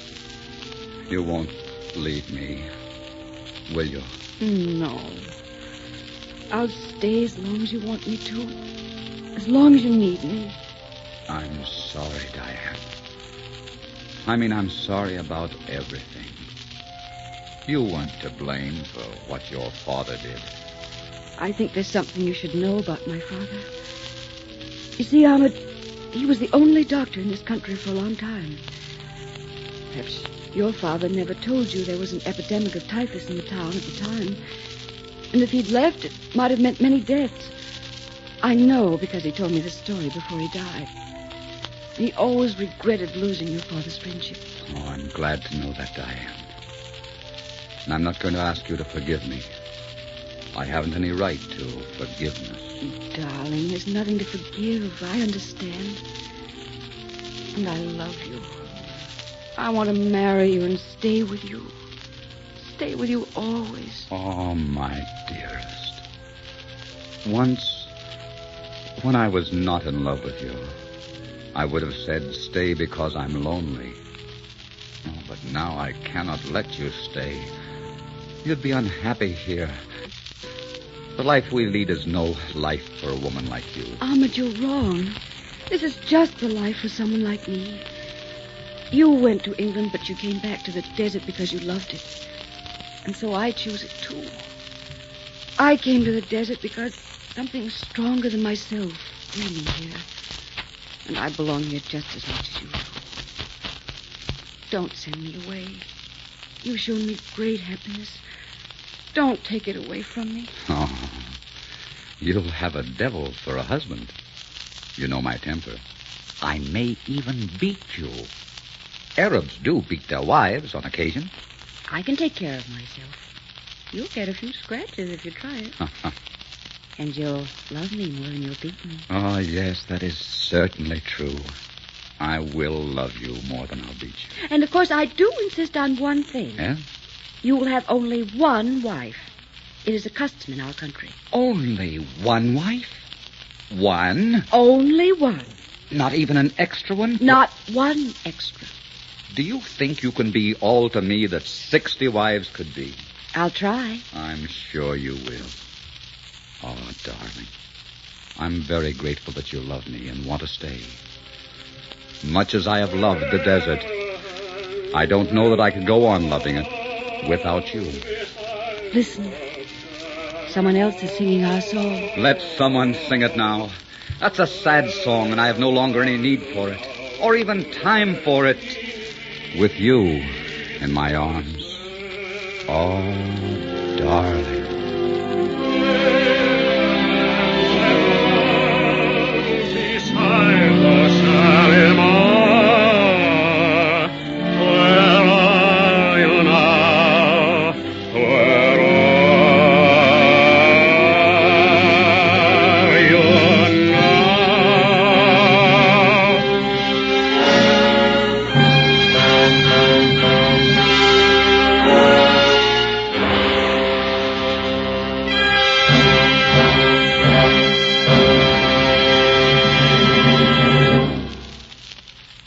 ladies, don't be one of those women who are carelessly throwing away their natural youthfulness simply because they fail to live sensibly and get enough of certain indispensable vitamins and iron. Don't you pay that needless penalty. Just live sensibly and take Vitamins Plus once each day. Vitamins Plus gives you full protective amounts of all the certain indispensable vitamins and iron you must have to feel and look as young and vitally alive as you should. So be sure to make it your health charm routine. Vitamins Plus, just once each day. I am Adventure. Next week, meet a man who was both daring lover and brilliant knave.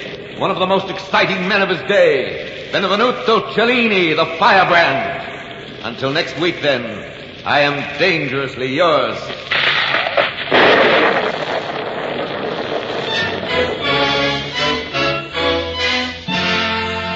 Our script was written by Gene Holloway from the novel The Sheik by E.M. Hull.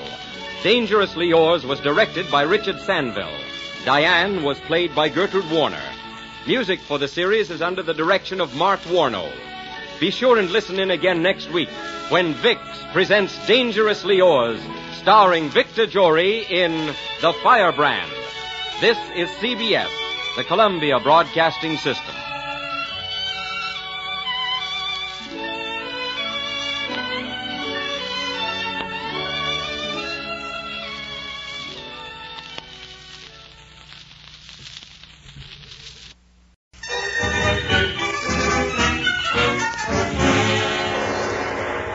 Vicks, the makers of Vicks Vatronol Nose Drops, presents Dangerously Yours, starring Victor Jory in The Firebrand. You know, more and more millions of people are using Vicks Vatronol Nose Drops to relieve distress of head colds. Benefit by their experience. And now, Dangerously Yours. I am Adventure. In my name, men have traversed the highways, the byways, the skyways of the world. I am the fire that burns in the heart of youth, that makes men dream and dare and conquer. I am dangerously yours. Come with me today to the Italy of the 16th century, a day when the smile or the frown of a duke would mean life or death, when ladies were the fragile, lovely prizes of the brave and daring, and when the bravest and most daring man in Florence was Benvenuto Cellini, the firebrand.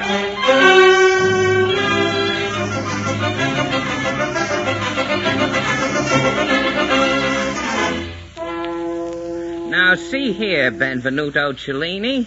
This is the 6th time you've been brought before me for roistering, and I'm tired of it. You may be one of the best silversmiths in the world. You may even be, as you say, the best. But you are also a rascal, a rogue, and an unmitigated liar. Your Excellency, you wound me deeply with your words. I'll wound you with more than words if you don't behave yourself. But you don't understand. I'm constantly being persecuted by my enemies. Oh, now, Cellini, everyone in Florence can't be your enemy. If they are, then I would do well to have you executed immediately. It's not everyone in Florence. It's Ottaviano and his band of cutthroats. Ottaviano is one of my trusted friends, even if he did try to kill me 3 years ago, and a far better citizen of Florence than you. Then let Ottaviano finish the medal I've been making for you to commemorate your greatness for all time to come. A medal? Greatness. Well, I'm going to spare you this time, Cellini, but one more scrape of any nature, and I'm going to have you beheaded.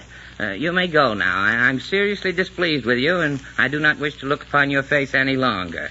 Take it out of my sight quickly before I change my mind and deal severely with you. Oh, yes, Your Excellency. Thank you, Your Excellency. Your kindness is the light of Florence. Your wisdom is the pride of Florence. Florence loves you, and I love you. Oh, get out, get out. By the way, Cellini, that little dancer at the Cafe d'Italia... You shall have her address tonight. Address? Whose address? Oh, yes. Thank you, Cellini. Mind you, not a word to anyone. Not a word. Good day, Your Excellency. Your most gracious Excellency. Mind you, watch your step. Watch your step. Well, Cellini, how was your interview with the Duke? Better than you hoped, Ottaviano. He pardoned me. You'd not be in trouble so often, Cellini, if you'd serve my interests instead of your own and the Duke's. The Duke is my master, and you are a traitor, a liar, a thief, a cheat, a scoundrel. Good day, Ottaviano. If you don't mind, I need a little fresh air. Signor Cellini. Signor Cellini. Yes? Her Excellency, the Duchess requests that you come to her apartments before you leave. The Duchess? Yes, sir. Oh, well, here's a piece of gold for you. Tell the Duchess you are not able to catch me. Yes, Signor Cellini. But I think you're crazy.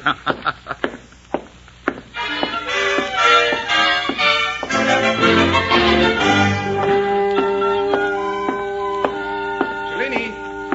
Benvenuto Cellini. Where have you been? Where are you going in such a hurry? Greetings, Pierre. I've been having my weekly scolding from the Duke, and I'm going to see the most beautiful girl in the world. I have heard that the Duke is out of patience with you. Take heed, Benvenuto. Don't be reckless. Once your head is cut off, there will be no putting it back. I will be careful. Pierre, have you ever seen such a day in Florence? Oh, look at that beautiful blue sky, at that wonderful sunshine, at those enchanting beggars. Throw them a coin, Pierre. Here. Grazie. What on earth has gotten into you? For the first time in his life, Benvenuto Cellini, the greatest silversmith in the world, the most exciting lover, the most brilliant inventor and artist, Benvenuto the handsome, the reckless, the magnificent, is in love. One of the things I admire about you is your modesty. Modesty? What is that? You are right to ask. No, that Angela. Oh, Pierre, that Angela is truly from heaven. Do you know I love her so much that I'm afraid to take her in my arms? I've not even kissed her, but I'm going to marry her. Marry? That I should live to hear such a word on your lips. I'm going to marry her. You may have some trouble accomplishing that. I understand Maffio has a great liking for the same lady. And Maffio is no mean swordsman. Maffio, that tool of Ottaviano, has he dared to look at my Angela? You don't own the girl, you know, just because she's your model. If Maffio so much as dares to speak to her again, I'll cut him into little pieces and feed him to the sharks. Will you now? Well, that's very interesting, Cellini. Good afternoon, Maffio. It doesn't surprise me in the least that you sneak up behind people and listen to conversations that are none of your affair. But obviously this one is my affair. Just what makes you think you can say what ladies I am to see and what ladies I am not to see? I'm not interested in what ladies you see, Maffio, so long as you stay away from Angela. Well, now, I like Angela, and I don't choose to stay away from her. After all, she's a nobody. Nobody? I'll kill you for that. Yeah? You're welcome to try, Cellini. I'd just as soon see you dead as not. Then there will be no obstacles between Angela and me. Do not fight him, Benvenuto. Remember the Duke. Why do you hesitate, Benvenuto? Are you afraid to fight me? Afraid? Do you think so? You do not fence as well as you talk, my friend. You see how well I fence, Cellini. Particularly when I fight for a woman. How do you like the taste of blood, Maffio? I'll have your life before I'm done with you. And then I'll have the lovely Angela. You lie. There, my friend. How do you like that? He's done for. Come quickly. We've got to get out of here. The Duke is sure to be after you any minute. You're right. Say a prayer for me, will you, Pierre? You're on much better footing with heaven than I. Not with the angels, Cellini. Not with the angels.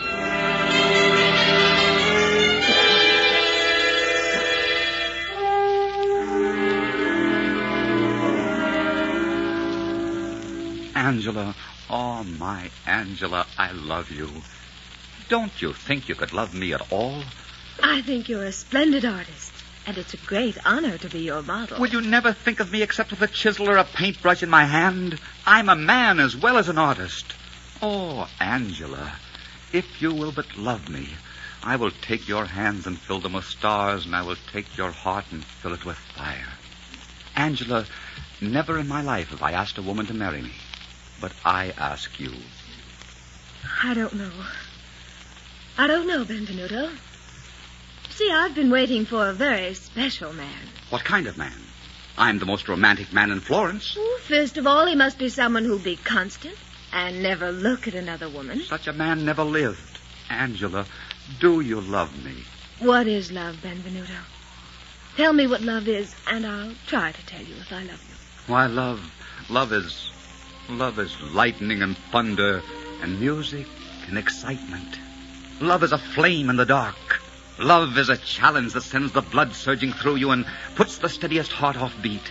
Love is you, Angela. Oh, Benvenuto. You're so much older and so much wiser than I. But I know far more of love than you. All those things are the beginnings of love, but they're not love. No? Then what is love, my Angela? If I told you, you'd laugh because you wouldn't understand. But perhaps one day you'll know more about love. And when you do, perhaps that day I'll marry you. In the name of all the saints, was there ever a man so plagued by a woman? Angela, listen to me and try to understand. To me, you are the mystery man must live on beyond bread, the wonder and glory of the world. I'm mad about your hair, I'm enraptured with your eyes, and I'm jealous that God and not I created you. Benvenuto, it's no use. Do not interrupt me when I'm speaking so well. Oh, pardon me. You are the bell which awakens me and the bell which says, rest. I love you like an angel, I love you like a man, and I will always love you. Open the door in the name of the Duke. Open the door.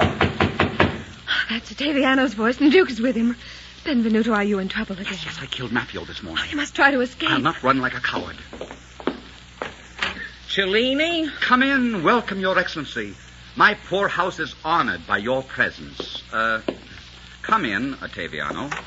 Cellini, this time you have angered me beyond all endurance. I fear you've been listening to my enemies, Your Excellency. Your crimes are your enemies. My lord, you are angry with me unjustly. He does not hesitate to rebuke even you, Your Excellency. You'd like to see me dead, wouldn't you, Ottaviano? I'll wager my next fee that you set Maffio on me with the full intent that we should kill one another. My lord, do not listen to this outrageous fellow. Cellini, Ottaviano tells me that this morning, after giving me your word to behave yourself, you spilled more blood in the streets of Florence. Well, but in self-defense, my lord, in self-defense. Maffio attacked me. He attacked me with a whole regiment at his heels. Your murders are notorious, Cellini. Ottaviano, you would not dare to say that except in the presence of my lord. Am I to take that as proof of your peaceful nature, Cellini? I cannot be peaceful when I'm insulted. I try to pattern myself too much after your excellency. After me? Well, I must admit that was neatly said. Does my lord forget this morning's murder? Murder? Murder. No, I do not forget this morning's murder. Cellini, I do not believe you. And no matter what proof you have, I will not believe you. You have caused much grief and bloodshed in Florence. Therefore, in full justice, I sentence you... Oh, please, my lord, do not sentence him to death. Well, who are you? Come here to me, my child. Why would you have me spare this assassin? Because... Well, speak up. Because I love him, Your Excellency. Angela. You love this rascal, this scoundrel, this rogue, who sheds blood as though it were water and steals women's hearts as if they were pennies? You love him? I've struggled very hard against it, Your Excellency. But I cannot help myself. I do love him with my whole heart. Well, loving Cellini seems to be a state of mind that every girl in Florence goes through at one age or another. You're certain you're in love with him? Yes, my lord. You know, I've taken quite a fancy to you. I'm going to help you get over this fellow. How would you like to come with me to my summer palace? Tell him no, Angela. No, Your Excellency. If you will come with me, I will spare his life. But if you insist on staying with him, I will most surely hang him. Well, what do you say to that? Why, but I will go, of course, my lord. Oh, Angela, don't do this. Angela, I can't lose you now. My lord, what do you think the Duchess is going to say to this? Duchess? Oh, dear me, look here. One word to the Duchess and you die. You're a very lucky fellow to be alive at all. Come, my dear. Oh, never mind the dress of that dancer, Benvenuto. I'm not interested after all. I swear I'd like to... Tut, Benvenuto. Remember, I am your excellency. Yes, Cellini, I order you to remain in your house, and under no circumstances to leave it without my permission. Come, everybody. Come.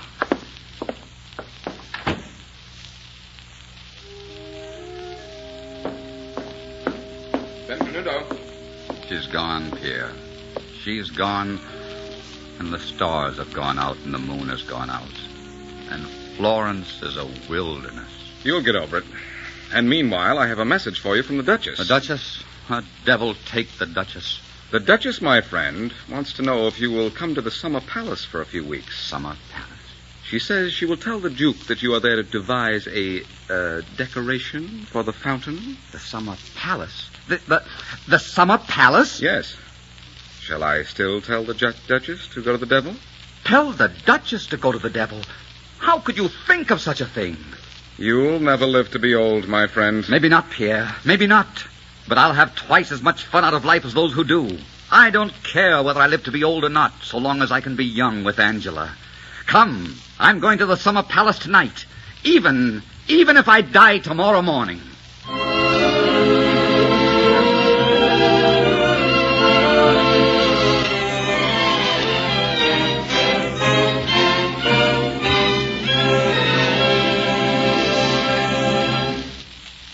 In just a moment, we'll bring you the second act of The Firebrand.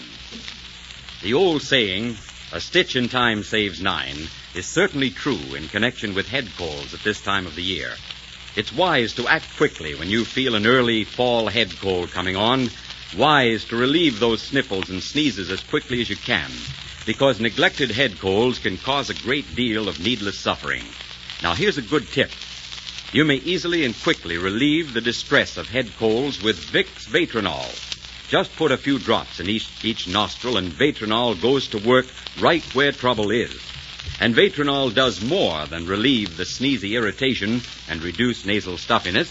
It also actually helps prevent many colds from developing if used in time.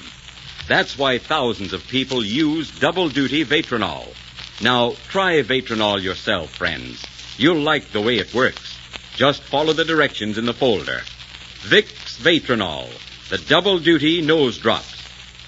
And now, the second act of Dangerously Yours, starring Victor Jory in The Firebrand.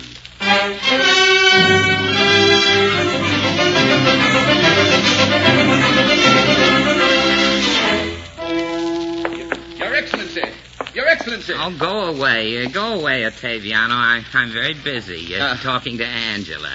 I came here to the Summer Palace for a little rest and quiet. But I have news of the greatest importance. It will wait until tomorrow. Cellini has escaped. Then order the soldiers to catch him and leave me alone. But, Your Excellency, he plots against your life. He will surely kill you because you've stolen Angela. Oh, what a tiresome fellow. What a bore.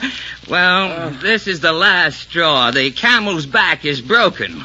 We order that Cellini be hanged directly he is caught, and we give the matter into your hands for execution. Now go away. Yes, Your Excellency. One more thing. The Duchess has arrived. My wife? Here? In the Summer Palace? Yes, Your Excellency. Sometimes I wish I were dead, and this is one of them. What was that? Come on! It looks like Palverino. The man's badly wounded. Palverino! I'm wounded. Unto death, I fear. Who attacked you? Who has done such a monstrous thing? Cellini. Ah, Cellini. By my troth, that man shall die for this.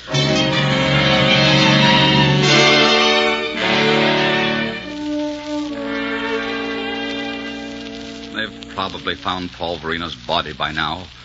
If there was ever hope for me, it's long since vanished. You should not have killed him, Pierre. And I should never have come to the Summer Palace. But he jumped on your back. If I had not thrown my dagger when I did, he would have plunged his own into you. Better a dead Palverino than a dead Cellini. Me. I don't know why I attract so much trouble. I'm always in trouble. Sometimes I wish I were dead.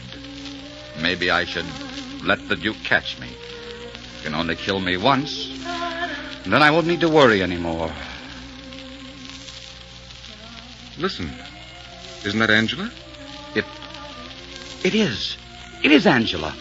Oh, how many times I've heard that voice in my dreams. She's moving away. I must talk to her, Pierre. I must speak to my adored one. I'll carry her away from the Duke or die in the attempt. Oh, Cellini, would you really carry me away from the Duke? The Duchess. Good afternoon, my most gracious lady. I have been waiting for you, Benvenuto. I wondered if you would come. And how could I stay away? I came through rivers of blood. Palverino tried to keep me from your side, and I had to kill him. You shall be pardoned, Benvenuto, if you make your request in a sweet enough manner. Come with me. Pierre. Oh, surely Pierre need not come. Let us be alone together. Just you and I, Benvenuto. Yes, Your Grace. You sound so strange. Are you ill or in pain? I am in pain, Your Grace, by your hand. You'll never know what you're doing to my heart. You'll never know what you have done to mine. Come, Benvenuto, come. Your Grace, give me but one moment to speak to Pierre, and I shall be at your side. I'll await you. Do not keep me waiting long. I shall not. Kill me, Pierre. Take your dagger and plunge it into my heart. I can stand no more of this. Is this Cellini talking? Benvenuto Cellini, who snaps his fingers at fate and takes what he wants from life? Assuredly it is not. Go find the girl. Carry her off. If you only have a few more hours to live, live recklessly and beautifully the way you've always lived. You're Cellini, the most handsome of lovers, the most skilled of silversmiths, the most glorious man in Florence. Go on, Pierre. You're convincing. You're a legend, a symbol of gallantry and romance that will live forever. Well, you are the man that every woman dreams about and every man envies. You're the charm of the moonlight, the sparkle of wine, the dash of the conqueror. You're magnificent. You are right. I am magnificent. I will go find Angela. I'll see you later, Pierre. What a liar I am.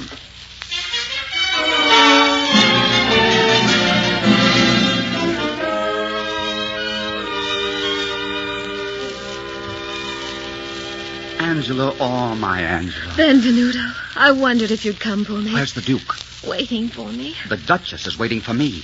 I told her I had to speak to Pierre. Oh, Angela. Yes, Benvenuto. Oh, why don't you say something? Where are all the words that used to come so magnificently to your tongue? It's funny, but I can't think of them. All I can think is that you're beautiful. And I'd like to spend the rest of my life at your feet. Whether it's 60 years or 60 hours or 60 minutes. Angela, for the first time in my life, I wish my name were not Benvenuto Cellini.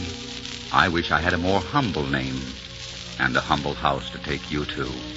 I wish I could say, if God continues to smile on me, I'll have 60 years and they're yours if you'll have me. Oh, Angela, you make me want to be so much better than I am. I love you very much. So very much. Once you asked me what love was, and I wouldn't tell you for fear you'd laugh. But what I would have said is that love is growing old together, growing old loving the same things, and loving each other. Come back to Florence with me and marry me tonight. It may not be for 60 years, Angela. It may only be for 60 hours, perhaps less. I'll marry you, whether it's for a few hours or 60 years. Oh, come, let us hurry. Let us hurry home, my Angela.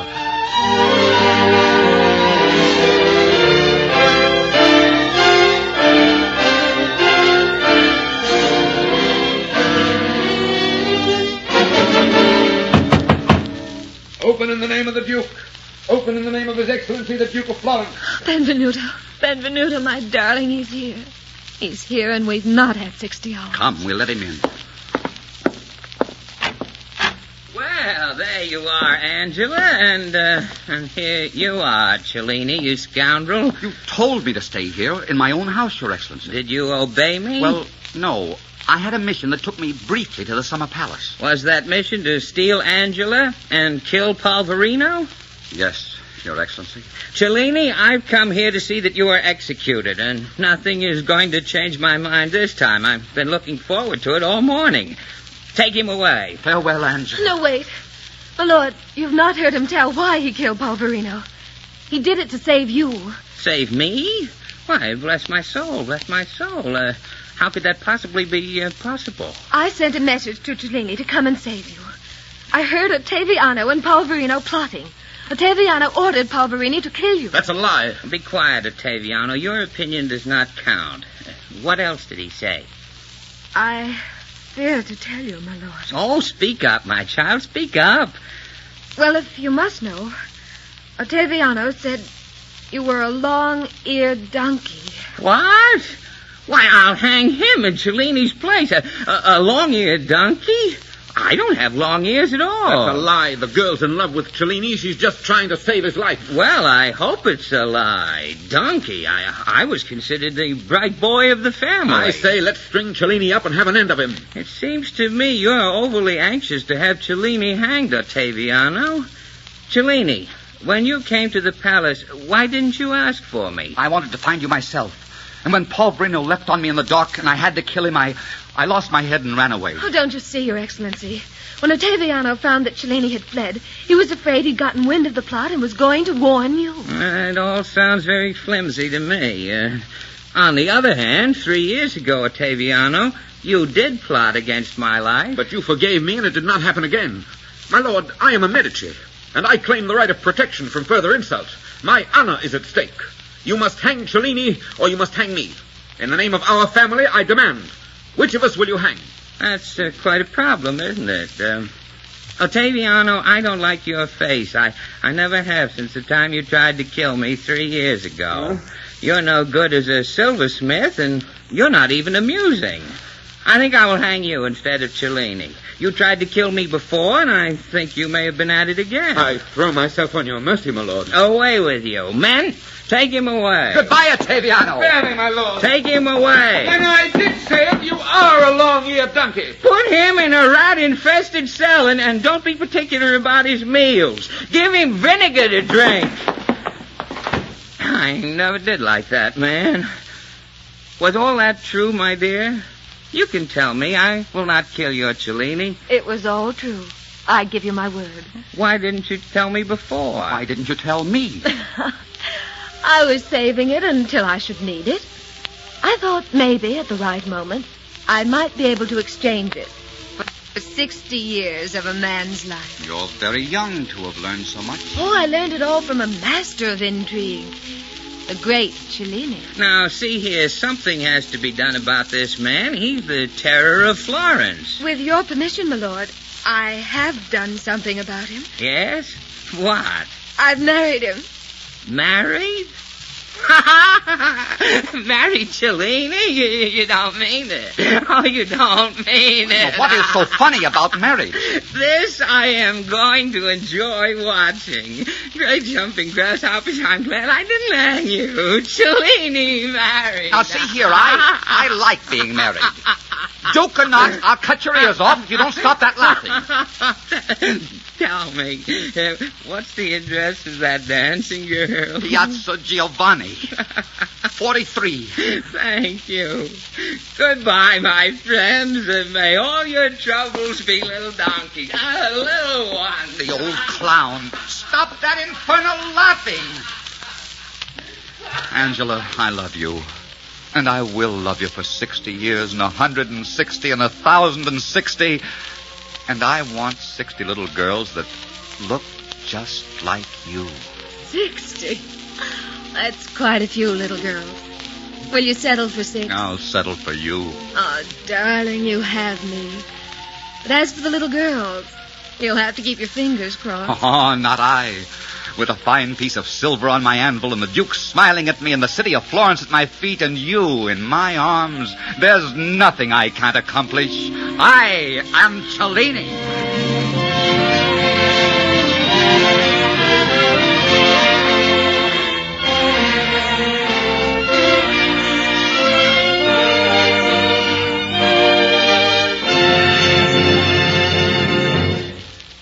Folks, when you start sniffling and sneezing these early fall days, it's usually a sign that you've got a head cold coming on, and you'd better do something about it right away. One quick way to relieve your distress is with Vicks Vatronol, the special double-duty nose drops. This fine, specialized medication goes to work right where trouble is the moment you put a few drops in each nostril. You can feel Vatronol start bringing grand relief. It makes breathing easier as it reduces swollen membranes and opens up the nasal passages. Yes, it's sensible, friends, to keep a bottle of Vatronol handy so you can use it quick when a head cold strikes. And remember, it helps prevent many colds from developing if used in time. Follow directions in the folder. Vicks Vatronol Nose Drops. I am Adventure. Next week, come with me to early Baltimore. Meet a man whose entire life was a strange, dark adventure, but whose life was also one of the most beautiful romances of all time. Learn about him in The Shadow of the Raven. Until next week, then, I am dangerously yours.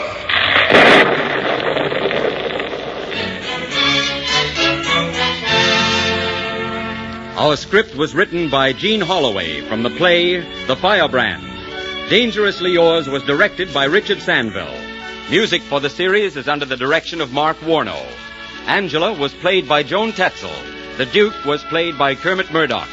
Be sure to listen again next week when Dangerously Yours presents The Shadow of the Raven, starring Victor Jory.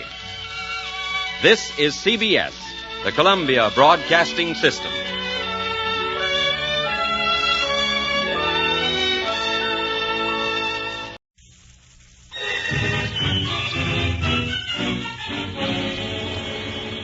Vicks, makers of Vicks Vapor Rub, presents Dangerously Yours, starring Victor Jory in The Shadow of the Raven. Here is a good thing for you to remember when you catch a cold. The best-known home remedy for relieving miseries of colds is Vicks Vapor Rub. And now, Dangerously Yours. I am Adventure.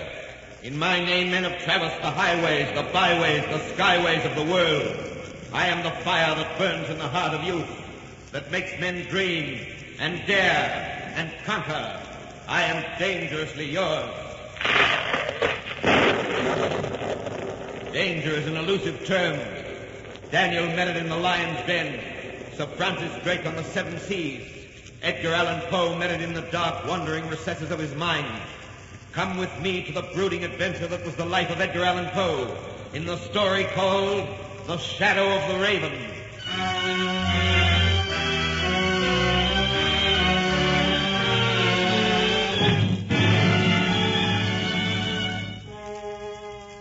Once upon a midnight dreary, while I pondered, weak and weary, over many a curious volume of an old forgotten lore, while I pondered. No, that's not it. Edgar, it's almost midnight. You must get some rest. Mother and I like to see our boarders healthy. Hello, Virginia. It's long past time for little girls to be in bed. I heard you singing one of Grieg's songs that has always been a favorite of mine. Yes, it's one of my favorites, too. Do you know the words? Oh, love of mine to all eternity. Yes, I know the words very well. What are you writing? Nothing, just an idea, but it isn't working out. I've been wanting to do a piece for a long time about a raven. Heavens, what are you two doing up? Now go on to bed, Virginia. Yes, Mother. Good night. Mrs. Clem, there's something I must tell you. I didn't sell my story today, and I don't have any money to pay my board. Well, never mind, Edgar. Your stories will be recognized someday, and don't worry about the rent. Well, there's something else I want to tell you. Yes, I know. You've fallen in love with my daughter, haven't you, Edgar? You're a very wise woman. Mothers have an instinct about such matters. And you see, I know so well how she feels. I want so much to marry her, and yet I'm afraid to marry her. Mrs. Clem, have I any right to her? My life is such a confused, unhappy thing. Have I any right to marry someone so sweet, so young, so holy? I think I haven't. If I'm honest, I must say all I can offer her is a nightmare. No, Edgar, no. You mustn't say that. Virginia, you were listening. Yes, Mother, I was listening, and I'm glad. Would you let me speak to Edgar alone for a moment, please? Of course. Good night, Edgar. Now, don't sit up too late. Oh, Edgar, I love you so much. Virginia, listen to me. The best I can offer you isn't big enough or good enough or pure enough. The best I can offer you is my love and my devotion. That's the whole world. And if you accept my love and devotion, you accept also hours darker than any you've ever experienced. The hours of my despair and torment. The hours when demons descend on me and take hold of me and I want to die. Or get drunk. Doesn't that frighten you? Doesn't that make you pause, Virginia? Do you love me, Edgar? I love you and I need you. If I'm ever to know peace. But when I want to reach out for you, something inside me says no. Something says don't touch her. There's evil in your touch. What's clean and holy will shrivel and die if you attempt to possess it. Virginia, do you understand at all what I'm saying? Do you? Yes, dear. You're saying you love me. And I'm glad. I'm so very glad. Oh, run away, Virginia. I'm not strong enough to send you. Run, run, run fast until you're in the sunlight and free of me. Run, Virginia. Darling, hold me close. Hold me close, my darling. Virginia. Oh, my Virginia.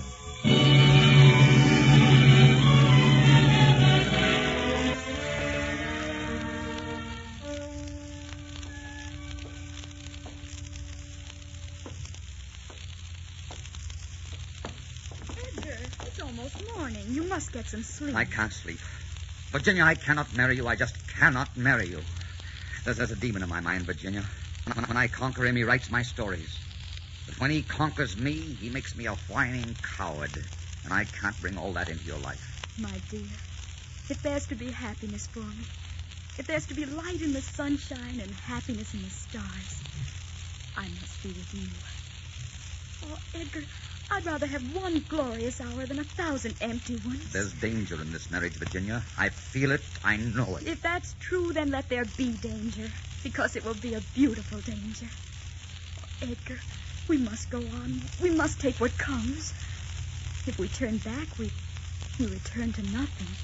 I love you very much. And I love you, and will forever.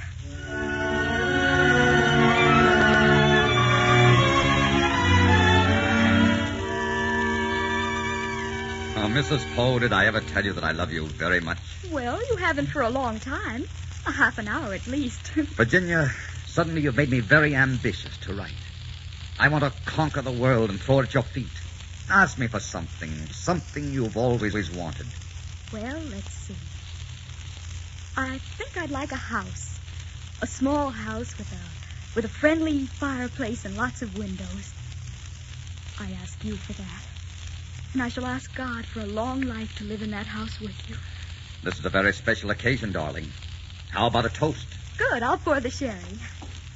What shall we drink to? Drink to? Why, to the future. Our future. How close that thunder was. Well, let us drink our toast, Edgar. To our future. To our shining future.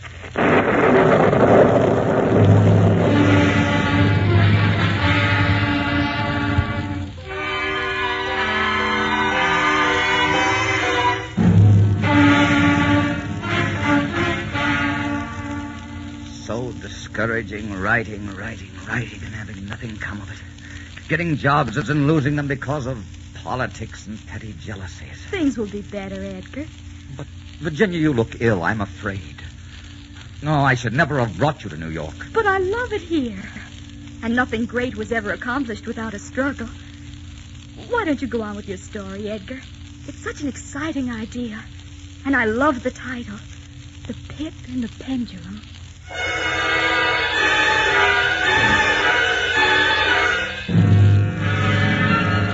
Virginia, where are you? I'm here, darling. The room's so dark. It's full of eyes staring at me.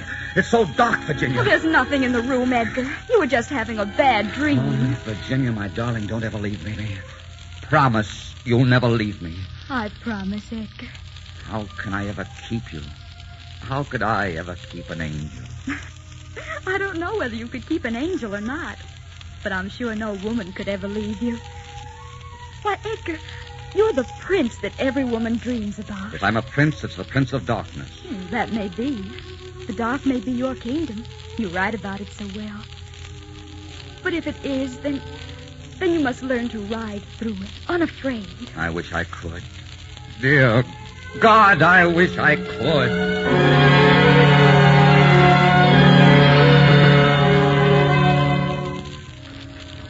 My dear friend, I am deeply embarrassed by the necessity of having to write you this request.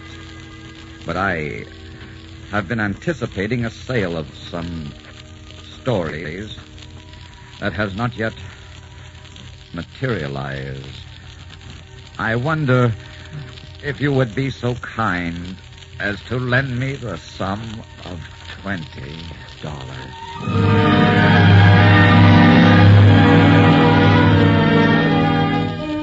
Oh, it's so hard heartbreaking to watch him struggle so desperately for a foothold.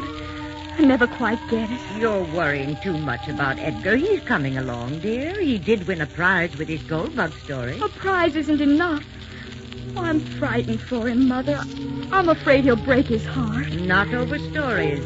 The only thing that will ever break his heart is losing you. Don't say that. Please don't say that, Mother.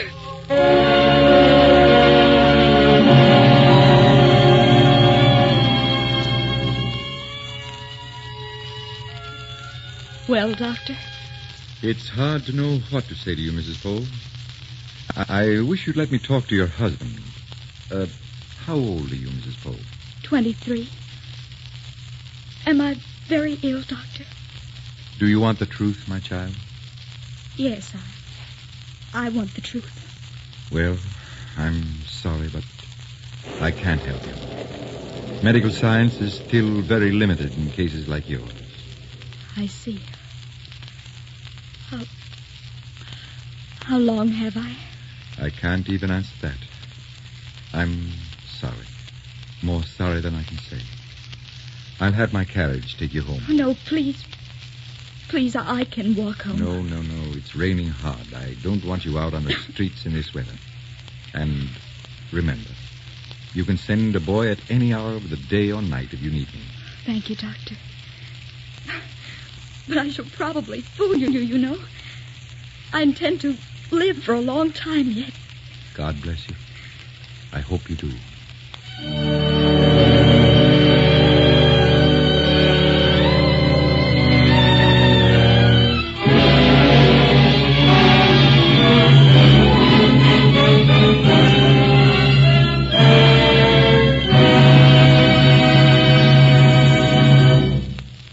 In just a moment, we'll bring you Act 2 of The Shadow of the Raven. You know, this is the time of year when the children start coming home with colds that make them feel so miserable. Now, to relieve their distress, the best-known home remedy you can use is Vicks Vapor Rub. You just rub it on the child's throat, chest, and back at bedtime, and right away it starts in to help relieve the congestion and irritation in the upper breathing passages, the coughing spasms, sore throat, and that muscular soreness or tightness. Results are so good because Vapor Rub penetrates into the upper bronchial tubes with its special soothing medicinal vapors, and at the same time it stimulates chest and back surfaces like a comforting, warming poultice.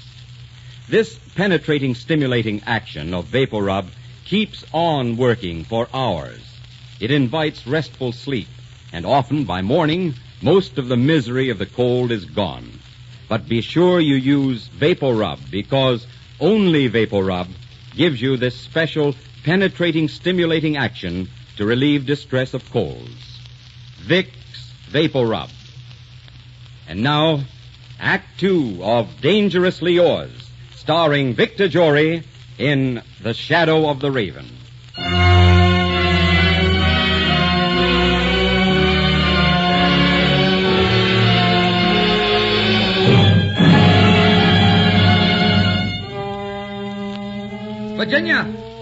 Virginia, where are you? I'm here, dear. Is anything wrong? No, except that even the next room was so far away I couldn't bear it. Aren't you reading very late tonight? I'm not sleepy. I slept pretty late this morning, you know. You have a strange radiance tonight. You're almost too beautiful. What a nice compliment. Come, sit beside me. Let me put my arm around you, darling. What was the matter, dear? Why did you call for me? Because I fell asleep for a moment and I needed you. You see, every time I shut my eyes lately, I feel as though I was sinking into a pit and that you are being drawn away from me somewhere out into space. But I'm not, Edgar. I know, it's only my horrible dream. I had one last night. I got up and lit the lamp and sat there, watching you sleep, and then I was at peace. You seemed to me an angel, holy, pure, and remote from all earthly things. And during those hours, I was free from the thing that haunts me. And it was there I came to know exactly what it is you are to me. And what is that, Edgar? You're all the good that's in me. You're my religion, and my faith, and my honor. You're the light that can dispel the blackest night. You're the coolness that can heal my most burning fears. And you're the clear, logical reason for my continuing to live a life that has no beauty but for you. Oh, Virginia, sometimes I think that if I lost you, I'd go mad. No, Edgar, no. Please don't say such things. I'm sorry, darling. Very sorry and very tired. Won't you please sing for me? Oh, my dear, I don't think I can. Please, Virginia. Though I roam a minstrel lonely, all through the night, my true harp shall praise you only, all through the night. Love's young dream passes over, yet my strings of love shall hover near the presence. Virginia. Virginia. Oh, Virginia, my darling. My darling.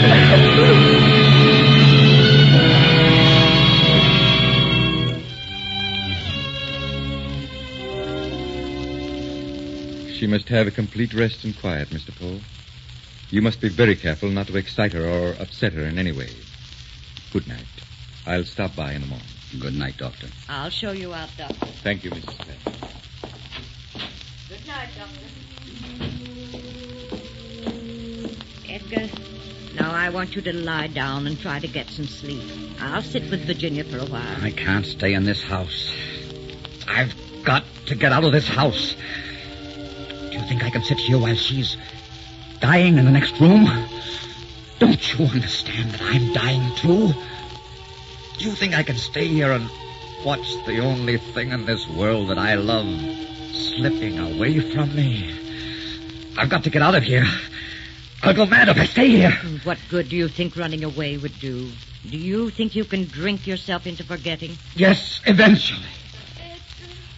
Listen, she's calling you. Oh, my. All right, darling. I'm coming. Oh, my poor dear. I'm sorry I frightened you. Sit down beside me. You look so tired, my darling. Lie down here and take a nap with me. We'll both feel much better in the morning. I promise you.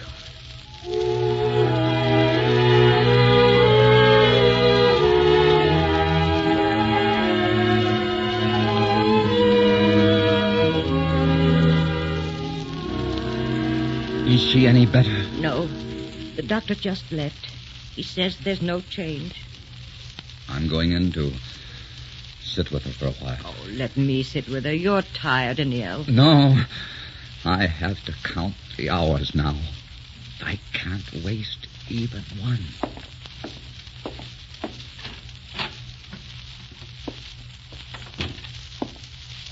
Hello, Edgar. Look, the sun is out. Isn't it nice to see the sun in January? Yes. And in 2 more months it will be spring. And then you shall go out in the sunshine, my dear. And I'll fill your arms with flowers. And you'll grow strong again. Remember how we used to walk through the fields when I was a child, hand in hand. And you would tell me stories. And in all of them, I was always the fairy tale princess, waiting for my knight to come riding. Do you remember, Edgar? Yes, I remember. And when the night came, he had your eyes and your smile. And I thought how wonderful it would be if such a man would fall in love with me. Oh, Virginia, I wanted to give you so much, and I've given you so little. So little. Why, you've given me 12 years of happiness, far beyond what most people know. You've given me the days of those years in their fullest beauty. Why, my dear, you've given me the entire world as a kingdom. You've made me very happy. It's been exciting and beautiful, every moment of it. It's been poverty and pain and fear and death. Don't you think I know that? Oh, Virginia, my darling, you must live. You've got to live. You promised you'd live, you know. No, Edgar. I promised I would never leave you.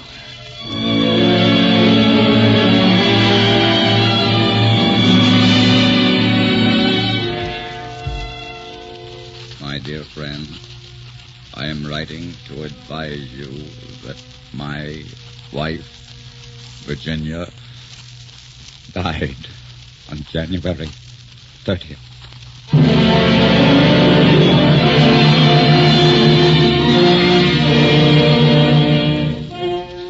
Edgar, you must rest. No, please. I must finish this poem.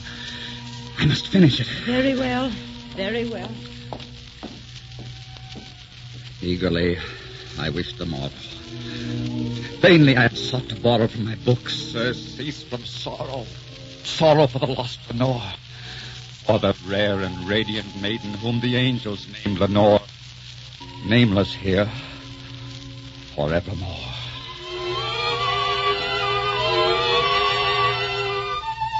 And the raven, never flitting, still is sitting. Still is sitting. And the lamplight o'er him streaming throws his shadow on the floor, and his soul from out that shadow that lies floating on the floor shall be lifted evermore. Oh, Virginia. Virginia. Edgar! Edgar, where are you going? Edgar, come back!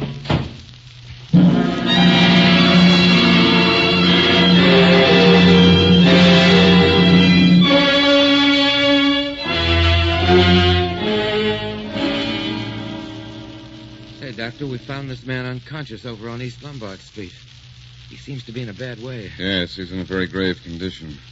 You did right to bring him to the hospital. Who is he? I don't know. Never saw him before. Well, let's see if he has anything that will identify him. He has some letters in his pocket. Let's see. They're all addressed to Edgar Allan Poe.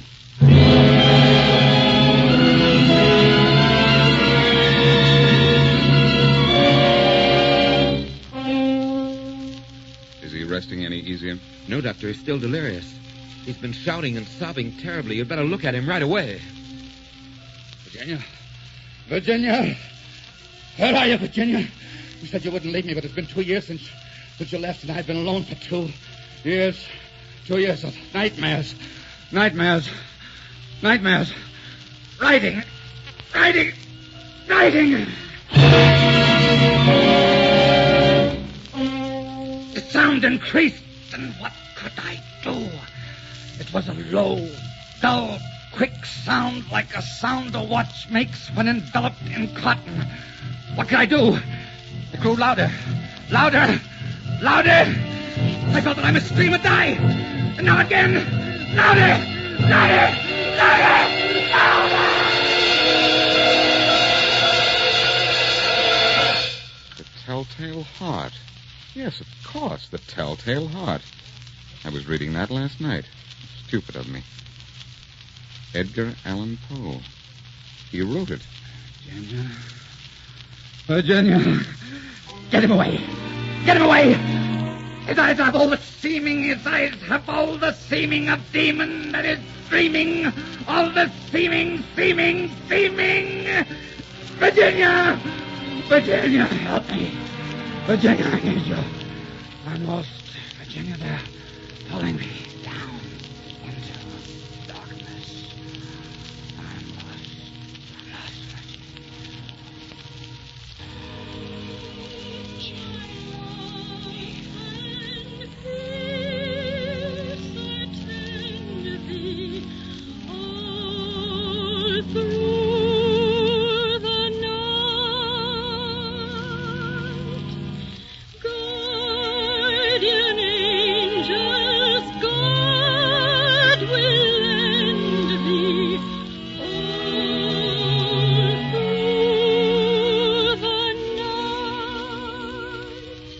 Virginia.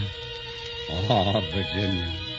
I've been so lonely. You won't be lonely again, Edgar. And there won't be any more nightmares. Give me your hand, my darling.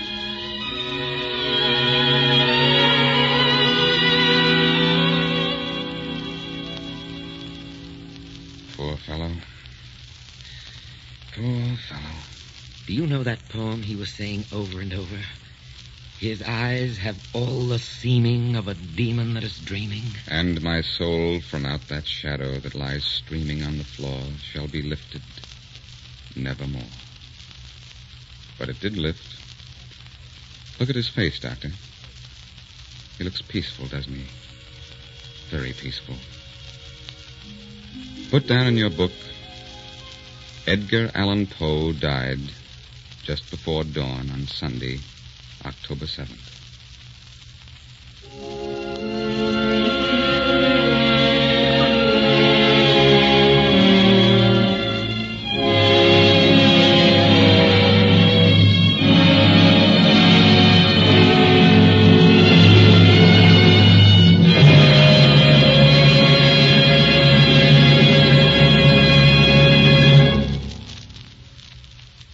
If you've caught a cold that's making you feel miserable, here's a modern way to relieve distress and get a lot of comfort. Just rub Vicks Vapor Rub on your throat, chest, and back. You'll find that almost at once, Vapor Rub starts to soothe the distress of the cold in the very places it bothers you most. Vapor Rub penetrates into the cold, congested upper bronchial tubes with its special soothing medicinal vapors. And at the same time, it stimulates chest and back surfaces like a comforting, warming poultice. This penetrating, stimulating action of Vapor Rub keeps on working for hours to bring grand relief. It invites restful sleep, and often, most of the misery of a cold is gone overnight. Why don't you try it tonight? And remember, only Vapor Rub gives you this special penetrating, stimulating action. It's the best-known home remedy for relieving miseries of colds. Vicks Vapor Rub.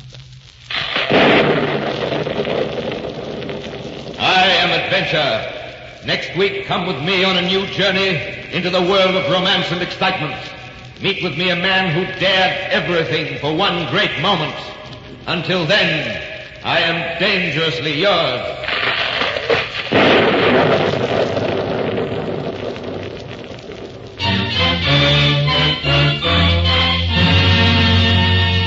Our script was written by Gene Holloway and directed by Richard Sandville. Music for the series is under the direction of Mark Warnow. The part of Virginia was played by Janice Gilbert. Be sure and listen again next week when Vicks presents Dangerously Yours, starring Victor Jory. This is CBS, the Columbia Broadcasting System.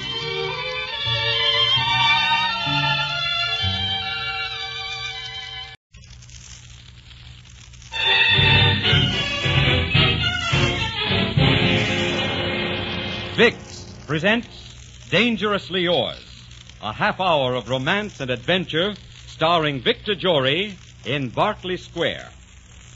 First, here's a good thing to remember when you catch a cold. The best-known home remedy for relieving miseries of colds is Vicks Vapor Rub.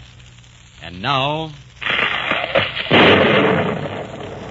I am Adventure. In my name, men have traversed the highways, the byways, the skyways of the world, have traveled old trails and blazed new ones. I am the fire that burns in the heart of youth, that makes men dream and dare and conquer. I am dangerously yours. This week, come with me to England to meet a young American who inherited an ancient house and lived one of the strangest adventures any man has ever known. Peter Standish of Berkeley Square.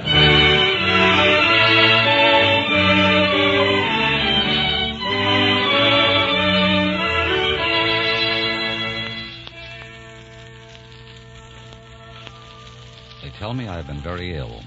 Perhaps I have. But I've also been on the most inconceivable adventure that could be imagined.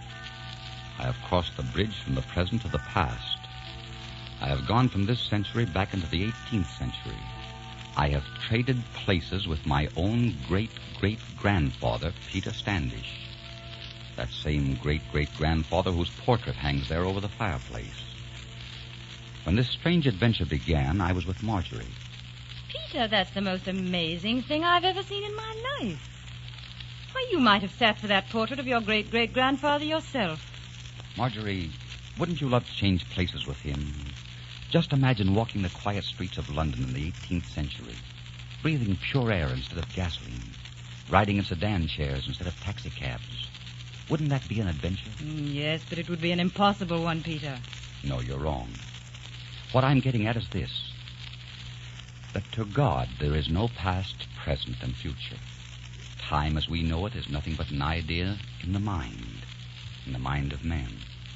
Do you see, Marjorie? Peter, darling, you've been working too hard. You aren't being practical or sensible. You haven't been from the time you inherited this house and came here to live. I don't think it's good for you. This house gave me the idea. I tell you, the possibility of going back in time is perfectly logical. It may sound convincing, Peter, but of course it's impossible. No, my dear, the past is over and gone. You're wrong, Marjorie. Look, I have some of the past right here in my hands. It's Peter Standish's diary. Would you like to know a little about him? I've been studying it so hard I know it almost by heart. His trip from New York to England took 27 days in a bark called the General Wolfe. It says, too, that Reynolds didn't want to paint his portrait. That's the one over the fireplace. I've been curious about that. But he must have painted it. It's obviously Reynolds. Yes, that's certain. Now, let's see. Oh, yes. He married the eldest Pettigrew girl, Kate, in this very house. They had children who died here. And there was a younger sister, Helen. Her family tried to force her into a marriage she hated. The diary stops before that's settled. And look here. Please, Peter, it's all very interesting, but suppose you tell me about it some other time. Oh, you look so tired and flushed. I'm going to get you some tea. I wish you understood. Marjorie, are you sure you want to marry me when there's so much you don't understand about me? Of course I want to marry you, darling. You're just a little tired. You don't really think you could go back into the 18th century. Now, you just sit there while I get you some tea. I sat there staring about the room, staring at the rich, mellowed walls, the satin-smooth tables, the dignified chairs. And the past was alive in that room, and I knew it. The firelight flickered on the ceiling and touched to gold the face of my ancestor, Peter Standish. And in some curious way, I felt as though I were looking at myself. And then outside, I heard a coach on cobblestones. And then I laughed to myself. A coach? Cobblestones? Why, they had had wood blocks in Berkeley Square for ages.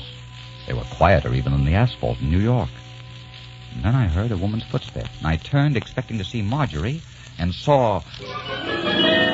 Oh, I bid you good evening. I suppose you're my cousin Peter from America. We had your note that you'd arrived in London. But how did you get into the house without any of us hearing you? I jumped to my feet staring at her, staring at this woman dressed in hooped satin, her hair piled high on her head, her shoulders bare. I touched my own sleeve. That was satin, too. And I looked down and saw that I was dressed in the clothes of the man in the portrait. Then I looked to the wall, but it was gone. There was no portrait there. Well, Cousin Peter, are you going to stand there staring at me all evening? I beg your pardon. You must be my cousin Kate. Or is it Helen? I'm Kate, sir. But how did you get here in all this rain without getting wet? Well, I came in a coach. Oh, I see. I rang the bell, but no one answered, so I came in. The bell? You rang the bell? What bell? Oh, I mean, the knocker, of course. Well, in any event, I'm most happy to welcome you, Cousin Peter. And if you'll come with me, my mother, sister, and brother will also bid you welcome. We've all been looking forward to this meeting for some time. I followed her out into the hall, my heart pounding with excitement. The miracle had come to pass. I was in the 18th century. We went down the hall, and there in the gracious candlelit sitting room was the Pettigrew family. Lady Anne and Helen, and the young Pettigrew, Tom, looking a bit the worse for drink. And there was also a small, fat, unpleasant-looking man who I judged to be Helen's unwanted suitor, Mr. Throssell. Lady Anne gave me a most cordial welcome. Well, well, Cousin Peter, what a delight this visit of yours is indeed. Kate has been all aflutter about it for weeks. Indeed, so have we all. How gracious of her, and of you. This is my other daughter, Helen. How do you do, Cousin Peter? How do you do, Cousin Helen? And this is my son, Tom. How do you do? Who will no doubt show you around town. And this is Helen's fiancé, Mr. Throssell. How do you do, Mr. Throssell, gentlemen? It's my pleasure, gentlemen. Did you like the cashmere shawl your aunt sent you for your birthday, Helen? Cashmere shawl? Is there a shawl in that parcel? I haven't opened it yet. Peter, how could you possibly know it was a shawl? How could you possibly know? I don't, really. It was only a guess, you see.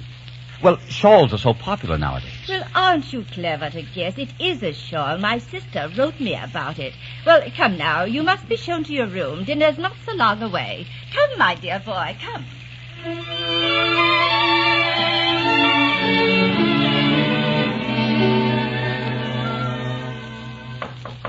Come in.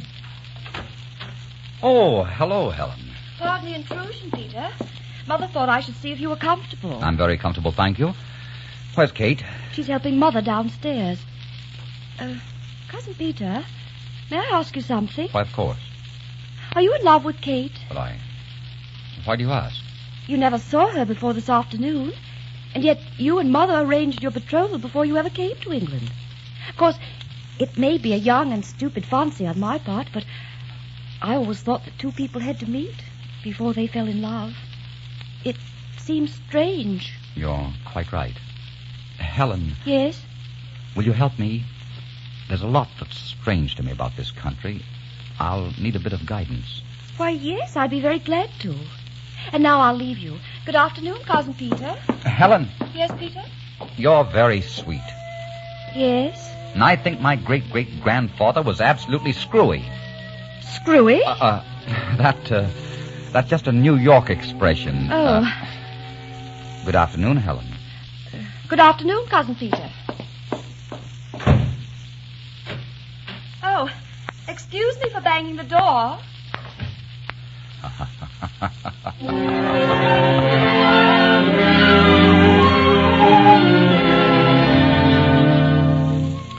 Helen, a smile curved to fit my heart. Eyes that danced in the candlelight. Hair like blue-black midnight sky. In the days that followed, I could not keep my eyes nor my thoughts away from her. And yet I knew that I must marry Kate. But Kate, after the first few days, kept away from me. It was Helen that was by my side constantly. It was Helen who took me to Sir Joshua Reynolds' studio. Turn your face toward the window, please.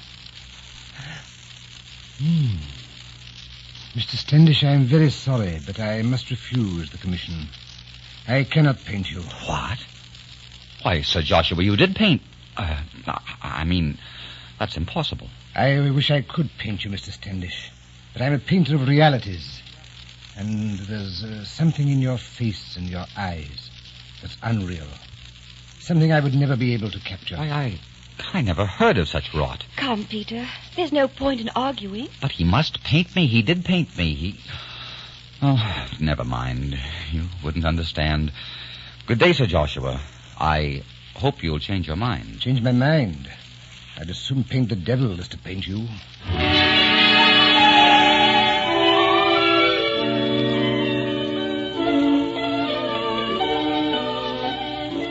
Kate, wasn't this to be my dance? Yes, but I have a headache. I don't quite feel up to dancing just now. Well, since you have a headache, Kate, let's go outside in the balcony for a breath of air. Well, I really shouldn't. I wanted to see Mother.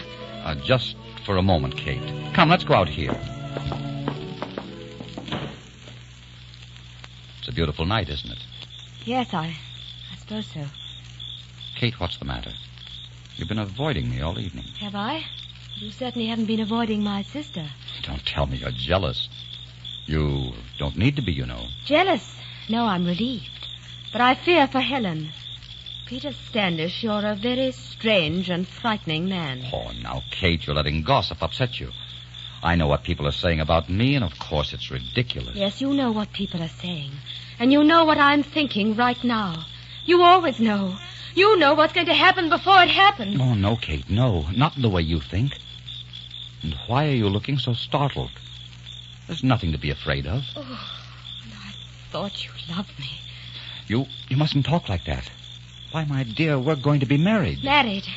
Do you think I'd marry you when I'm hard put to it to force myself to remain alone with you? Sir Joshua saw it. Everyone sees it. There's something that's not human about you. Kate, you're overwrought. You'll feel differently in the morning. In the morning, I shall drive to Budley. I cannot stay in this house with you any longer. I see. You're breaking our engagement? You can't do that. Oh, can't I? How smugly you say it. So you think there are no limits to what a wizard can do with a woman. The women all press after you, don't they? But no woman wishes to dance with you twice, except Helen. Peter Standish, I never was so afraid of anything in my life as I am of you. And you think you can make me marry you? I'd as soon marry the devil. I'm leaving London in the morning, and I'll not return to this house as long as you're in it. And you can be sure I'll do everything in my power to get you out of it.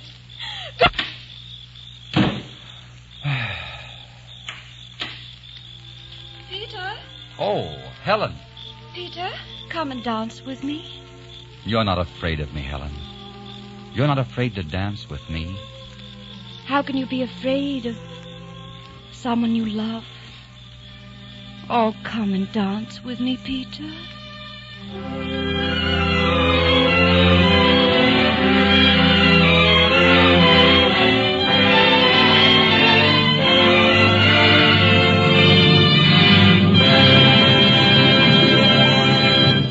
In just a moment, we will bring you the second act of Dangerously Yours.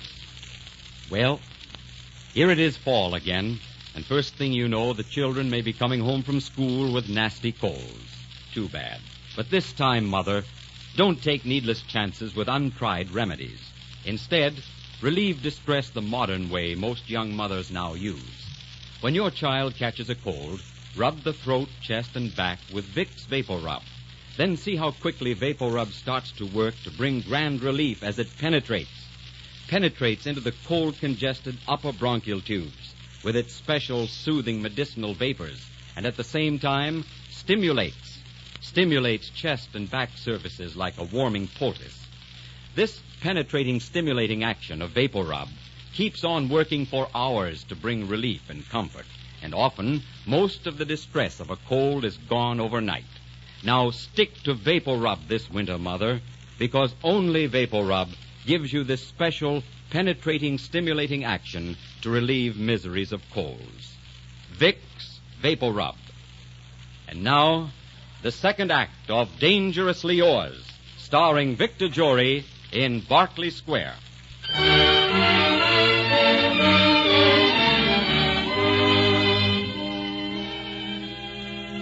Peter, it's very late. Are you going to walk up and down the library all night? I can't sleep, Helen. You're worried about Kate, aren't you? Well, don't be. She'll be all right when she returns. Peter, tell me what all this mystery means so that I can explain it to her. Tell me how you can know things you couldn't know. First, it was about my shawl, and since then, so many things. Well, Helen, But it's true, Peter. You do see ahead. We all know you do. Oh, Peter, tell me how you do it. I want to see ahead, too. I'd love to know about the future. But I couldn't tell you, dear. You wouldn't understand. There aren't any words to make you understand. You say there aren't any words because these things must come to your mind in visions, Peter. And I think I could see them, too, through your eyes. Oh, let me try. Look at me, Peter. Look at me. Very well. I'm looking. And I was right. I can see. I see this room, this very room. It blazes with magic lights, Peter. And there's your portrait on the wall. Then Reynolds did paint it, just as you said he did. Now I see sunshine, white clouds, great birds bigger than 100 eagles. Aeroplanes. Machines with men in them. And below them, reaching to the sky, a fairy dream city. And oh, Peter, look down on the ground. You're looking, Helen, into the great age of mechanism. Trains, automobiles, factories, radio, an age of miracles and of great truths. That's the future, Helen. Peter, you know the future. Tell me ours. I don't know our future, but I do know I love you. If ever a man loved a woman, I do love you. I loved you before I ever saw you. In my first dream of you, coming with a candle from somewhere far away to meet me. Oh, Helen, I can't play a part anymore. I'm myself, you see. I'm myself, and I'm muddling everything up. This isn't possible. This isn't my world or yours. It isn't my life, and it isn't your life. Oh, Peter, take me away with you.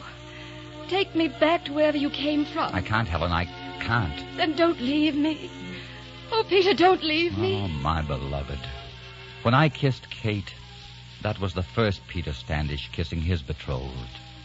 But there's never been a kiss like this since the world began.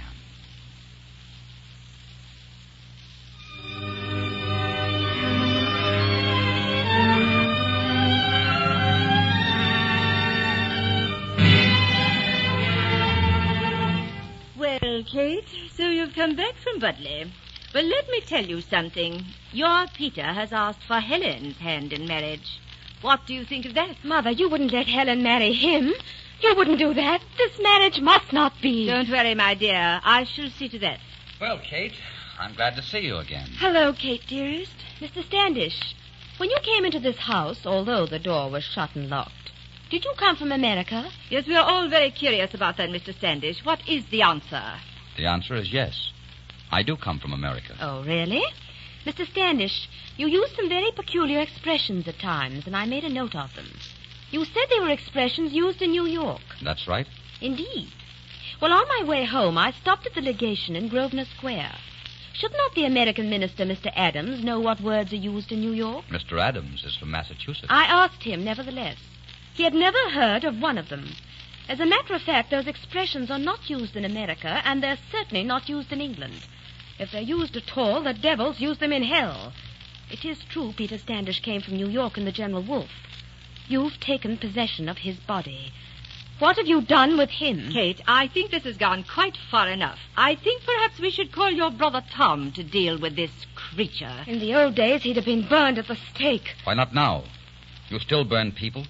You burn women accused of witchcraft. You should be whipped for this, sir. Yes, whip people if they're crazy. Flog them in public, as you flog your half-naked lunatics at Bedlam with a crowd of your gaping Londoners looking on. You savages. You forget yourself, sir. Your son Tom, madam, you're proud of him, aren't you? You think he's a gentleman. A typical English gentleman of the time. Well, he is. But what a time. Dirt, disease, cruelty, smells. You, Kate, you may be a fool, but you're the best of the lot. For you're trying in your silly way to help Helen now. But as for you, Lady Anne, I've seen you in Sheridan's plays, and I've read you in Jane Austen's novels. You know what you want, and you plow straight ahead over everything and through everything like a tank lumbering through the mud. You hear? Like a tank. Good Francis Adams, what tank means. No, it's not Charles Francis Adams. It's John Adams, second president of the United States. Charles Adams won't be born until the Civil War in 1861. Peter! What's one more blunder among so many? Your Peter Standish came from New York to Plymouth in the General Wolfe. This Peter Standish flew from New York to Plymouth. Shall I make a few more blunders for you to gibber at, Kate? Shall I drive you to Budley in my car at 90 miles an hour? You fiend from hell. What do I care about you? You're all over and done with, all of you. You're dead. You've rotted away in your graves. You're all ghosts. That's what you are, ghosts. Do you hear? Come, Helen. Let's get out of here. And I was in love with the past. I was in love with the past. My dearest. Oh, my dearest. I turned, and there was Helen. Helen, born of the 18th century, all loveliness, all grace, all beauty. And I caught her to me and rested my cheek against her hair. And something inside me was weeping, for I knew I was holding Helen for the last time. I thought that thought. Helen. Oh, Helen. You know, my dearest, each night I've said, he must go back. But each morning we'd make some new plan together, and I'd think, let me have just one more day. No, I've said I would stay, and I will stay. I was a fool and a weakling to talk like that. It won't happen again. I couldn't face my own life without you. What life is this for you? Be brave, Peter, and listen. My life, my London, are nightmares to you. Oh, don't be sad, just think. Out of all the millions of lovers since time began, we two alone have been chosen for this miracle. And it is a miracle. Oh, think of what has been given us, not of what is taken away. Nothing can be taken away. That we came together as we did proves that we weren't meant to lose each other. Yes. Yes, and we shall be together always, Peter. Not in my time, nor in yours, but in God's. Yes, darling. It must be that way. But I have neither the will nor the strength to leave you. Love will give you the strength. You have your life to live out in the future, Peter. Don't be too sad about a girl who's been dead to you so long. And in my life, as I grow old, your youth will seem to me eternal youth. For you will come, won't you, young as I see you now, to my grave in St. Mark's churchyard.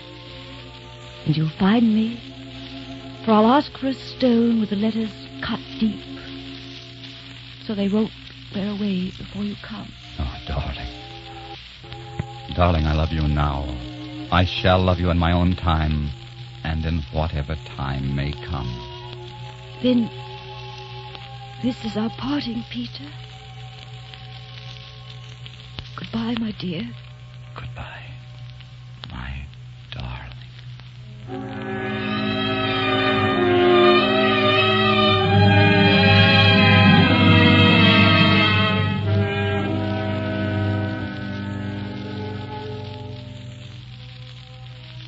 I left her and walked down the corridor into the library. I was dazed and empty of everything but sorrow. And there were my own things about me again, 20th century things. There was the portrait on the wall. I felt weak and shaken and bereft. I sat there by the fire all night. In the morning, I walked to St. Mark's churchyard. When I returned, Marjorie was in the library. Peter. Hello, Marjorie. Oh, Peter, you know me. You know me. Know you? Why, of course I know you. For weeks you haven't recognized any of us, Peter. You've been very ill. Ill? Yes. Yes, I've been ill. But you're all right now. You look yourself again. Oh, thank God you're all right now. Marjorie, there's something I must tell you. Yes, Peter. I can't marry you. I'm very sorry, but I'm not in love with you, and it wouldn't be right. All right, Peter. If that's the way you want it. Perhaps you'll change your mind. I hope you will. What's that piece of paper you're holding? It's an epitaph. I copied it just now from a tombstone in St. Mark's churchyard. Whose epitaph is it? A girl who died 140 years ago. Peter, you're crying. Who was the girl? Peter, speak to me. Please, Marjorie. Please.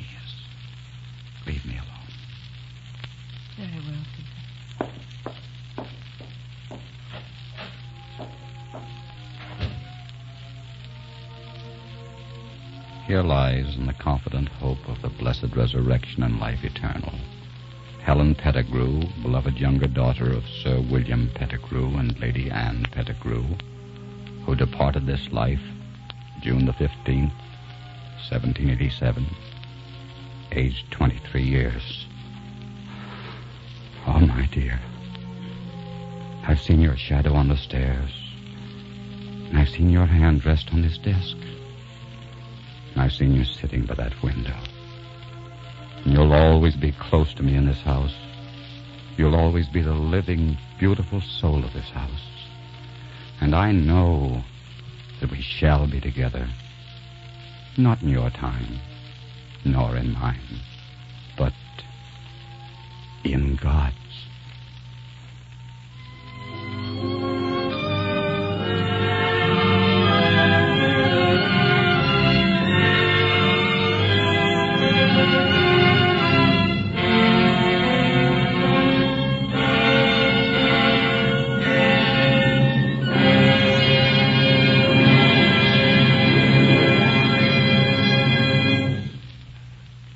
If miserable colds strike your family, the thing to do is to get busy right away with Vicks Vapor Rub. This is the modern way to relieve distress of colds that most mothers now use, because Vapor Rub starts to work so quickly to clear the head, ease the coughing, soothe the sore throat and the muscular soreness and tightness. You just rub it on, and Vapor Rub penetrates into the cold, congested upper bronchial tubes with its special, soothing medicinal vapors. At the same time, Vapor Rub stimulates chest and back surfaces like a warming poultice.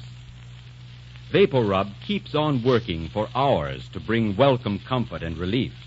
It invites restful sleep, and often by morning, most of the misery of the cold is gone.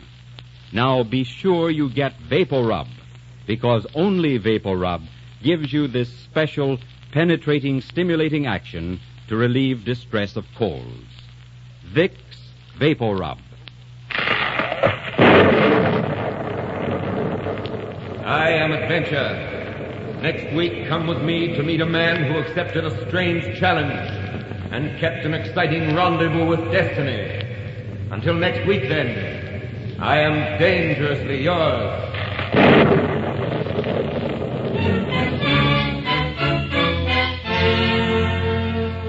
Our script, based on the play Berkeley Square, was written by Jean Holloway and directed by Richard Sandville.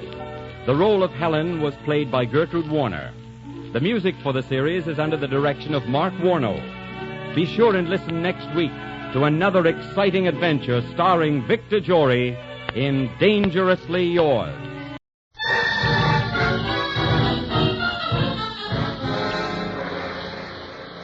Vicks, makers of Vicks Vapor Rub and Vicks Nose Drops, presents Dangerously Yours, a half hour of romance and adventure starring Victor Jory in Windward Passage. Here's a good thing to remember when you catch a cold. The best-known home remedy for relieving miseries of colds is Vicks Vapor Rub. And now... I am Adventure. In my name, men have traversed the highways, the byways, the skyways of the world. I am the challenge of the unknown, the lure of the sea, the haunting call of the north wind. I am dangerously yours. Today walked the decks with a man whose name was the terror of the Spanish Main, a man who filled his ship with Spanish doubloons and whose scowl made brave men tremble. Henry Morgan, buccaneer of the Windward Passage.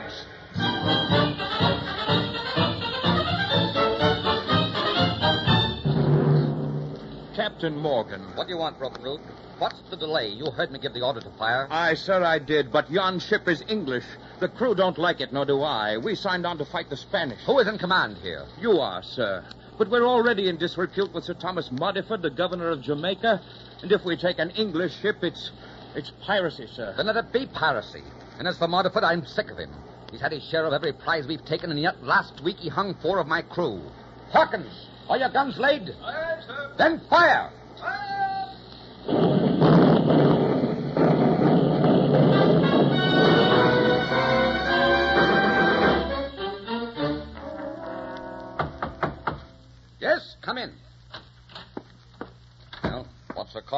Rood. Was it worth our while? The ship was the Amaryllis, Captain. Oh. 54 days out of Falmouth for Jamaica. The master's name was Davis. He'd a crew of 35 and... Stow the details, mister. I asked you what she carried. I was coming to that, sir. Her cargo was mostly cloth goods and barreled pork. Pork. But there was also 500 guineas in gold and... And what? And a lady, sir. A lady? Aye, sir. The Lady Judith Lacey. Bound for Jamaica, she says, to marry Governor Thomas Modiford. Well, I'll be... A lady to marry Modiford. Fate smiles on us, Broken Rood. Here is our revenge on the governor. Begging your pardon, sir, we have no actual proof that Modiford has betrayed us. No? 4 of my men rotting on gibbets are proof enough for me. He damns me with his right hand while he robs me with his left. He orders me to attack the Spanish and then writes the king that he can't control me. And now we have his bride. Bring the woman in, mister. Let's have a look at her.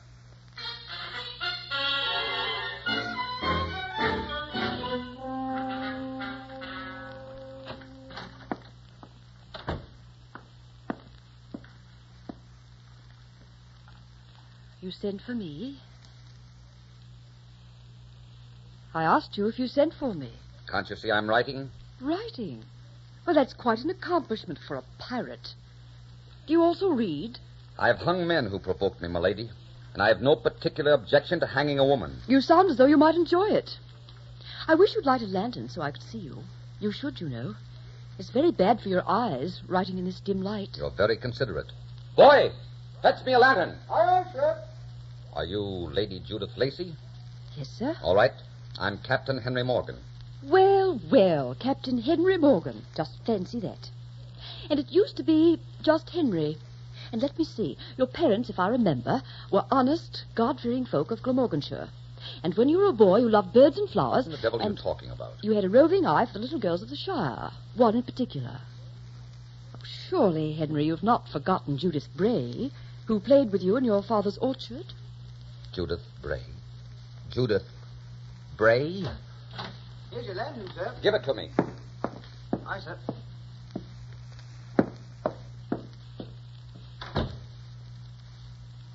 Hold it close to my face, Henry. Look well. Judith Bray. Yes. You must have known we'd meet again sometime. Somewhere. No. Although a very long time ago, I used to hope we would. What did we quarrel about that night you ran away from Glamorganshire? Your bad temper, if I remember. I was only a lad at the time. You were 17 and the handsomest boy in the Shire. So this is what you've been doing these past 15 years. You married your Lady Lacey? Yes, I married. His name was Sir George Lacey, a kind and very honourable gentleman. He died 2 years ago. Why did you run away, Henry? Well, I wanted to be on the sea, and I wanted to get away from you. I was beginning to think about you too much. Some women gnaw at a man's heart, but you gnaw at his brains and his insides as well. Were you in love with me, Henry? I always wondered. I used to pray that you were. First, when you were there, because I wanted to make you happy. And later, after you were gone, because I wanted to make you unhappy. I had great hopes for you, Henry. I thought you were born to stand high in the world. I do stand high in the world. High. You can say that to me when I find you lurking in the Windward Passage for a helpless ship and a woman? You. Why, you're a cutthroat and a scoundrel. You who could be great are something to spit on. It's fortunate for you we're alone, Judith. If my men were here, I'd have to hang you for that speech. You can't frighten me, Henry. Why, you stupid oaf. My mother used to patch the seat of your ragged breeches out of pity for you. Go on, hang me if I anger you. It'll give you a good evening's sport. Broken Rood. Aye, sir. Call all hands, Ralph, and then hang this woman to the yardarm. Hang her, sir? Yes, hang her. And, Lady Lacey, I'll send the rope and the lock of your hair to that sniveling Modiford of yours. Sir Thomas? Yes. You didn't know I knew about that, did you? No, I didn't. You're not even as smart a pirate as I thought you were. But since you feel that way about Sir Thomas, why don't you set a price on my deliverance and let him ransom me? I'm no good to you dead. Captain, the lady has an idea. Maybe this is the chance we've been waiting for. Perhaps this is the means of getting the ships and the men to sack Panama. Panama? Yes, Panama. The richest city in the New World. The pride of Spain. How say you, Captain? Ships and provisions in exchange for the lady? You'd make such a trade for a fling at Panama, wouldn't you? Yes, I'd make such a trade for a fling at Panama. But not for the mercy of this woman, nor the gratitude for England, nor love for Tom Modiford. I've had scurvy treatment from them all. But when pieces of 8 and jewels lie waiting to be shoveled up, I'm the man for the spade. Is this then a reprieve? Yes, for the present. Then I owe you no thanks for my life, and I shall offer none. And now, if you don't mind, it's become very stuffy in here. I'll go back to my cabin.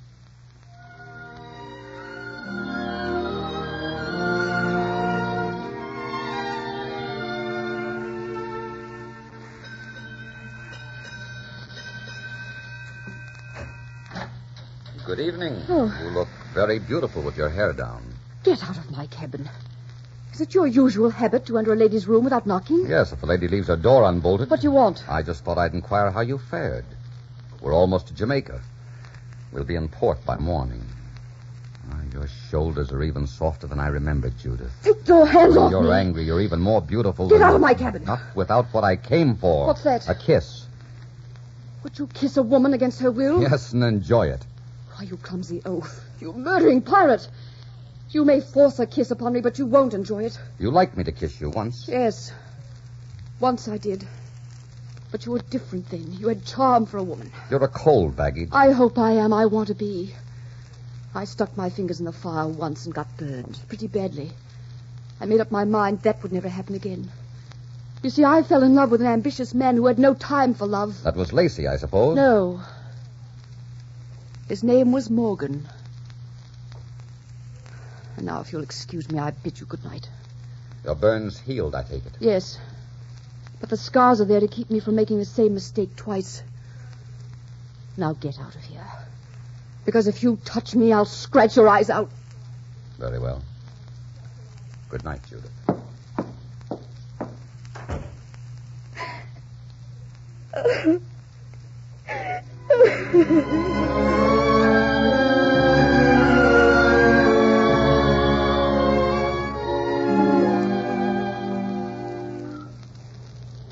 Good afternoon, Governor Modiford.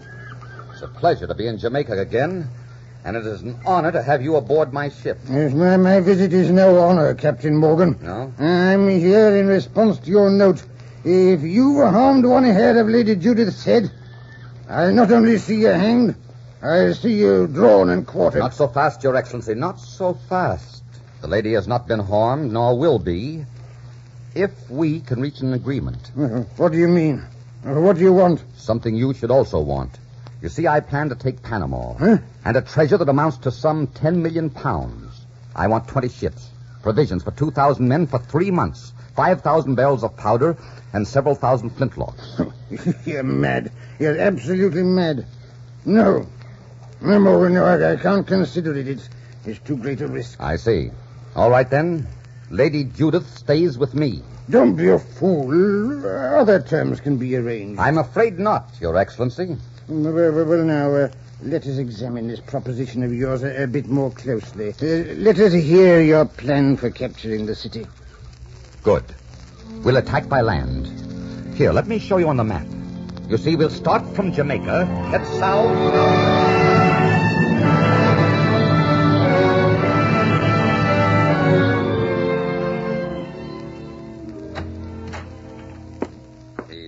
Waiting for you. He's paying the ransom? He is, and you're free to go.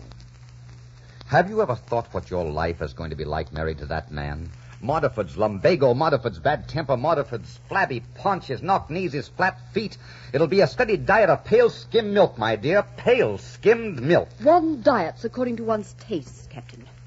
Now get out of here. Not this time, my dear. Oh, no, not this time. This time I'll have my kiss. I want you to go to Modiford remembering it. Get away from me. Take your hands off me. No, Stop it. I've got you. I've got you. You hate it.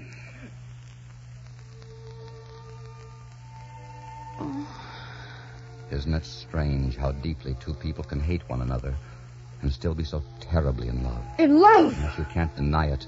Your lips have already given you away. Oh, Judith, stay with me. Don't leave. Stay, darling. Once I said stay, too. But you went. I'd not do it now. Let me pass, Henry. Very well. You can go to that pale, fat little pimple on the face of Jamaica. I'll take him before I'll take a pirate. Then take him. Take him and forget me, if you can. I was able to forget you once, when I was ill for the sight and the sound of you. This time I'll forget you as soon as you're gone. I've learned the knack. Have you? Good day, Captain Henry Morgan. Do send me a souvenir of Panama. Your head would be most acceptable if it could be arranged. Good day, milady. I hope I never see you again. I hope you never do.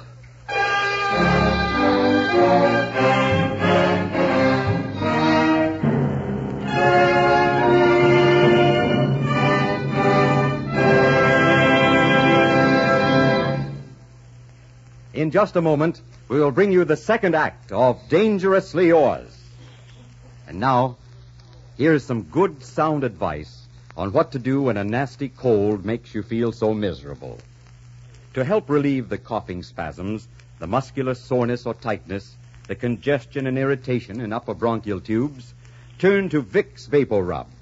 The moment you rub Vapor Rub on your throat, chest, and back, it starts to work, bringing relief.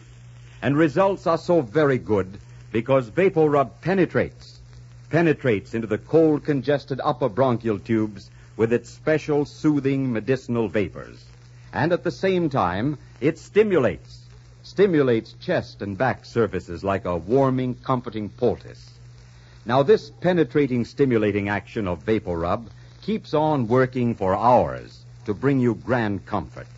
So be sure you get Vapor Rub, because only Vapor Rub gives you this special penetrating, stimulating action, the best-known home remedy for relieving miseries of children's colds.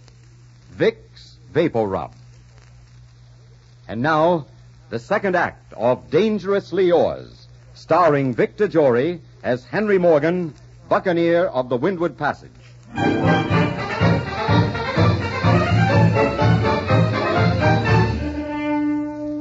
Judith, my dear, for 4 weeks you've been in Jamaica and still you refuse to set a date for our wedding.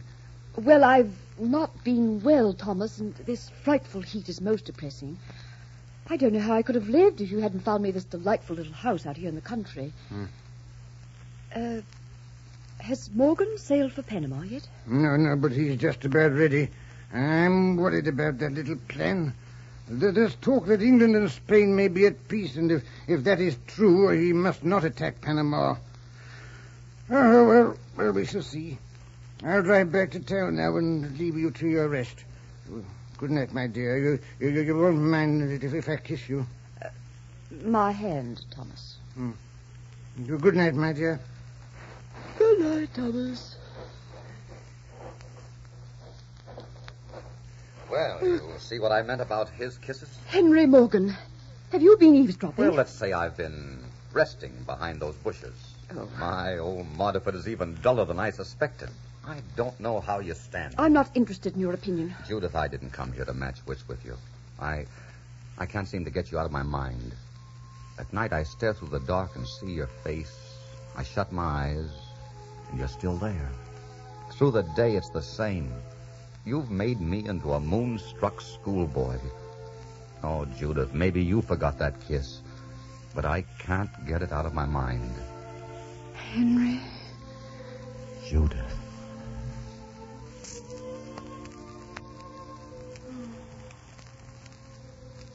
Judith, you can't marry Modiford. You can't, I tell you. I'll kill him first. Oh, Judith, you do love me, don't you? I never stopped loving you, Henry. I tried to stop, but I couldn't. Then will you wait for me until I get back from Panama? Can I sail tonight knowing you'll wait for me? Sail tonight? Yes. If England and Spain sign a peace treaty, Modiford won't dare let me sail. So I'm leaving tonight before that happens. Will you wait, Judith? Oh, yes, Henry, of course I'll wait. Oh, you darling, you darling. Judith, I'll bring you Panama on a gold platter. I'll deck you with jewels. Just bring me yourself, Henry. That's all I ever really wanted. Then good night, my dear. And goodbye. God keep you, Henry. And come back to me. Oh, come back to me, my darling.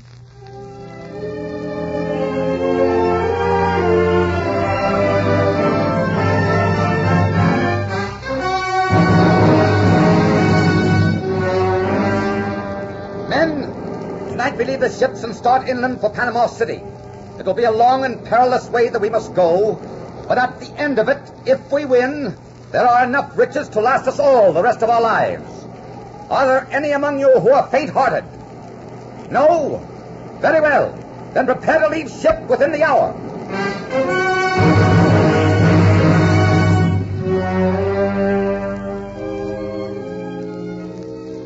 Thomas, is there news of Morgan? Nothing beyond that last dispatch that said he was fighting his way overland. I wish I'd never listened to the man. There's going to be the very devil to pay now that England and Spain are at peace. If he should fail... He'll not fail. Judith, when are you going to set a date for our wedding? Soon, Thomas. Soon, when I'm feeling better.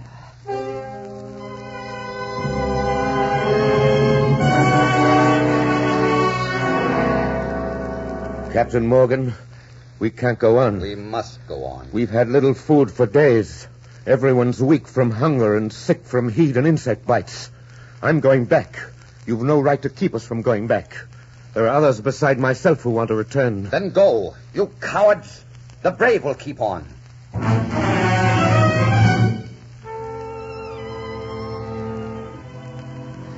You say the men were starving to death? Yes, my lady.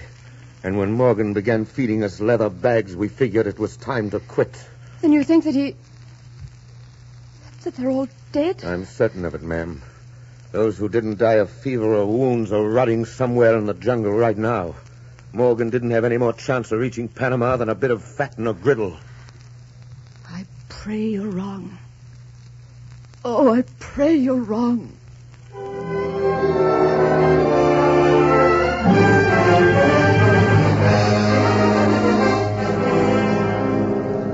Captain, look down there. They've massed their armies in front of the city gates. It's suicide to go down there. Maybe not.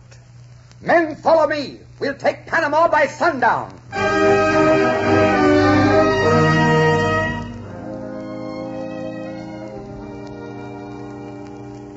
Judith, I shall no longer continue to be the butt of all the idle and malicious jesting in Jamaica. And I must inform you that if you hold to your stubborn refusal to set a date for our marriage, I shall let it be known that I have decided that the marriage will not take place. Oh, Thomas. I have word that proves beyond all shadow of a doubt that Morgan's dead. Panama is still in the hands of the Spanish, and I'm a prize fool. Now, are you or are you not going to name a date? You may name it if you like, Thomas. One date is no different from another. Now... Oh, Thomas, will you go now? Will you please go? I'm not going to try to understand these tears. I don't want to understand them. We'll be married 1 week from Sunday.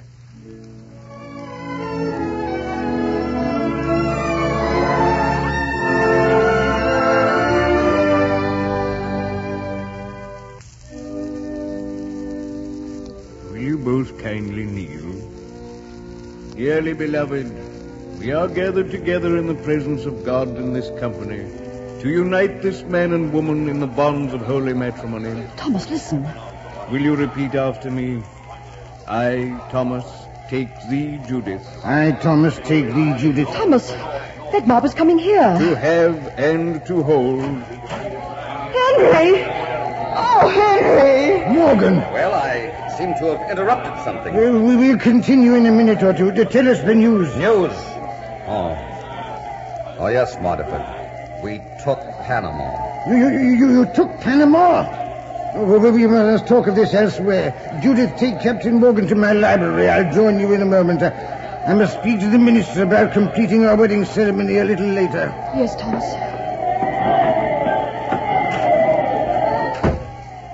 Oh, Henry. Henry, how proud I am of you. Proud?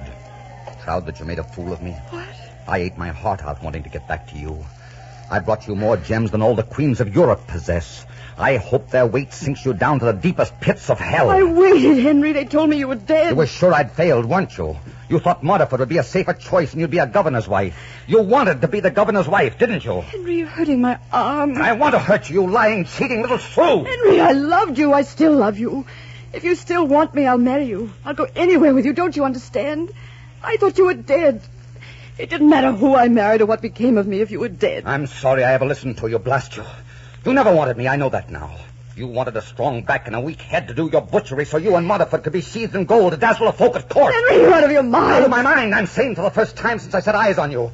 I'll show you how a man acts when he's been torn clean in two by a treacherous wench. Oh. He rams the lies Henry! down in her Henry! throat. Oh, Henry! Stop! Henry! Stop! Men, seize him! All right, Motherford. Take your rotten-hearted jade. Men, look that man up. Put him in the dungeon. I'll send him back to England in irons for this. Henry. Oh, Henry. Don't let him escape, men. Make sure of that. I won't even try to escape, Motherford. Kill me if you like. I don't particularly care now. Perhaps it's time I died. Oh, no. No, Morgan, I'm not going to kill you. I'm sending you back to the king, and I hope he tortures you well before he hangs you. Look at the marks on Judith's throat. I wish I'd killed her. Don't think England will be kind to you.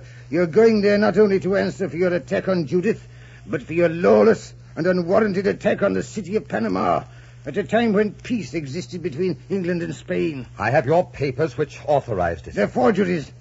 Do you think anyone will take your word against mine when I say they're forgeries? No, Morgan. You're going to answer for an attack which, in the eyes of His Majesty, will be looked upon as common piracy, and will be dealt with as such. You will die for that, Henry Morgan, in disgrace and dishonor.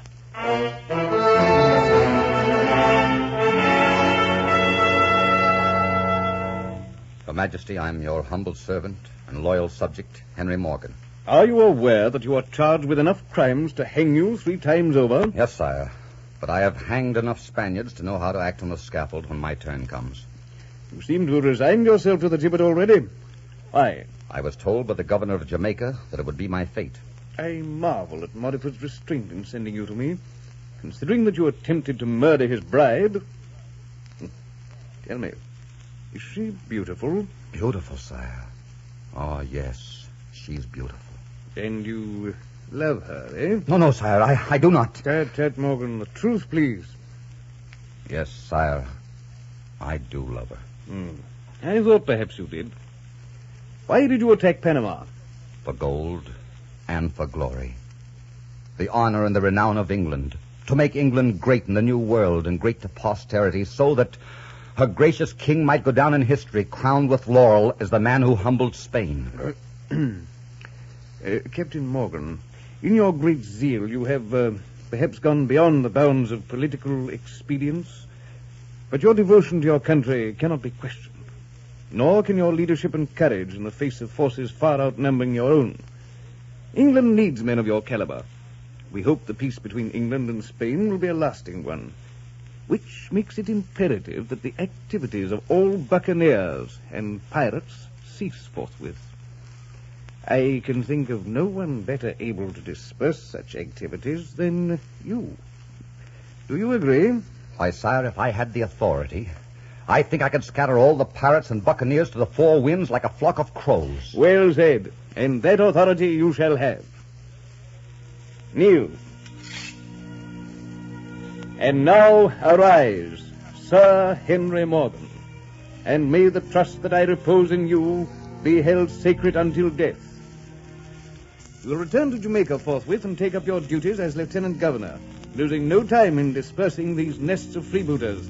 Sire, my gratitude is deep, but I humbly beg that I be sent elsewhere, for to serve under Sir Thomas Mudderford would be intolerable. Sir Thomas is being recalled to act as bailiff to a very small and obscure prison. You're a rascal, Morgan, but I like you, and I think you'll serve me well. You can depend on that, sire. Oh, Morgan, just one thing. That girl. I can't have you two running around loose. One of you would always be tracking down the other with blood in your eyes. There are really only 2 solutions. Execution or marriage. Now, I don't like the former because I've already knighted you, and it would make me look a little silly to execute you.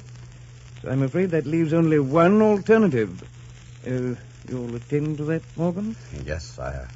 You may rest assured I'll attend to that. Well, if you'd like to attend to it now, I think you'll find the lady on the other side of that door. I had a little talk with her, too.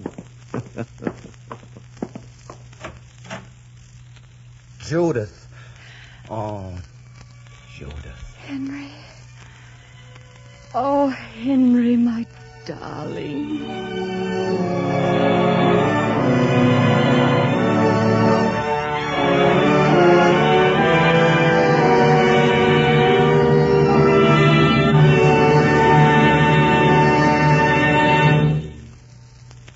What do you think is the best thing to do when the children catch colds? Well, you hear about all sorts of things. But it's a fact that the modern way most young mothers use to relieve miseries of their children's colds is to rub on Vicks Vapor Rub. And here's the reason. The moment you rub on Vapor Rub, it starts to work to bring grand relief. Results are so gratifying because Vapor Rub penetrates into the upper breathing passages with its special medicinal vapors. And at the same time, Vapor Rub stimulates chest and back surfaces like a comforting, warming poultice. Then for hours, this penetrating, stimulating action of Vapor Rub keeps on working to help relieve coughing spasms, muscular soreness or tightness, congestion and irritation in the upper bronchial tubes. It invites restful sleep, and often, most of the misery of the cold is gone overnight.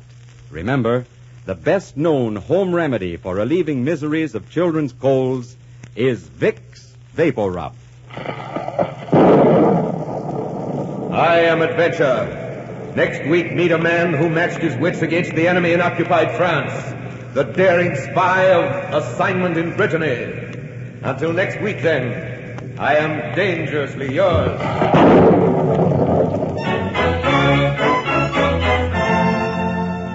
Our script was written by Gene Holloway and based on the book Windward Passage by Hamilton Cochran. Dangerously Yours was directed by Richard Sandville. Lady Judith was played by Gertrude Warner. Music for the series is under the direction of Mark Warnow. Be sure and listen again next week when Vicks presents Dangerously Yours, starring Victor Jory.